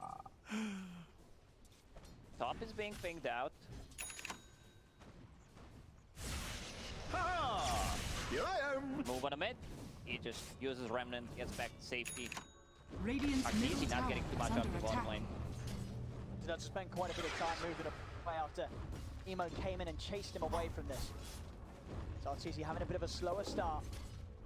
Pressure from IG, and now IG getting some damage done to the tower. Arteezy still left on his own on this bottom as You get see Fly has to TP over towards the mid. What a refill for Abed. Playing quick, playing the faces of Ollie and Fly. And now they need to help Arteezy. He's level 5, we're 7 minutes in. Doesn't have too much CS, like that Prophet has more CS than Arteezy right now. It's kind of worrying, so they need to gank his lane. See if Abed can get the jump in his Kaka. To start things with the stun onto Arteezy, but IG, they are relatively aware of this. They'll try and lead in, but the Hex and the Bloodbright laid down will stop them from being able to close the gap onto JT. There you go. This might stop them from getting Kaka now. Abed's going to look to die. He's able to dodge the stun, gets in on top of him. He'll be able to free up the space for Arteezy on this bottom lane a little bit more now. Even though there was a good Hex into silence, they still get the kill on position 5. They wanted to kill Blood Secret there because he is, you know, he's more farmed than Arteezy at this point. Like he has 14 denied, 32 CS. See the jump from Abed and Fly, Brandon back to the mid, but crits around and he's picked up the arcane rune. Emo up to the high ground and the TP coming in Radiant's from middle Kaka. tower Stop is EG under from attack. diving with the 3 of them. Seems like the story of this major for the mid laners is refill the bottle. Like whoever can die, whoever can go to the base, will just please refill my bottle so I can keep playing aggressively. And in Secret's case, it's oops, I shouldn't have picked up that bottle. A lot of bottle shenanigans around the mid lane have occurred this tournament.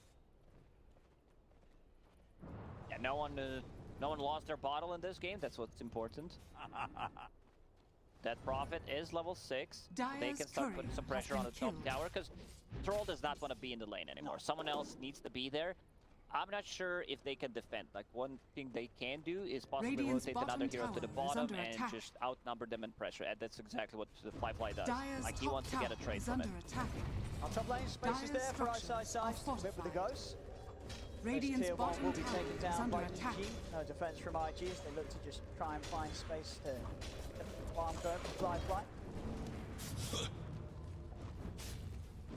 So it will be a trade. Bottom tower dropping very low.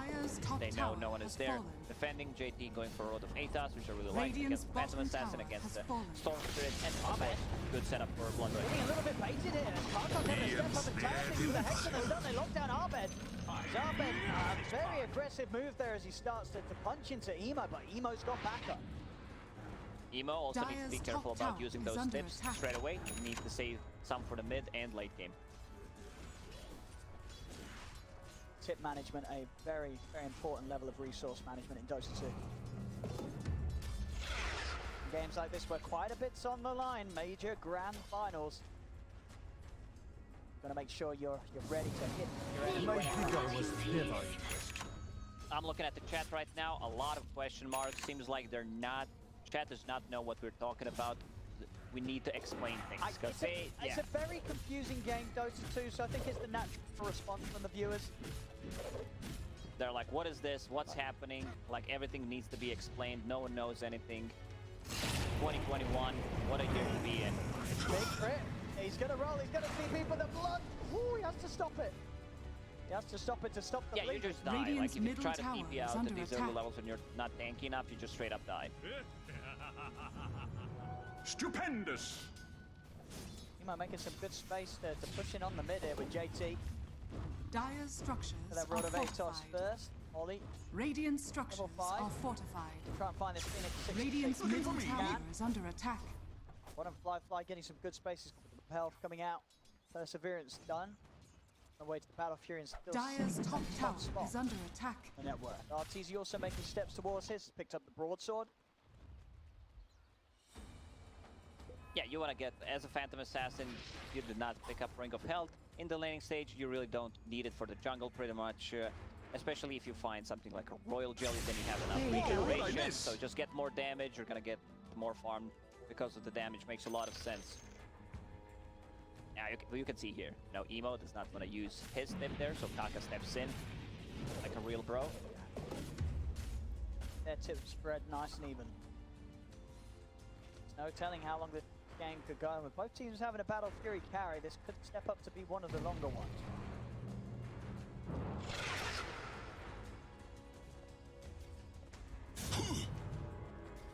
Emo.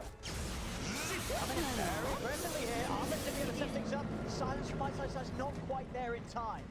Emo's able to just escape.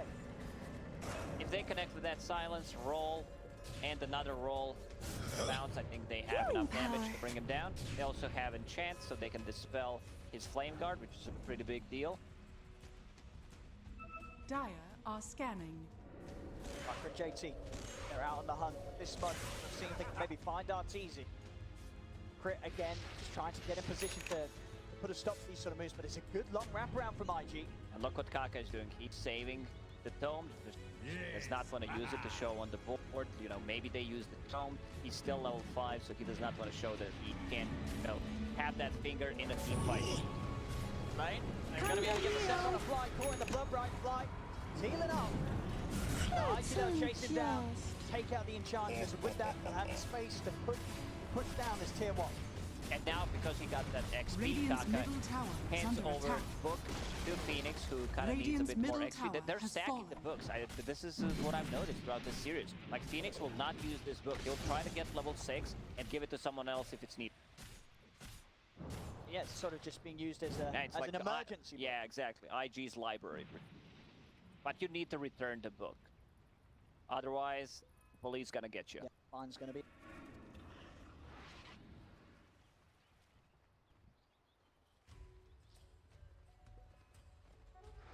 Fury progress, flyfly, sword away to Arteezy. Not enough to pick up his claymore. Very close still. Radiant's bottom tower is under attack. A lead for flyfly. Smoke up from EG. Get aggressive with the rolling thunder and the lead in from Abed. Good ways to start the fights. JT is pushing out on this bottom lane alone. So if they can punish this, is JT. Look around a little too long as here we have lead from Abed. Sets up the perfect to get the rolling thunder. There'll be no chance for a turnaround from JT. Radiant's bottom tower is under attack. Rod of Atos, it's going to be a pretty big deal. Great setup for the Blood Right once again. iceiceice, bit of a more like team fight oriented build. These are like 2 points in silence, 2 points in Crib Swap, but he's still keeping at the top 3 networks, which is pretty impressive. This extended silence is going to be ever so more effective against Emo as well. When you see the Javelin, you know that he's not going to have a straight up Yule's run. You're going to have that extra window where there won't be any counter-taking silence. I'm over here! Now bottom, flyfly. He's going to find an Abed that's got no mana. Abed with no chance of an escape. Flyfly's just able to pop the ult and take him down. No tips. whatsoever, so they're just keeping it. You know, they feel maybe Abed's gonna die multiple times. And this is gonna get the Troll Warlord to his Battle Fury, a bit of a delayed Battle Fury, but you know, it's an Orb of Venom, Magic Wand, Phase Boots, Battle Fury, 15 minutes, and it's still fine. Phantom Assassin just needs another 800 gold to finish off hers. You know, messing around from Emo and his build. After the Maelstrom, going straight into the BKB. You won't have to deal with the threat of the Orchid of Abed, the silence of iceiceice. BKB is just a much safer choice, where like you don't care about pretty much any of the abilities other than the Exorcism. Meanwhile, Abed, he's got to be careful. The Rod of Atos done on JT. IG have some pretty phenomenal setup. And once you get a BKB on Ember Spirit, Radiant your Flame Guard scanning. cannot be purged off by Enchantress. Smoke from IG. It's been scanned out though. EG, no little moves being made upon them. Yes. Careful how they stand around this position with no tier 1 tower backing them up. iceiceice still stepping over. They're going to be able to find the setup. Fingers getting shot down into the block right. They're looking at Bird.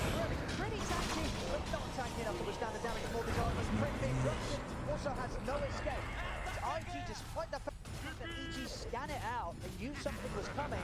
They weren't able to react or get away in time as they still lose 2.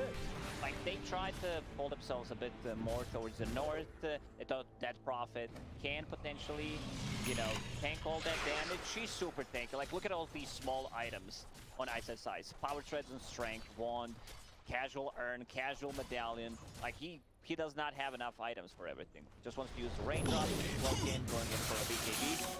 What damage? Abed, he's got to run. He's going to chase him with a remnant. See if he's got enough mana. He hasn't got another remnant to play with, so Abed will manage to get out, but a lot of damage being done there. I think Emo pretty much got 2 back-to-back Maelstrom procs off on him. A bit of a different game for Abed. Like, they managed to shut him down in game 3. Also in game 4, he's not having that good of a time. It's gonna be like 17, 18-minute Orchid. Definitely seems as the games go on in this series, with the amount of times they've had to play against Abed Storm, each and every time I keep getting a little better at dealing with it. And it's a huge difference when your carry, who's like, when you compare 2 Battle Fury carries, like ones get Battle Fury like 2 minutes before, like his items just skyrocket. Flyfly, 1.5k ahead of Arteezy right now.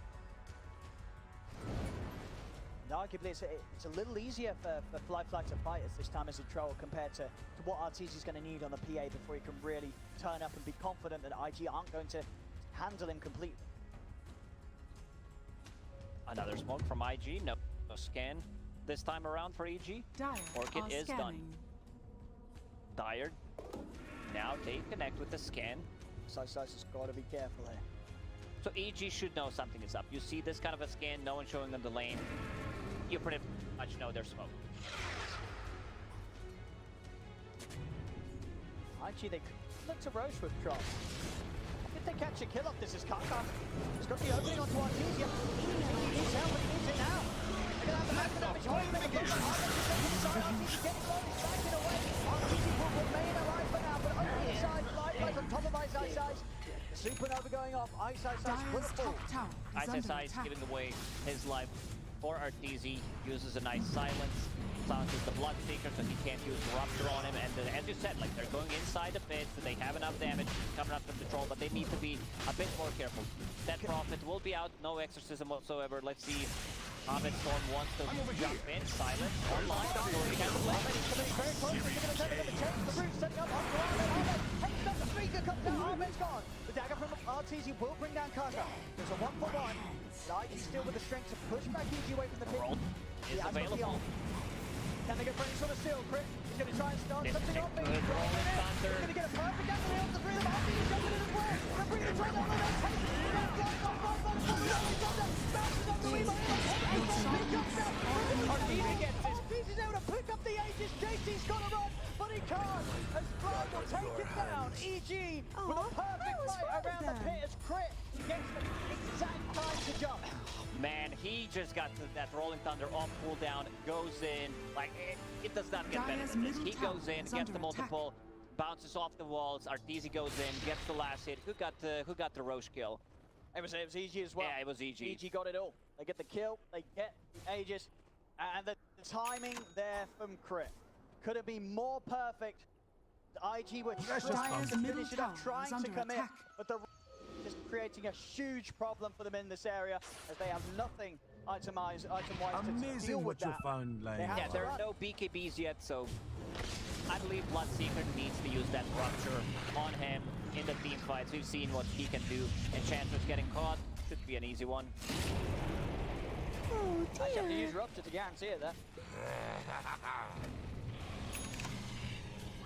Now with the Aegis on Arteezy, he's going to be at the point where 500 gold, Desolator's going to be done on top of the Battle Fury, and usually in this sort of a game with that amount of disable, you're probably going to look to try and farm out the BKB, but now because he's got the Aegis, EG could look to get aggressive already with just the Deso and the Battle Fury. Yeah, you can skip. You can afford to skip the BKB here. If he does not have Aegis bottom lane, Storm is going to zip out. If he's not fast enough to use the Rod of Atos. Regeneration. Next fight could be very scary for IG. Aegis Deso coming out on Arteezy. Regeneration Rune actually will already be popped. See, they're being saved by timing out anyway. EG, they're looking to go. They're smoking up, they're heading over. Dire's The top outpost tower is under still in attack. their control, so Arteezy can be able to get involved. He might not be, as they'll get a very quick and easy kill onto Ollie. Over into the tree, they're looking for JC, they found it. Down there, enough mana to close the gap. Prince in with a follow-up. Radiant's EG, bottom they'll catch and kill tower the is two of under them. attack. They're going to give this kill to Storm Spirit. Rupture used. Once he respawns, he will have another Rupture. So it's all good. Just try to make something happen. Gives them a charge on a magic one. That's the bad side of it. So Deso done on Phantom Assassin. Now they can start playing aggressively. They still have 2.5 minutes on that Aegis. Phantom Assassin just, and the double damage, because why not? Oh boy. Level 15 on top of that as well, so Blink, cast range, Phantom Strike. Here come Radiant's the crits. top tower is under attack. They better, you gotta Dire's watch bottom out. A tower stray is under dagger here attack. from Arteezy could Dire's just take structures your head are off. fortified. And you better hype it. IG's coming up. Flyfly and Emo stepping forward. Remaining hidden in the shadows. We're having to see over towards the mid lane. Dire's middle tower is under attack. He's spoken. Like, if he gets the crit, he's probably gonna try to jump. Dire's middle tower has Gets fallen. the last hit on the tower, just too much damage coming out from Arteezy. Definitely did not expect that. With that play around the pit, Arteezy very much closing the gap between himself and Flyfly's troll. Dire are scanning. They know where EG is. EG likes to hold the high ground, especially when they have another hero that can like control the vision, like a Lycan or a Beastmaster. Arteezy still trying to see what he can do with the dagger. You know, check how much damage when he uses a crit. Emo a bit too tanky to just get bursted down immediately, but the supports are very vulnerable. Still hunting for a target. Flyfly underneath the ward top. They know that the rest of IG did start to back off towards the base, so these two, separate from the rest of the team. Good reaction time from Kaka. Jumps away from a Blink dagger, dagger from Phantom Assassin.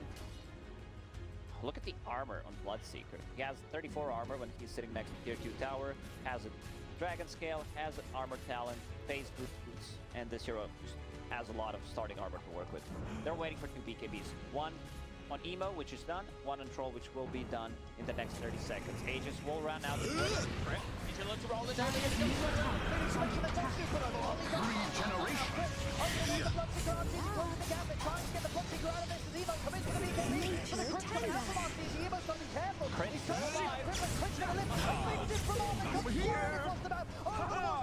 He's going to look towards Emo for the BKB. Fingers.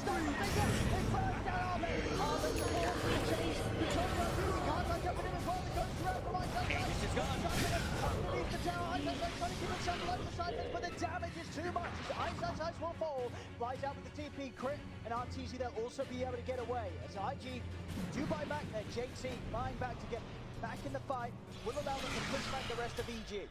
Fly keeping Crit alive with the Glimmer Cape and the 4 points in Nature's Attendance. They don't get the kill. He stops the Rolling Thunder immediately. They also needed to use the buyback there on a Bloodseeker. Abed needs to be a bit more careful, you know, how he's zipping in, controlling his mana, because the rest of the team was just not there. They were focusing the other stuff. So Arteezy was thinking about, you know, maybe I can get away with a Basher. BKB is a much safer. Dire's BKB is a top BKB. tower is under attack. A little something Got a bit of extra. defensive. For the iceiceice, he's already managed to do so. BKB is going to be done on iceiceice for the next fight. Will help him a whole lot to what has been some pretty nice turnarounds from Kaka. We're seeing these stunt exits causing massive problems for EG's cause. And they look to try and chase on for the target after targets. Bottom lane IG Radiant's bottom wants tower the tier 2 is under attack. tower as EG themselves not interested in turning up for this fight. They can take the outpost Radiant's right now bottom tower after taking has a fallen. tower, troll. Getting S and Y, just need to finish it off. Some status resistance gonna be great against those silences, against Bangalre's Rolling Thunder. Dire's top tower is under I love the attack. way IG's itemizing. Like even Radiant's Bloodseeker bottom is going tower for is under that attack. BKB. Still far away from it, but the 2 cores got it.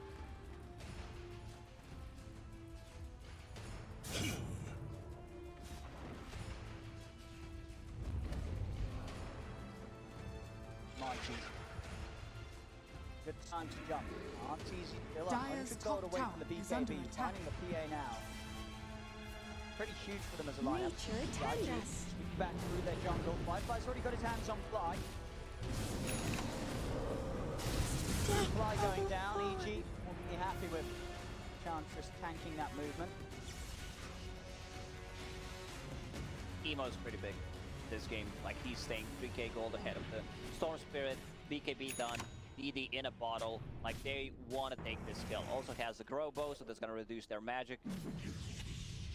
Magic resistance with the Sleight of Fist. See iceiceice there immediately spooked. Pietos connects. BKB Radiant's gets out middle of it. tower is under attack. I mean, IG has the space pushing on. Another tier 2 tower being taken away from EG.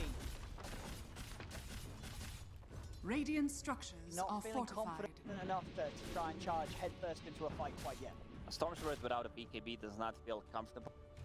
Jumping the Lion. Lion has a way of protecting himself with the Ghost Scepter.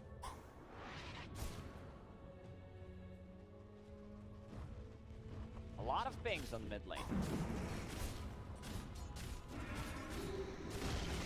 Can't stop Radiant's middle tower has fallen. He's not able to make a jump. Still very scared of IG's cause. Flyfly. Level advantage and a bit too tanky really for Arteezy to commit on. This is a big Radiant power are spike for scanning. Phantom Assassin. Hitting that level 18, the crit is 450, so that's quite a lot of damage. As a 10-second BKB. He's going to get in there. Going to walk the river, trying to set himself up to JC. And he is continuing to bleed out. Look at the disarm off onto Flyfly, but Crit's down. Double damage on Emo as well as IG. They're ready to try and chase more. iceiceice did pop the ghost. iceiceice, he's trying to get back in there. BKB up. Flyfly trying to get outside on there. The time now. Easy. They're running down. They managed to get the jump up. He doesn't put the BKB up. The Supernova is going to be successful. He's got it on. He's trying to get out of range. He's trying to get Supernova from all. He catches them all. JD and GG in the old chat.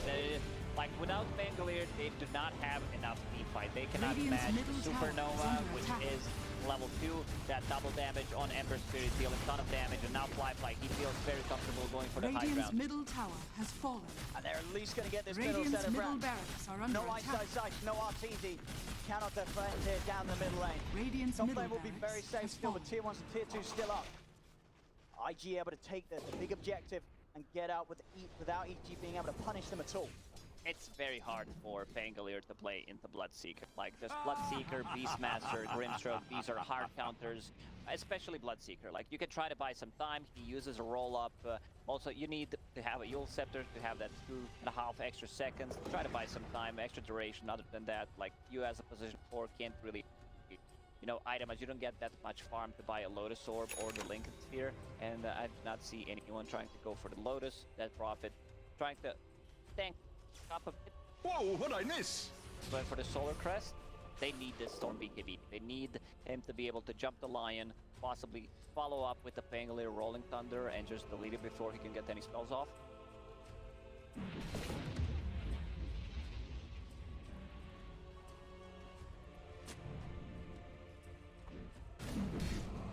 IG. For the twins. Chance of going for these bouncer runes. Marking rune in the river. The one that that's going to be able to come and grab this. Will they make the move over IG? Here I am. So I think for Arteezy, going to have to cower this. A bit of life steal. Stained if you can land the crits in the next fight. Yeah, this item is just so good. You have damage, you have the life steal, exactly what Phantom Assassin needs. Flyfly on the other side, he's found Elven Tunic, more attack speed, evasion, move speed. Like Phantom Assassin can't deal with Troll right now, especially because he has like a Basher, so Storm also needs to be very careful. Eventually, Troll will need to buy MKB because you're playing in Phantom Assassin. It's just something that you do not like want to buy straight away, but playing into that high evasion is kind of a must-have to go for it. He's still thinking, you know, he's changing his mind. Do I need to get the Bissell Blade? I lock down the Storm Spirit. I can lock down Pango or a Dead Prophet, or do I need to deal with the Phantom Assassin? He's going to start things straight away with the jump onto iceiceice. Can't get the DPD on. They'll bring down the line, but they can't kill the Supernova. They've got to run Arteezy. It's on time. But the Supernova's just going to go up, holding a position. Arteezy can't fight this as he'll fall. 3 dead on EG. Over towards the side, they'll let you check out Abed, but he's got enough mana to get all the way back to the high ground. Abed will live. But another fight where Ollie's just able to get these Supernovas off, and EG, they can't deal with them. They don't have anybody to get on top and take the egg down. No, they don't have that hero that just goes on and kills the egg. They do not have enough attack speed. IG, they go inside the pit. They feel very confident in this game right now. But they have the counters for Pangolier, they have the counters for the Phantom Assassin. The way they itemize, you have a Troll with the Skull Basher against the Storm Spirit going into Abyssal Blade. He just needs to get the rest of the speed. This should be 2 towers. EG does not defeat this. Radiant's top tower has fallen. To that point where it's going to be up to EG's high ground defense. Abed still scrambling for that BKB. He's had so much trouble finishing off before each and every fight that EG have ended up in against IG. This is a huge lead. Even though it says 9, 10, it feels like a lot more considering the situation they're in right now. And I love this. I've seen this in the Chinese DPC Season 1. Ember Spirits going for Refresher Orb, refreshing their Fire Remnant, refreshing the BKB. They also bought a gem. Ollie, he loves to buy an earlier gem. Like, they want to get rid of the vision, choke them, just reduce the amount of farm that EG can get. And it's absolutely one of those games. Arteezy next time, it's got to be the Rapier. Nothing else will cut it at this point. He has to dream big. Will he get the time to get it? Almost feels like they have to at least trade evenly with IG in one more team fight. One more lost fight could lead to IG being able to close this game up. Arteezy knows what's up. Like, the way we come back into this game, if I land some big crits, fuse up, Divine Rapier, they need a good fight. Like, they still have more than 3 minutes left of that Aegis.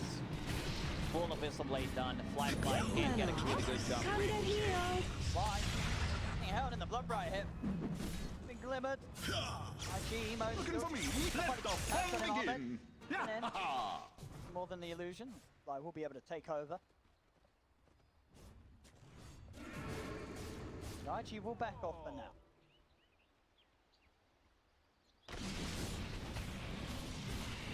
It's always tricky to play into Lion. Like, they're not gonna feel comfortable. We've seen what Shamans position 4 Lions can do. You try to go for a split push. They still have a tier 1 tower on the bottom, so they can easily connect. Someone goes for that 1 extra wave, you will get punished. And it really does feel, once that BKB stuff for Abed, which it is now, in these fights, he has to get this Phoenix. Every single time we're seeing he trying to fight back and pop BKBs, a Supernova just puts a stop to the attempt completely. Someone's got to stop Ollie. They just don't have that hero. Like, Phantom Assassin is not gonna go and try to kill the egg. Like, she needs to deal with other heroes. And And I love this. JT Double damage straight into Aghanim empowers me. Scepter after finishing the Black King bar. Wants to have one charge for Pangolier, one charge for Phantom Radiant Assassin. are scanning. Easy, getting closer to that Divine Rapier. Around are 4,000 scanning. gold to finish it off. How many waves is that, would you say? How many waves? Well, why are you putting me in this spot, though? Like, I need to do some, like, real math. The other day, I'm watching Titanic, and I was like, man, what was the name of that ship in Titanic? Dyer's bottom tower is under Top attack. lane. Push starting to come in from IG. He's got a DD rune. At least the remainder of it to keep pushing onwards. Flyfly to deal with the Aegis. Radiant's top tower has fallen. Flyfly getting low, but he won't mind if he loses that first life. Very cautious about it. We're halfway to the Rapier. That really is all eyes at the moment on Divine Rapier progression from Arteezy. Is he going to be able to get it before IG come in for the finishing blow? We're getting closer. Like, what they need to do is survive for another 50 seconds. This is the window of opportunity for the IG to go in, use that Aegis. Radiant's top tower has fallen. He's jumped on Emo. He's going to commit the BKB for this one. Radiant He's structures healing up are thanks to Nature's fortified. attendance. In fact, that's a BKB committed for nothing. Emo won't get the kill. Dyer's Rats structures forward are low. fortified. And Flyfly is going to be able to get back in and get the job done. Another Radiant's set of top melee barracks rats is has taken away fallen. from G.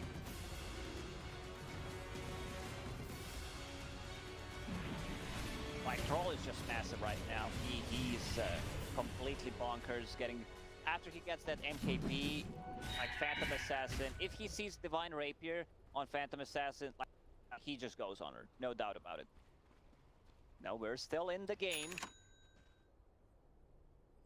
Close, and even when that Rapier's done, you started to see the items for IG's sheer heroes come out. Eon Disc, Kaka, so no longer a target that Arteezy will be able to BKB and commit on. IG, to sort of sit back and chill. Probably just wait for the MKB on the Troll, the next chance at a Roshan. Like, they're not in a rush, No. but, you know, playing against the Phantom Assassin is always a bit tricky. That Divine Rapier, you have a True Strike against the Whirling Axis. Like, you need to be careful. I see Abed queuing up the Aghanim Scepter, still far away from it, but, like, one good jump, one crit could make a difference. That crit he's showing. He's out again. He won't with Flyfly appearing on the lane. He back to base. Slow round down here. Refresher up, done. No. He's going to get the Rapier, Lacoste. He's going to get it. Pretty much got it done. Another wave, a sold item. Rapier is going to be in the game. Is it going to be enough, though? Of course, by no means does this certainly turn the game completely on its head. Yeah, so did we answer your question? How many waves was that? Did Were you counting? Yeah, I was not counting. But it took him like 4 or 5 minutes to get it. Chat knew. Chat probably knew. 3 types of people. Those who can count and those who can't. Dyer's courier has been killed. I thought of something else. Can't say it, but yeah. Let's. Divine Rapier save is that done. for the after hours. Yeah, I'll save it for you. All about the timing right now. All about time. Which remind me, because you know I used to work in a club. You did? Yeah, I got fired. Why so? Didn't put enough hours. Didn't get much better either when I moved over to the calendar factory. Oh, you have to stop. I got fired again because you know why? No. I took a day off. Right, here we go. Straight away down towards the bottom. They're in onto iceiceice. Got the BKB ready for the comes out. iceiceice into the trees, but Emo's on top of it. iceiceice has gone quick. Jump onto the high ground for the swap. All the ruptures down. Take one full. There's both got buybacks available in. Then you see into the right. She's diving in. Arteezy. Getting closer to Galvin Blow. Will manage to get back and now the ship is down. Radiant's middle barracks are under attack. Jumping in another match. Abed's gone. No buyback available on Abed. He needs 200 gold. iceiceice bought back as well. So did Fred. Like IG, they could try to reset. They don't need to go for it. Roche may respawn if it's a fast respawn timer. The problem is, EG, they do not have any vision whatsoever on the map. This earlier gem picked up by Oli. He gave it to Ember Spirit, who was pretty much controlling everything. Spell Prism done on him. Like, Ember Spirit is Radiant's just bottom out tower of control. is under attack. Radiant are scanning. When you play like this, you kind of get away with dropping the question marks in the previous game. 4-0-11, and now outside of the base, they're called crit. I didn't realize. Emo and Kaka make their jump, and that's a die back from crit. And they're already moving over Arteezy. He needs help, and he needs it now. He's hiding in the trees, he's got the TP out, they've got the chains, they're going to be able to put a stop to this. BKB still on cooldown for 10 seconds. Arteezy is gone. GG is pulled as IG will take game 4. Lacoste, we're going to a game 5. That's what everyone wants to see. Whenever there's a grand final, there's also high chances of getting that game 5, and it's going to be a spicy one. Oh, it is. Yeah. What a series we've had so far. 2 dominating games from EG to start it off. Game 3, a fantastic turnaround as EG struggle. IG hit them where it hurts.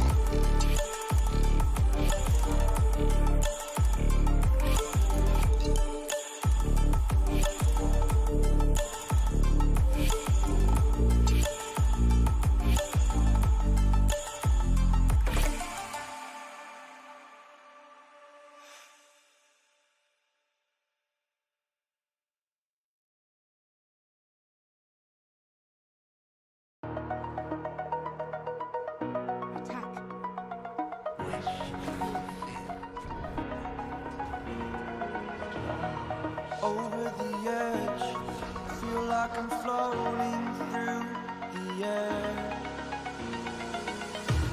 The pain I felt is paid for, all is said and done. Oh, I am restricted, fixed upon the web. I need to kick the habit that my mind is breathing in. Break out, I've got to see. Spent all my life holding all of it closely. I played it innocent, a feel of discontent.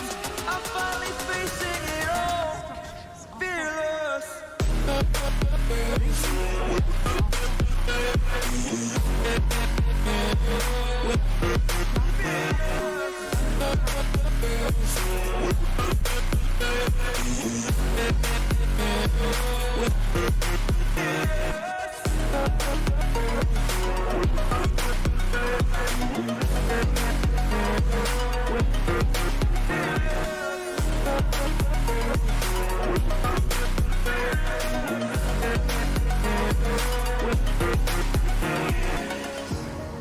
Burning the bridge that keeps us.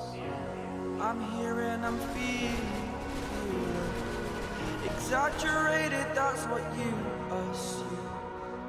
The story's over now, I must conclude. I am conflicted, watching where I step, still hanging in the balance. Not the life I want to live, I want to take it all. Standing tall, fear I weighed the person you are. Oh, break out, I've got to see. Spent all my life holding all of it closely. I played it innocent, a feel of discontent. I'm finally facing it all, fearless.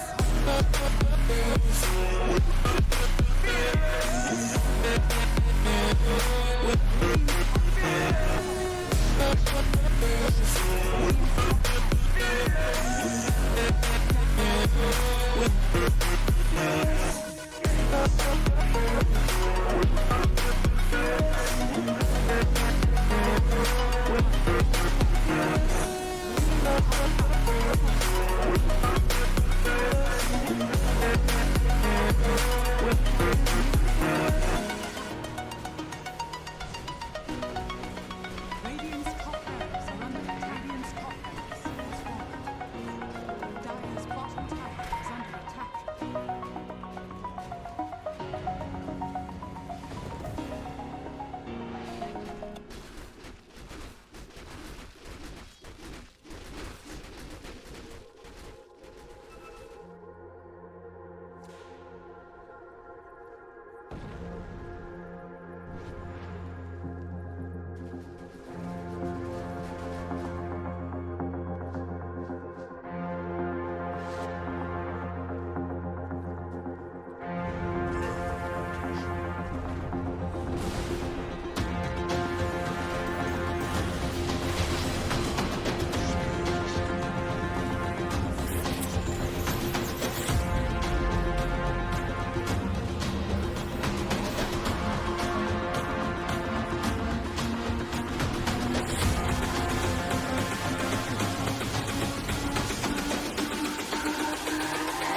It's all about humanity.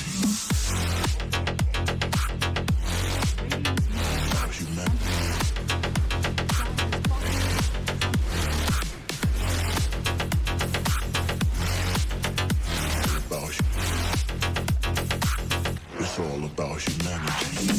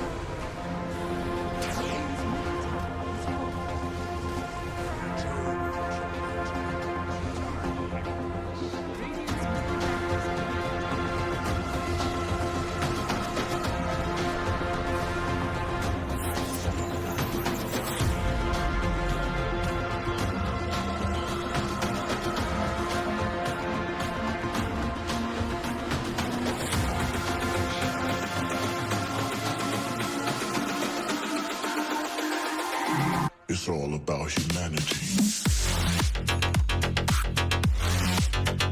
About humanity.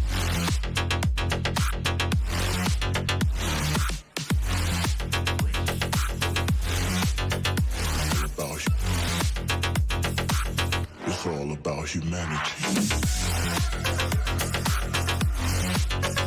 About humanity.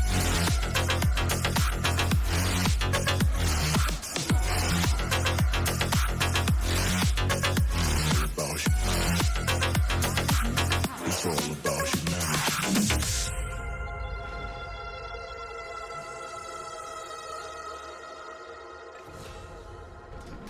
Dire's middle tower has fallen.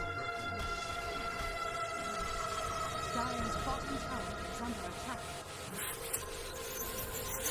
Dire's bottom tower has fallen.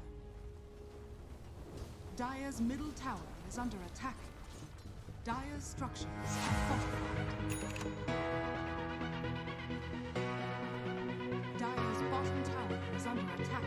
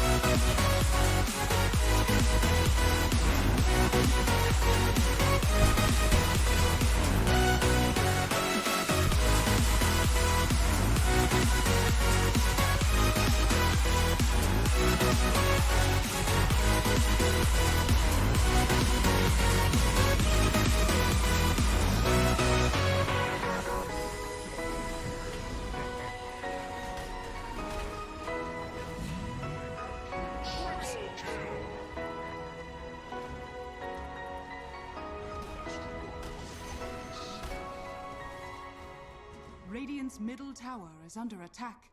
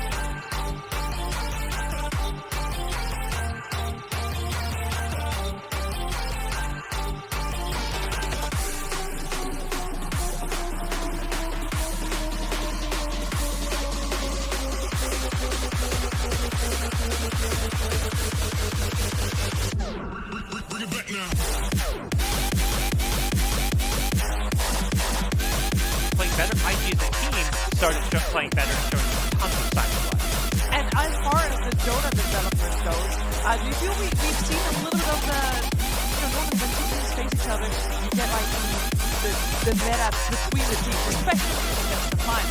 Yeah, 100%. This game, you can see that the third and fourth game had a little bit of a different bands, a little bit of a different pick. So far that it went so far that in the fourth game, Troll went through, it instantly got picked up. Pangolier was picked up by EG, but without Bloodseeker being banned. Yeah. I really think that IG right now, maybe not right now, but in the previous two games was 100% in their heads. And I think importantly from EG, we've seen almost stubbornness in Game 3 and Game 4, because as far as the meta development, I don't think EG's changed anything from game to game. Yeah, they're picking some different things, maybe slight tweaks, but realistically, I think Game 3, their takeaway was like, oh, we were ahead, we should have won that game. Let's just keep picking kind of the same way.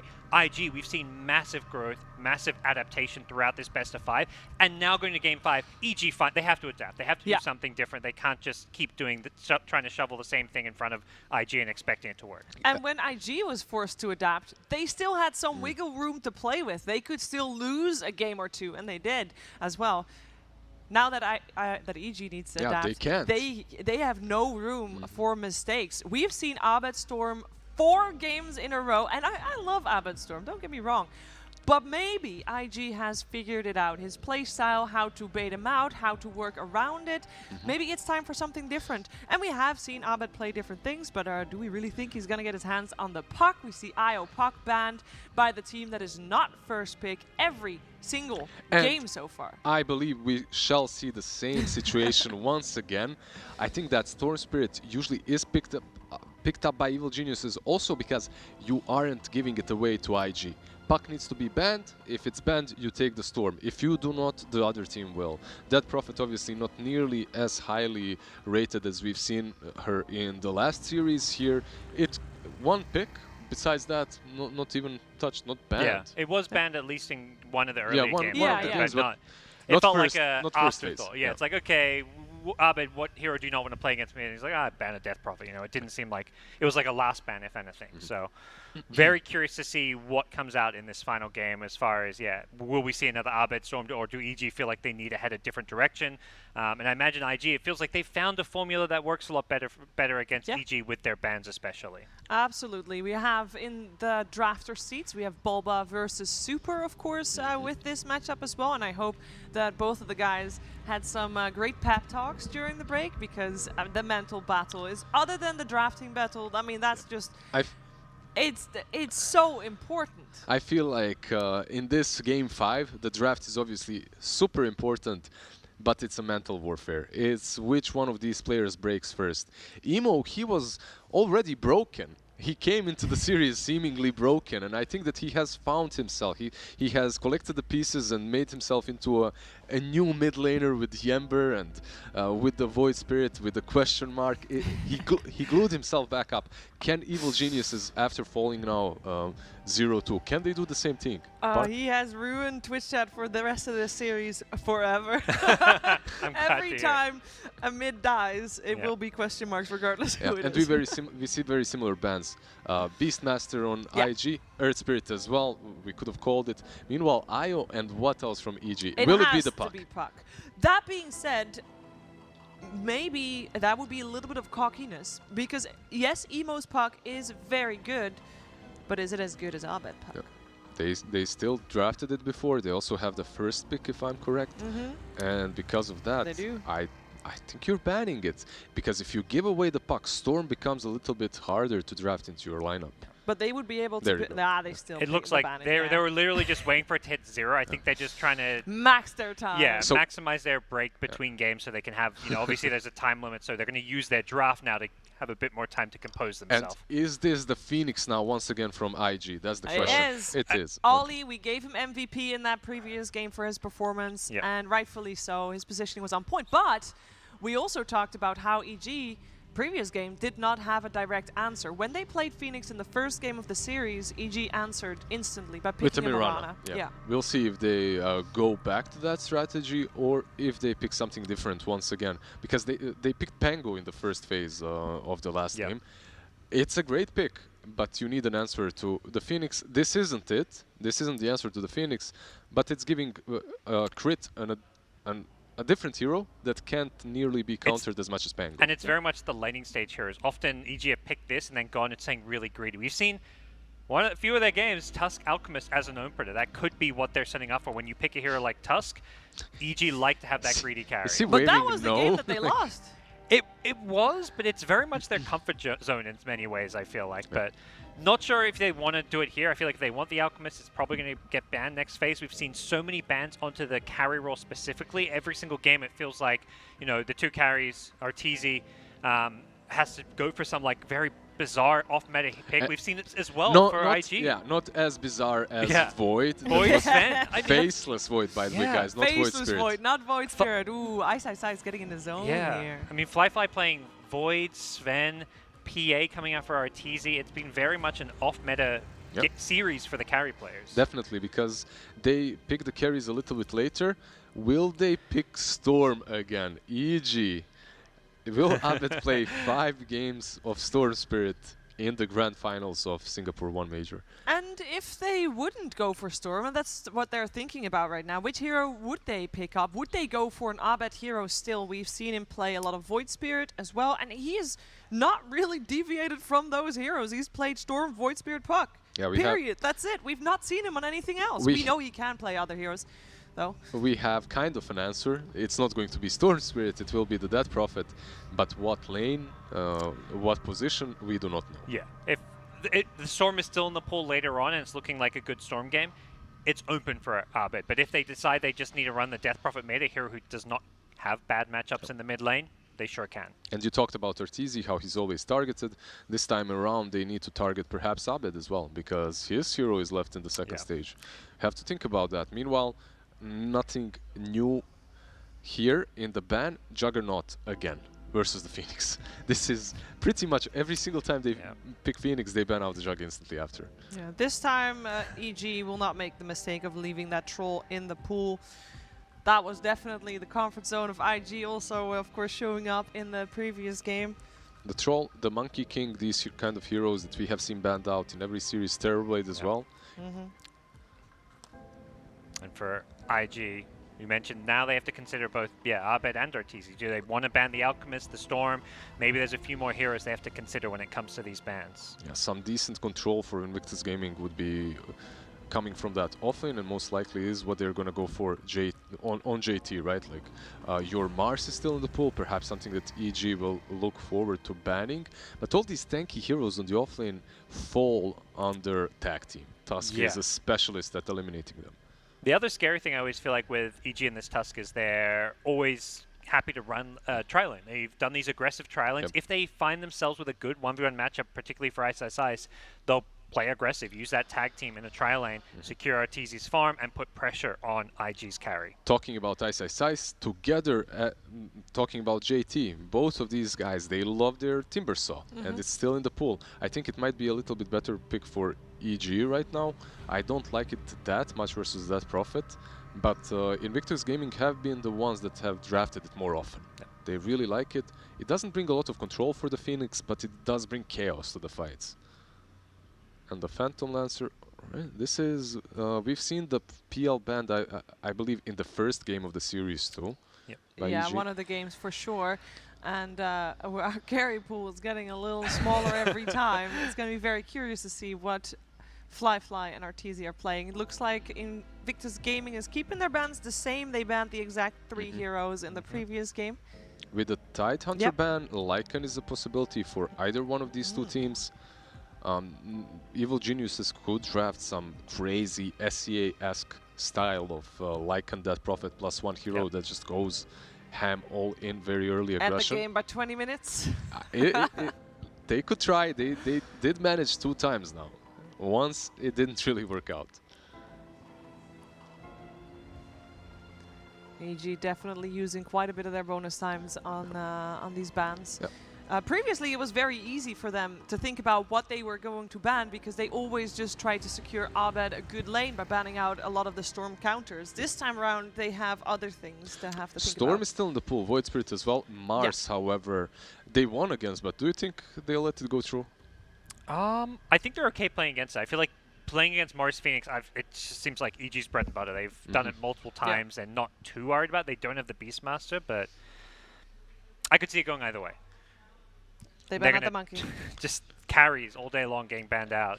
And we talk about Abed Storm, but Emo also plays a very good Storm. I think that's something we could also see in his hands, but just because of how high impact the hero can be. However, it can be picked right here, right now. EG could show their hand a little bit more by picking the Storm, and they will 5 games in a row. Why not? Why not? I mean, Storm isn't the worst hero to play 5 games in a row. No. And was it the hero that lost the previous 2 games? Game 3, definitely not. Game 4, I mean, it wasn't the hero, but Game 4 was not like a... Abed was struggling a bit that game. He was like 5th or 6th on net worth, trying to rotate around the map, make plays. Yeah, so it wasn't a hero. You know, you can always improve on the play. The Void Spirit counter, we've seen that, of course. We see the same in the hands pretty much. Of Emo as well, already twice this series. The same matchup, right? Storm Spirit versus Void Spirit. We saw it go Storm Spirit's way. Same goes for the Void Spirit. So many times throughout this tournament. Gives you that backline catch from IG, and just overall one of the best heroes.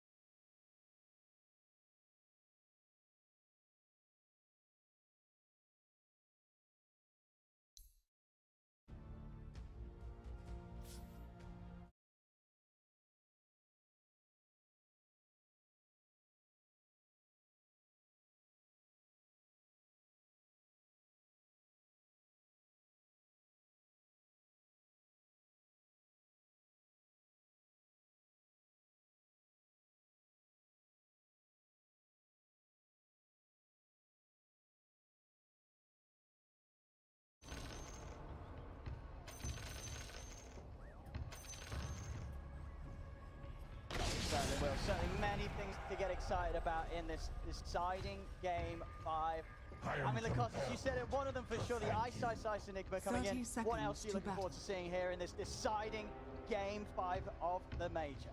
IG, they're not overcomplicating because they're going with the heroes that they've been playing throughout the league. You have this Lion, Kaka, you have Oli on the Phoenix, you have Emo once again on the Void Spirit, like JT Mars, they're just playing their comfort heroes in game 5, in the deciding game. Yeah. I just want to see how this goes. Once again, they plant a deep observer ward behind tier 1 tower on the bottom. Like EG, they don't have enough time probably to watch the replays, but this should be figured out. You know, this should get rewarded. Yeah, I think we've seen sort of deal with that sort of war pretty early. So see if they're keeping their cool and able to check it out here in this all-important game. Setups we do get. Looks like we're going to start things off with iceiceice sticking to the top. But look at this build. Do you like this as well? The triple Sages, man. He would go for 4th if he had enough money, for sure. I don't mind that. You're going to build it into useful stuff, right? Yeah, you're probably going to get the next one. Maybe get an extra Bastion on top of that. Just like not get the clarities.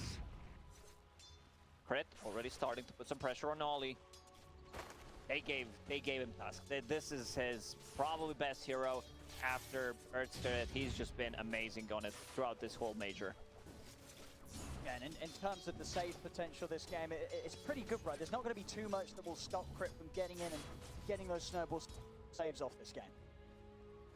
They have control. They don't have any root mechanics, so he will be able to get the snowballs off. But against the Lion, the burst damage, you might not potentially be able to get there. He always pretty much goes for the same item build. It's always drums into Blink Dagger. I really like that. He thinks a bit differently. I've seen a lot of Falcon Blades. I've seen a lot of Orb of Corrosions on the Tusk where you pretty much one-shot the supports, but drums is also good. 8 charges, keeps popping it in every single fight. Give them that extra attack speed, extra movement speed. Spectre does not like to play into Enigma. Like, denying any kind of CS from Spectre, it just feels bad. And talking about our carries and builds, what do you expect we're going to see being gone for here by flyfly on the Spectre and Arteezy on the Lifestealer? What kind of builds do you feel will fit this game the best? Probably just going to be a Manta style to be able to get rid of those silences, get rid of the Malefice. It's just a farming item for Spectre. She's not going to get as much as she usually can, because again, playing into Enigma, she's never going to financially recover from this. A lot of money taken away from flyfly. A few of those coming out from his wallet. Nice. He's going to be able to go execute against him. Looking at down at the bottom lane, Arteezy 9 for 3. 9 for 1 trading farm pretty evenly cut. They're getting on the low. Fly sort of baits him in. A little bit of a trade. Mid lane, we are starting to see a good lead here for Abed on the first few waves. 5 against the 11 and 1. Abed coming out on top of the first few minutes of laning here. Yeah, doing good, extremely good. Abed's like, this is what, 3rd, 4th game that he's playing. It, Storm Spirit. I practice quite a lot. Let's see if we're gonna see any rotations possibly on the side lanes. This has been the story of this major again. Like people just playing really aggressively on the side lanes, dying, refilling the bottle for their mid laners. Kaka, he's out of region, just had his healing cell ended by the courier. Top lane. Continuing to be a very tough lane for flyfly. The last time we saw him have this sort of rough start was on his on Faceless Void game. Where again he was about 3 minutes in 7 CS. What Faceless Void game? Oh, I forgot about that one. I forgot about that one. I was like, I need to get this out of my mind. Lifestealer with the 1-1-1 build. As like a Lifestealer is just a hero right now that you, especially if you don't get like armlet, you can play him with the mouse only. Arteezy bringing out the gamepad with it. Mid lane. Abed gonna look for that setup again. This time he's ready for the rotation mid. Comes in onto Emo. Emo with no mana to move out. There's no chance for the simulate. And again, it seems like you've got to expect who wants to play against CG. This is it, and Emo hits back Abed straight away. Man, Emo, after using that question mark in the old chat, kind of becoming a Memo. Certainly is. He's getting into it. I mean, that's what you want to see. Such a You want to see the emotional players here when everything's on the line. Bottom lane, Arteezy doing wall, going into phase boots. Yeah, like you just want to get that extra movement speed, and you're gonna trade wall. I don't think he should be worried in this matchup. Fly doing a very good job just zoning him out. I mean, how do they fix this top lane, RG? It really is that rough of a start here for flyfly. 21 denies against him in the lane by iceiceice. It's gonna be a Bottom lane. JC, Radiant's very far, it's enough to keep Fly alive. As EG are able to turn, take him down. Chase on to Kaka, Kaka able to turn with stun, denying the bounty rune. He just needs one hit. If he gets the one hit off with the slow, he also gets another point in Ghoul Frenzy plus Orb of Venom. That's just the ton of slow that he does not have anything. There's boost speed right now on the Lifestealer, so they need to be very careful. Mars, like I'm surprised they did not see more of a Lifestealer. I think that's kind of a forgotten hero, but hero that also can be super strong. Like he's not strong with one item, but once you get like 3 items, and it's a good matchup for him. Carry to carry matchup against the Spectre. Lifestealer is gonna feel great playing into it. And sort of just over the ages, over the years, it's just a well-fitted hero for Arteezy, right? The Arteezy Lifestealer, we've seen it from many different patches, many different builds and ways that you've had to play the hero. It's just one of the classics from Upper. Yeah, definitely. This is a big problem. Like Spectre, 17 CES, iceiceice, triple Sage Mask, going into Nectar Book, just denying so many creeps. See here, down in the river, they have the turnaround jump with the 2 steps down towards Abed, they've got the burst. Mount Kaka able to take it down as Abed tries to fight for the route. Emo gets the last hit, that's what matters. Need a bit of a boost in confidence after not that hot of a start for him. So Spectre right now, flyfly just trying to get something out of this. He's level 4.5, 6 minutes in, while Enigma is having the time of his life. He has 31 CS, 29 denies. Necrobook done, 6 minutes in. Insane. iceiceice is, I don't think he's pretty much missed any deny that he's gone for. Oh, he's more focused on the denies. Completely crushing this top lane. No chance for flyfly to farm. Be a slow start on the Spectrum, just a hero that's not too easy to sort of play a recovery type of game on, especially if the opponents begin to make fast coordinated moves and just don't give you time to catch back up. It's putting so much pressure. You can see Crit already behind enemy lines, has 1 observer ward to work with. They even bring that prophet here. Silence. And they got a shard, Crit. Zin, Snowball ready to come in before there's any chance for a dive. Perfect lockdown for EG. Crit in this major has been on point, especially when he's playing the Earthquake, when he's playing the Dusk, like his rotations, his snowball, not just the saves, but the timings when he's using his Storm Spirit, playing aggressive on Emo. There's a lion on mid. Get hit! Abed was not prepared for an extra backup to be up on the high ground. Walks in range of an easy setup from Kaka. We're gonna see Phoenix after dying once again, refilling the bottle on the mid lane for Emo. Rune is spawning in 15 seconds. Like they need to play around Emo. Like this is what they need to do. They need to cripple Abed Storm Spirit, and they also need to find some kind of way for Spectre to come back into the game. I don't see any stacks besides 2 of those, which Phoenix is making right now. Still gonna take a lot of time for like Spectre to farm it. She does not have tools to do it, so it's a possibility that Enigma plus Storm Spirit invade the enemy jungle. So it's gonna be the threat of the black hole.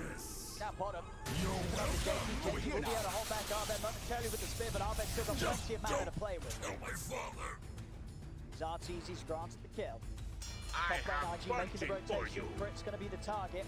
As iceiceice gets out though, they'll be happy. Maybe Crit gets out as well. IG not able to catch him. They're trying to go for iceiceice being surrounded by flyfly and Kaka. Massive EP's coming in from EG. They jump over the Astro Jet. Revan to pull it back with Crit. He's in with the snowballs there. iceiceice is going to be able to live a little longer. iceiceice not going to change. Emo will still be able to finish him off. But it's Kaka. Now flyfly. He's out of mana. Trying to run. Eidolon still up as iceiceice can continue to fight from the dead. Emo and Ollie by their side. He won't be able to dive any further for flyfly. Flyfly will live. You can bring the Mars up here as well. Just get everyone top. Like you can see the way they're playing the game. Like it's a bit different because it's so much at stake. Rina, snowball save. Be able to buy himself some time. The 6-4 heroes here of IG Crit. Looking pretty dead here. Dire's bottom The four tower of them is will under manage to attack. take him down. Whilst all this focus is up here, I see towards the mid. Fly starting to pick up some levels. Same thing for Kaka as both supports work towards their 6. He's down bottom as well, Abed. Flyfly also looking to find some peace and quiet to get some early farming. They need to make them busy while Spectre's farming. Like right now, look at the CS. 31 on Spectre, 64 on Storm. We have 53 on Enigma. iceiceice is just, you know, having too good of a time. And I like this time around that he's going for the Necro 3 because they want to get Necro 3 on the offlaner.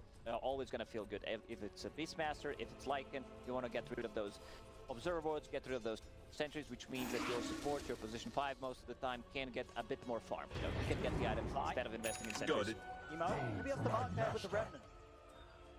I able to step back, quite close to get for Kaka. Here I am. Abed also finding himself powering. Illusion. Showing mid, iceiceice is going to feel more confident to finish up the tier 1 top. Push behind Mondo. Trying to start something onto JT.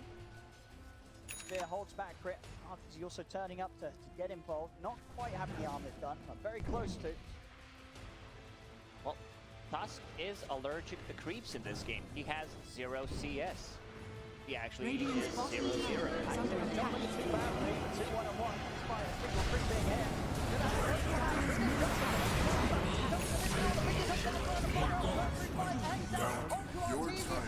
They choose to take a rough fight here as IG turn, take down the two of them. Dire's middle tower is under attack. He's still being chased. The spear from JT catches him. As a very, very awkward position for EG to try and make a move in with just the 3 of them. And it gets punished hard. A bit too aggressive. They need Enigma. EG, they need Enigma for the damage coming out from the level 4 demonic conversion. They need the book, and there's always going to be this threat of black hole. But playing into Phoenix, you know, like if you see possibility that Enigmas use a black hole, you can always like precast Supernova, which like Oli did. And I'm a bit surprised that EG decided to take that fight. Like, Lifestealer does not have Armlet ready yet. Like, with the Armlet, it's a big boost of the damage for the Lifestealer. Yeah, we see it again here, this decision to fight very much coming off the back, as you would imagine, of Fly making the call as he charges into the Exorcism. And IG very easily able to turn. They have the ults ready, the Arena, the Finger. And IG, I think they're almost surprised, really, that EG did decide to attack them like that, as they were more than ready to turn things by their tier 2. Smoke from IG. Abed, I'm over here. Emo, give the jump up. They're going to have enough to get anywhere soon. They'll get the catch on it. iceiceice coming in. Nothing he can do now with all they got. There was some kind of a bug with the Lion's Tranquil boost. It was not working. He tried to drop it 2 times. Like, the green color was a bit dark greenish. They did not purchase the DLC for $9.99. Like, he was like, what the hell is going on? No one hit me. I'm not getting any region. Ready for a fight. He's got them working out. Rather disappointed. Seeing on the item pickups, JT. 11 was to blink. Arteezy progress. Armlet. 50 gold away. Flyfly will be going for the blade mail builder. The itemization when we did used to expect to sort of be in favor, obviously after blade mail Radiant got are nerfed, scanning. it sort of fall out of popularity. Radiant's bottom tower is under Still attack. very much going to. Yeah, there's still, you know, a lot of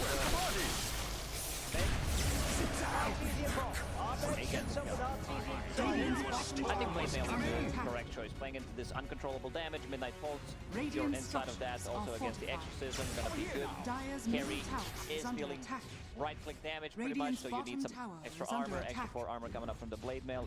Is gonna feel good, but still, he needs to recover a bit more. What's up for Fly? Want this tier 1. Radiant's bottom tower has fallen. Zolly and Emo push on. Dire's middle tower is under attack. They'll get this. Carmen on the mid tower. Dire's middle tower has fallen. Trying to take over this jungle, trying to shut down the areas that Flyfly feels safe to farm in. Radiant's bottom tower We still have not seen the black hole. Abed has enough money in 1 CS to finish off his Orchid. Level 10. But Evo's massive. He has a Yule Scepter, great setup, and he also, like, whenever he plays against the Storm Spirit, he gets the Yule Scepter pretty much as a first item. You can dispel the silence, you can set things up with the Remnant. Remnant is maxed out against Storm, which I really like. JT going into the Blink Dagger, needs 900 gold to finish it off. seen different builds from position 5 Dead Prophets, where like you put more points in Spirit Siphon, but you also want to put extra points in the Silence. Like I think the Silence is such a strong spell. Jump. Go straight away. And on surprise, he's going to head over. He's ready.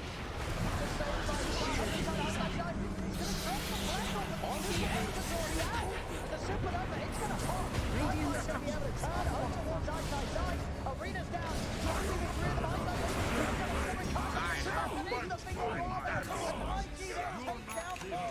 Like, even if that black hole connects, I still feel IG wins that fight. But it was a good reaction time from Ollie, pops that supernova, something that iceiceice will always be afraid of. Once again, they get a finger kill, fingered that sack. Good thing is they managed to kill the Void Spirit, just slow him down a bit. See that again. Quick dive onto Fly, desperately trying to take the fight around their own tier 1. And iceiceice not able to get the catch that he hoped for. And with the supernova going off, as we saw early in the series, Ollie's Phoenix is causing so many issues for EG when they don't have a lineup that can deal with it straight away.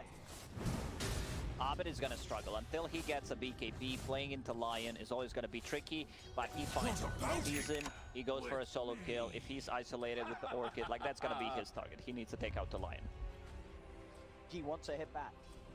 Might have a black hole, but they're going to try and strike with the smoke.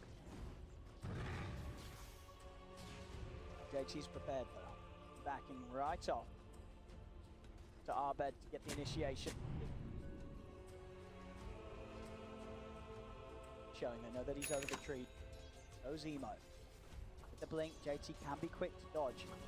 Though flyfly did not have the greatest laning stage, he managed to recover. Now with the blade mail, has Blades of Alacrity, level 11. Emo.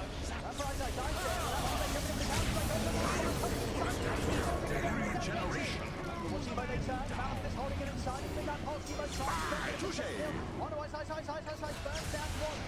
Emo on the tree. Arteezy chasing down with the rage. Abed closes the gap. They've got enough control. He's trying to buy time. It's going to stimulate, but he can't get it off. Abed in with the silence. EG take 3. Once again, they kill Void Spirit. They're just slowing him down. Phoenix not able to use the ulti. They need to rely on that BKB. Once they get the BKB on Enigma, which iceiceice swapping things around. I talked about the Necro 3. He decides to go get the BKB. They have no abilities other than like Supernova, if that's precasted. But yeah, I like BKB a lot more actually. A bit of time. Flyfly. The mantra course after Blade Mail. G, Abed, BKB after the Orchid has been seen pretty much essential in each of the games we've played the Storm today. The Arteezy, but it's Sanj then after the armor. That's classic carry build-up that we're seeing in this meta, that the Sanj being a vital part of most heroes build. But the armor and the Sanj, Arteezy will be very tanky at the point of He is. Like, they need so many things to burst him down. They need probably a finger and arena. Kaka has a blank dagger. Kaka is relatively farmed, has a position 4, 2 points in Hex, 4 points in Spike. They have enough control.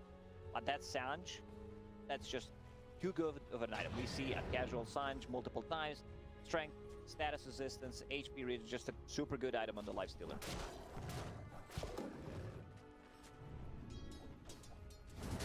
Moments as well. You can see IG, they have Flyfly at the top of the farm. Keep the game passive. Flyfly is going to enjoy that superior scaling. The smoke comes out, will get dispelled. Immediately IG starting to reset. Dyer's bottom tower. Just in case IG was going to jump. Coming out with a Haunted. Looking to scout things out. Kaka can't quite close the gap onto Arteezy. He's immediately backs off with the range. Up there with JT. The range is coming there. Abed with the side. Stops the spear combo. Silence. The Spirit Siphon. iceiceice watching for the side. Does have black hole available if he's able to get in. Emo jumps in onto Prime. Abed fingers one, but Abed will win. Die. Suck off Emo. Look at the reinitiate straight back in onto the Void Spirit. Abed jumping as well. Then on the ground in the vortex. Emo getting low. Can he jump out around this away? He's trying to escape, but Quick brings him down. And now over to the river, Ollie. Got to get out of here. Arteezy flying for it on the chase. That's a long duration silence. He's out of dive. Arteezy should be able to clean him up. 1 kill. 1 kill extra, actually. Man, Emo, he can't catch a break. He's going in. He has 4 deaths to his name. Looking for me? Here I am. He's trying to get around for a really bit of fun, but they've got vision out over here. Abed straight back in and picks up greedy. another. That was just a freebie for Dire's Abed. bottom tower They're going is under inside the attack. pit. Eidolons, level 1 Necro. Lifestealer with Armlet, they have enough damage. Even Lofty actually such a crucial silence coming out from Fly. That's why I said I want this to be maxed out. It's a 6-second duration silence that pretty much covers the whole screen. He landed it on 3 people. Let's see if Kaka Kaka gonna can. go for it. Let's see. Is he gonna go for it? He's already gone. Gets a nice 3-man stun, but he's out of there. Wasn't able to quite get the timing as EG get Roshan and the Aegis on Abed. That's so big. Like having Aegis on the Storm Spirit, which allows him to farm up a BKB. He can play a bit more aggressive as well. Lion needs to be careful. He gets jumped, he's just straight up dead. They tried to initiate with Spectre Haunt, you know, providing the vision, so Lion can get a good jump. The Hex, but Abed, he pops the Invis, which he had in the bottle.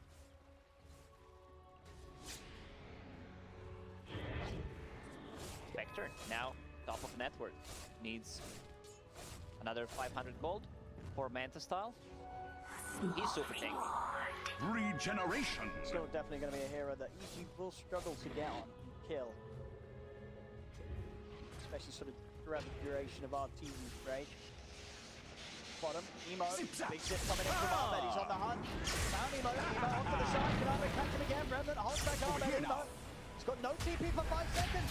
It's still on cooldown, so easy to close the gap. They'll bring him down. Emo's caught again. No tips this time. Like, EG is just all focused on the gameplay. They're not allowed to ult chat. BKB done on Enigma. They still have that black hole. Exorcism will be up in 40. You would want to have that Exorcism be level 2. Those go from 8 to 16. And I like this itemization Fly. Like, he's getting a fluffy hat. He's getting some good gold from those assists, going straight into BKB. Like, he understands they have nothing against the BKBs. Why not just get it?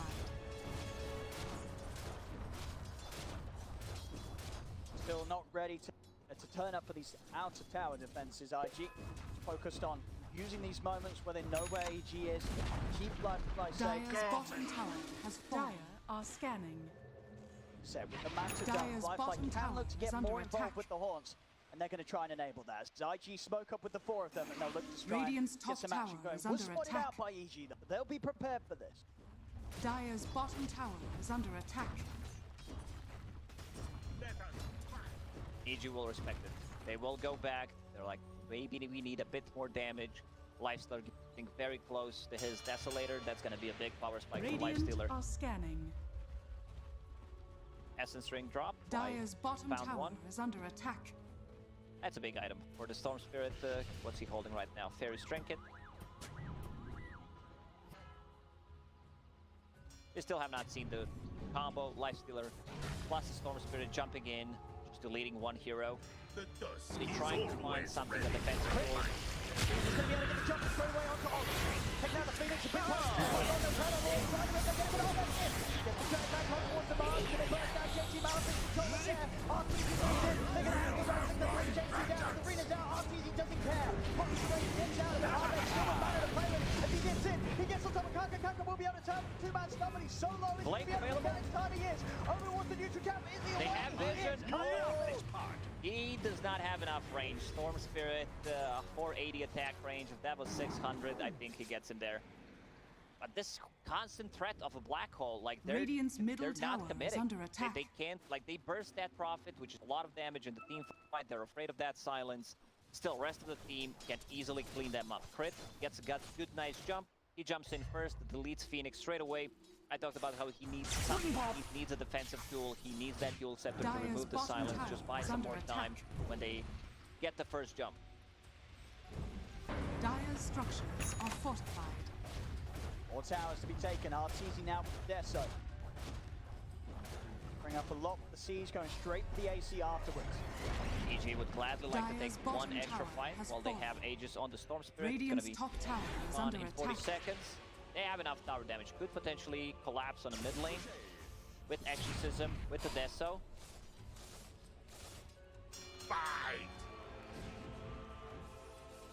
He's still holding on to the lead.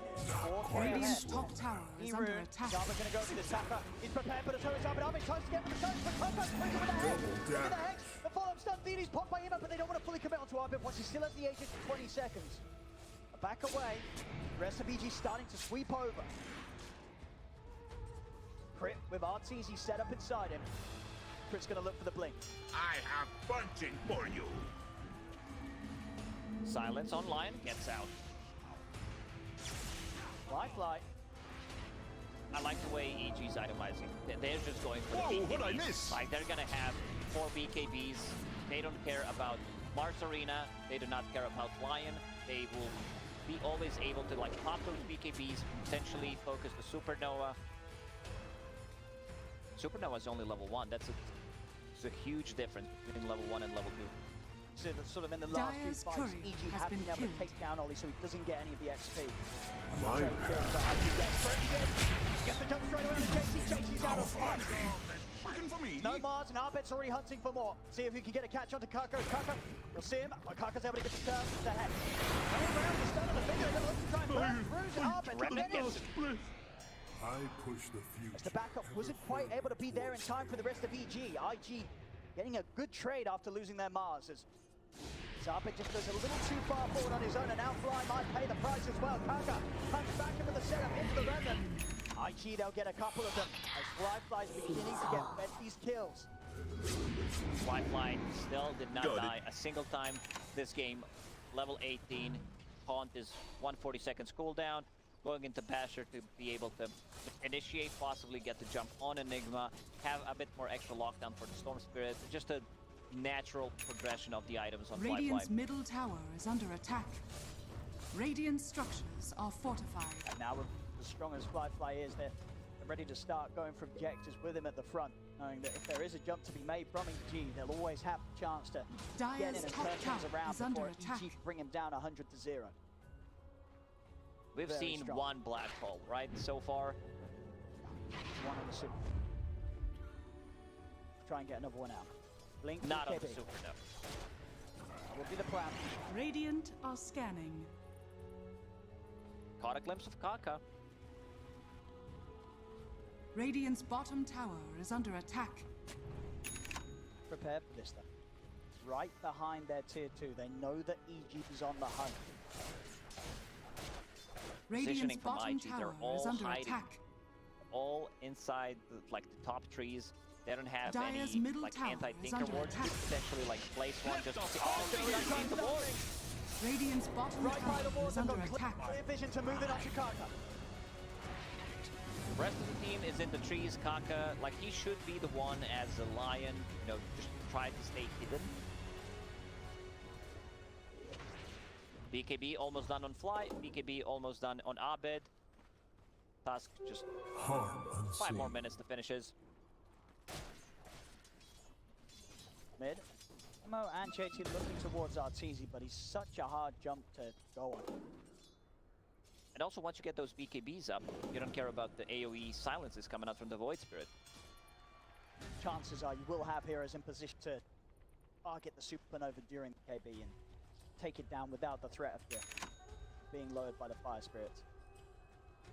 Make it a little harder for Ollie to have the same impact that he was able to do so in that last game. Spoke up from IG. It's Arteezy.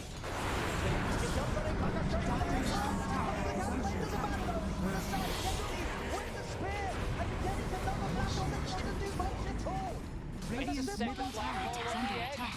Like they need Dyer's the like top Ollie's tower so is under fast with those attack. reactions. Like he understands what Enigma wants to do. He Radiant's wants to be middle caught tower inside has of black fallen. hole, just pops it straight away like premature Supernovas Kaka. against Enigma. Kaka got another jump. He's able to close in. There's the follow. JC's in as well.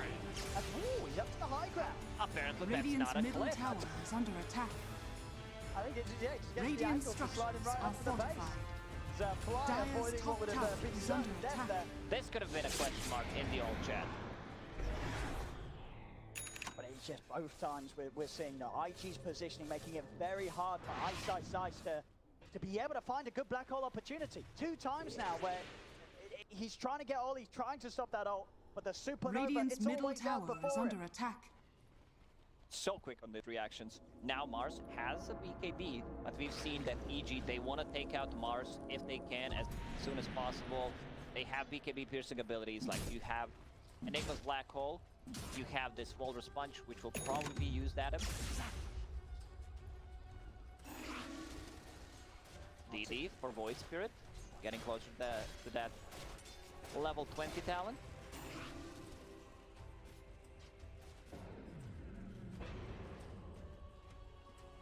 Gee, they'll be ready to go again here. ZG are trying to push up into them. Come and fight me. Arteezy hanging up to the high ground, looking to break up in time. Turns towards Emo, but Emo down the atmosphere. Oh, they continue to try to get on Kaka, gets into the very next shot by Kaka. Kaka's gone. Raise now comes to an end of the arena down. Bill always on the wrong side. Arteezy's forward. The back down into Ahmed. Ahmed's going to get out with the Rangers. BKB is crit. Trying to buy him in time with the snowball. Flyfly's moved over towards Ryan. Flyfly gets him, checks him down. Finish him off with the God Rebuke. And and they keep finding region rooms. He just finds a perfect region room after that. Roshan respawned it. They see it with the courier. They're going to keep chasing iceiceice. Basher is available. Manta style can dodge that.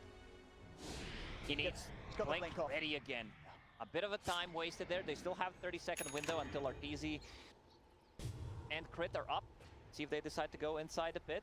You can see flyfly not caring too much about the net profit. Instantly goes on her. It's just like so much damage mitigated. I mean, just again, such an aggressive move from EG. I mean, they obviously feel they do need to pressure against this Spectre lineup. But having to commit so much onto Kaka, pretty much the full duration of the BKB from Abed, the rage from Arteezy. And as soon as that rage comes to an end on Arteezy, the arena down, there's no escape for it. This is a free Roche, like it's not getting contested. Not getting contested at all. So that's second Roche, Cheese and Aegis. Void Spirit will pick up the Cheese. Flyfly with the Aegis has a long lane to work with on the bottom. Gonna get them closer to Abyssal Blade, and they're gonna have ability to cancel the BKB Black Hole with. Enigma already preparing for that. He's trying to get the Lincoln Sphere up. Money changes hands. They're ever so close in their numbers, but when it's this close and there's a Spectre on one side, you've definitely got to fear it, especially when it's still a Spectre that's yet to die. Flyfly having the perfect game on a hero which, you know, far away from one of the most popular carries that we've seen here at the tournament. Only a few games have we seen it shown. And here so far in the 5th game of the Grand Finals, Flyfly pretty much bringing out the best performance of it out of all. Yeah, and remember, he was playing against Enigma. Enigma had 30 denies in the laning stage while he was sitting at like 14 CS. Level 20, extra HP. They just can't focus the Spectre. They just can't. They need to deal with the rest. Phoenix Egg. They also need a Black Hole. They need a Black Hole this time around to actually connect. iceiceice has got to land it. They can't win these fights without that sort of impact required from their offlaner.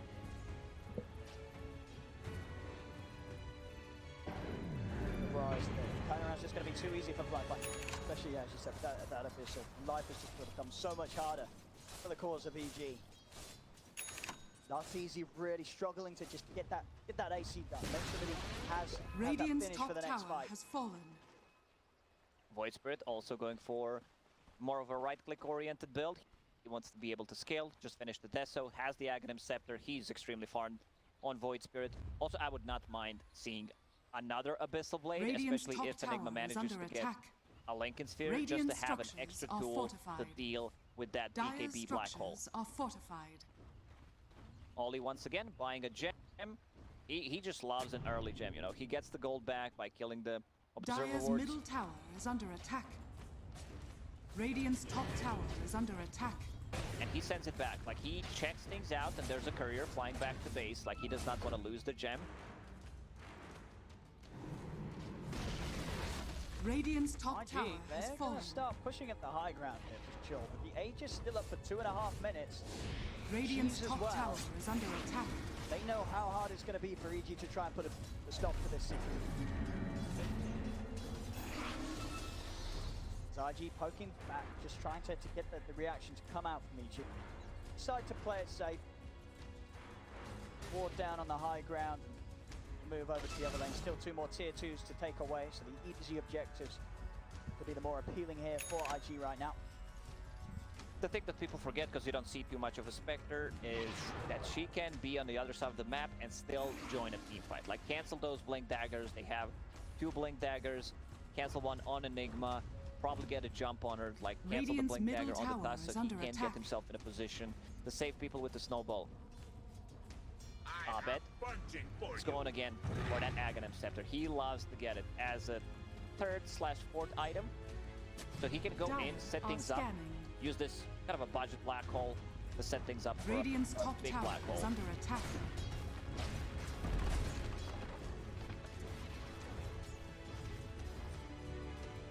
Still waiting for that time to jump.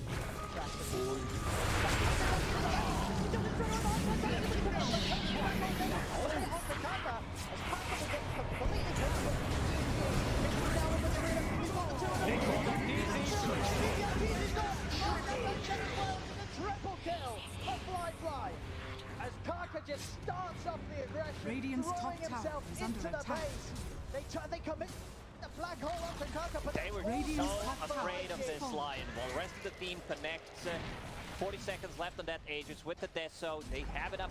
Void Spirit he also Radiant's has a top lot of destruction, so barracks that's has a lot of minus armor on those Radiant's top buildings. barracks There's still has 2 fallen. tier 1 tower, tier 2 towers standing, so they can go in and get more out of this. But they should be very happy how this fight went for them.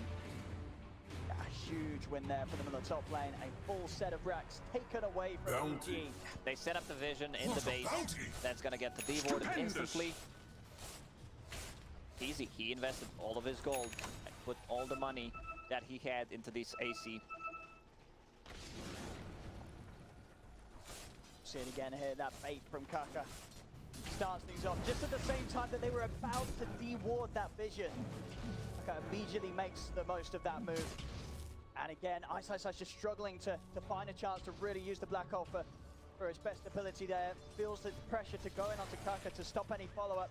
But as it is, IG waits it out perfectly and they get in after it Radiant's comes to an end middle and clean tower up more. is under attack. Without a black hole, they just don't have enough damage. Like, EG will have to forfeit this tower. They can't really defend it. There's still cheese, which Radiant's middle Void tower was has carrying. fallen. Now he gave it to Spectre. He has enough money to actually buy a full Scotty. Massive fly. Continuing this insane performance this game. Abed has Aghanim Scepter, so next time they group up, like, he can go in, set things up for a really good black hole. Still yet to see. But like, EG, they need black hole. They need multiple man black hole to win it.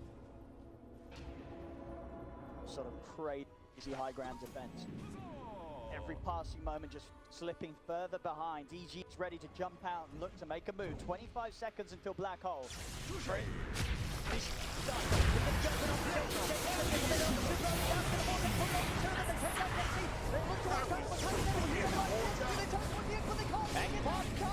The supernova pass is around flies like gets on top of Arteezy the ball. Arteezy, they're going to get out of there, are they? Still a bit of out of the play, but the fuel does into the rock. Into silence. Flyfly goes down. Fly tries to come on to remain in this BKB, but IG are chasing them back to the base. Flyfly is going to commit up to the high ground, continue to move it on to Fly. iceiceice holding him back with the Malefice. Oh, he was so ready. Like, JP, he was ready with that bait. He's like, I don't care if I die. We're controlling the outpost. They go on me. They used everything. Once again, only with a good setup, good egg, kind of a zoning egg. They try to kill it. Spectrafon comes in, Abyssal Blade on the Lifestealer to lock it down. IG, they're very close to doing it. And they really are. A second set of rats without any chance of EG being able to push them back with 3 dead. Dire's courier Still a has been tier 2 up in the bottom lane. Radiant's middle IG barracks will have has to back fallen. off. When EG do have the full lineup up, they will have the black hole, but they really can't I afford love one this. more mess up. I've seen JP trying to get something for him that's gonna allow him to get his spells off, because he's just used the buyback, was thinking about getting a Hex. I like that. This is the item, like, usually you don't see it on a Mars, but because of the situation he's in right now, get that E on this. They don't have any way of dispelling it. Like, he's gonna get his spells off in a team fight, and that's what matters.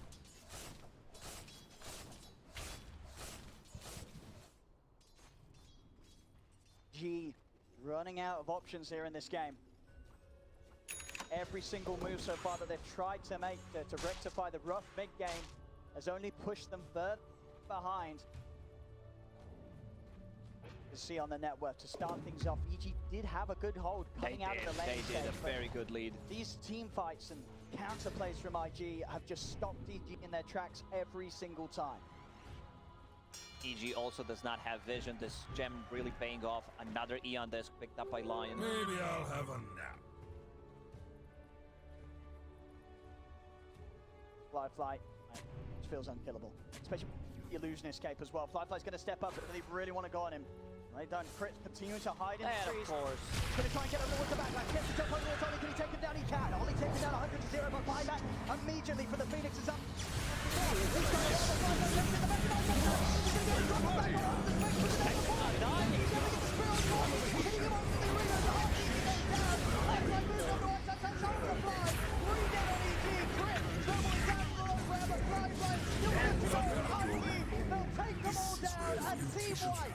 They will run down mid. Like, that was not even close to killing Spectre. She still had cheese, and she just hit level 25. 5% extra dispersion. This is it. They're gonna go in and try to end the game. They're gonna look to close Radiant's middle tower look to is grab under that attack. title here as EG. They've got 3 buybacks, but both Abed and Radiant Arteezy no way structures are to return to the action. Look for the chat. I want to see what they're doing. As the fortification buys them a little bit of time, but as it comes to an end, IG continue to Radiant's push on. middle tower is under attack. Oh yes. The buyback Ready is for on. a Radiant's Buyback middle will tower come from has fallen. iceiceice. IG actually going to give it some respect here. They're not going to try and force the closure of this game whilst Abed and Arteezy are still down. They'll let this one continue for a little longer. Spectre hands over the cheese to Mars. Mine is Like, he just truly wants a to have blessed another life. way of getting his spells off. Eon that is on cooldown. This is third row. This is Refresher, Cheese, and Aegis. Spectre's gonna get that Aegis. They can't contest this without a black hole. They just don't have enough. Smart move from IG. You know, they went in, forced 2 buybacks. They're like, we have enough damage. There's not gonna be Spectres. You can't steal our Cheese nor Aegis. And now, Void Spirit, yeah, this is what I talked about. He's going for the Abyssal Blade. Have another way of locking down that Enigma, BKB Black Hole, and locking down the Lifestealer. Just each and every time we saw in that last fight, iceiceice was able to catch the Spectre in the black hole, but with the way that IG's been just perfectly split, you can never really have the chance of getting more than one hero, and at this stage, locking down Flyfly in the black hole is just not nearly enough. And it's a time lot to of kill him. confusion. You know, Spectre going in with the Haunt Illusions, with the Manta style. Like, you need to be careful about the bash, So Illusion Escape as well on Spectre. Like, he just can't farm. iceiceice cannot farm. He Radiant's does bottom not have tower enough is gold under to buy attack. Abyssal Blade. Sorry, not Abyssal Blade, but the Linketeer that can potentially counter an Abyssal Blade. IG, take the Radiant's final tier bottom 2. tower has fallen. It's the last set of racks between them and getting the Megas up against EG here in I game 5. restore my connection to the void. Got it, 10 seconds till black hole. Emo, Refresher Shard, double Abyssal Blade, like Resonant Pulses, 4 Acid.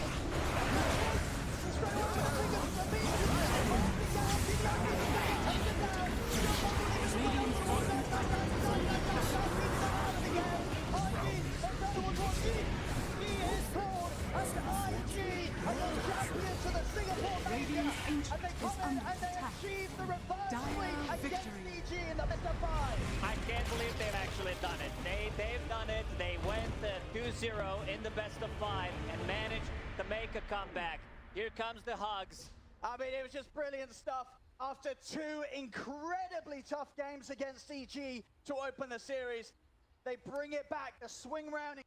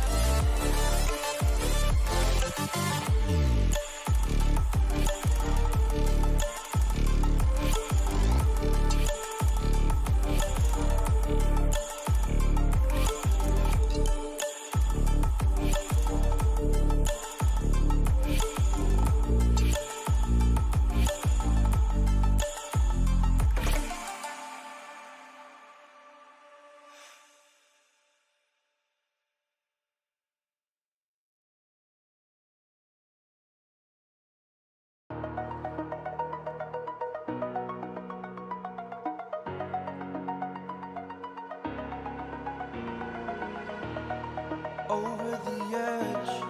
Feel like I'm floating through the air. The pain I felt is paid for, all is said and done. Oh, I am restricted, fixed upon the web. I need to kick the habit that my mind is breathing in. Break out, I've got to see. Spent all my life holding all of it closely. I played it innocent, a feel of discontent. I'm finally facing it all, fearless.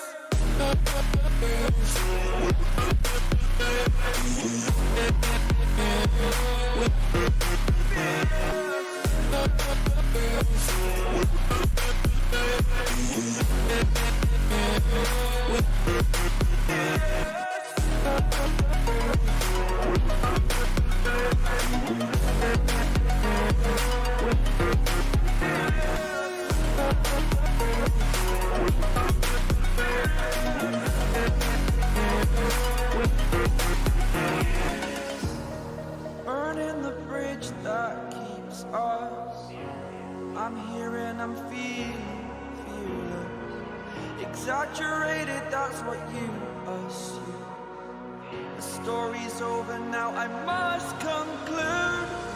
I am conflicted, watching where I step still, hanging in the balance. Not the life I want to live, I want to take it all. Standing tall, fear I've weighed the person you are.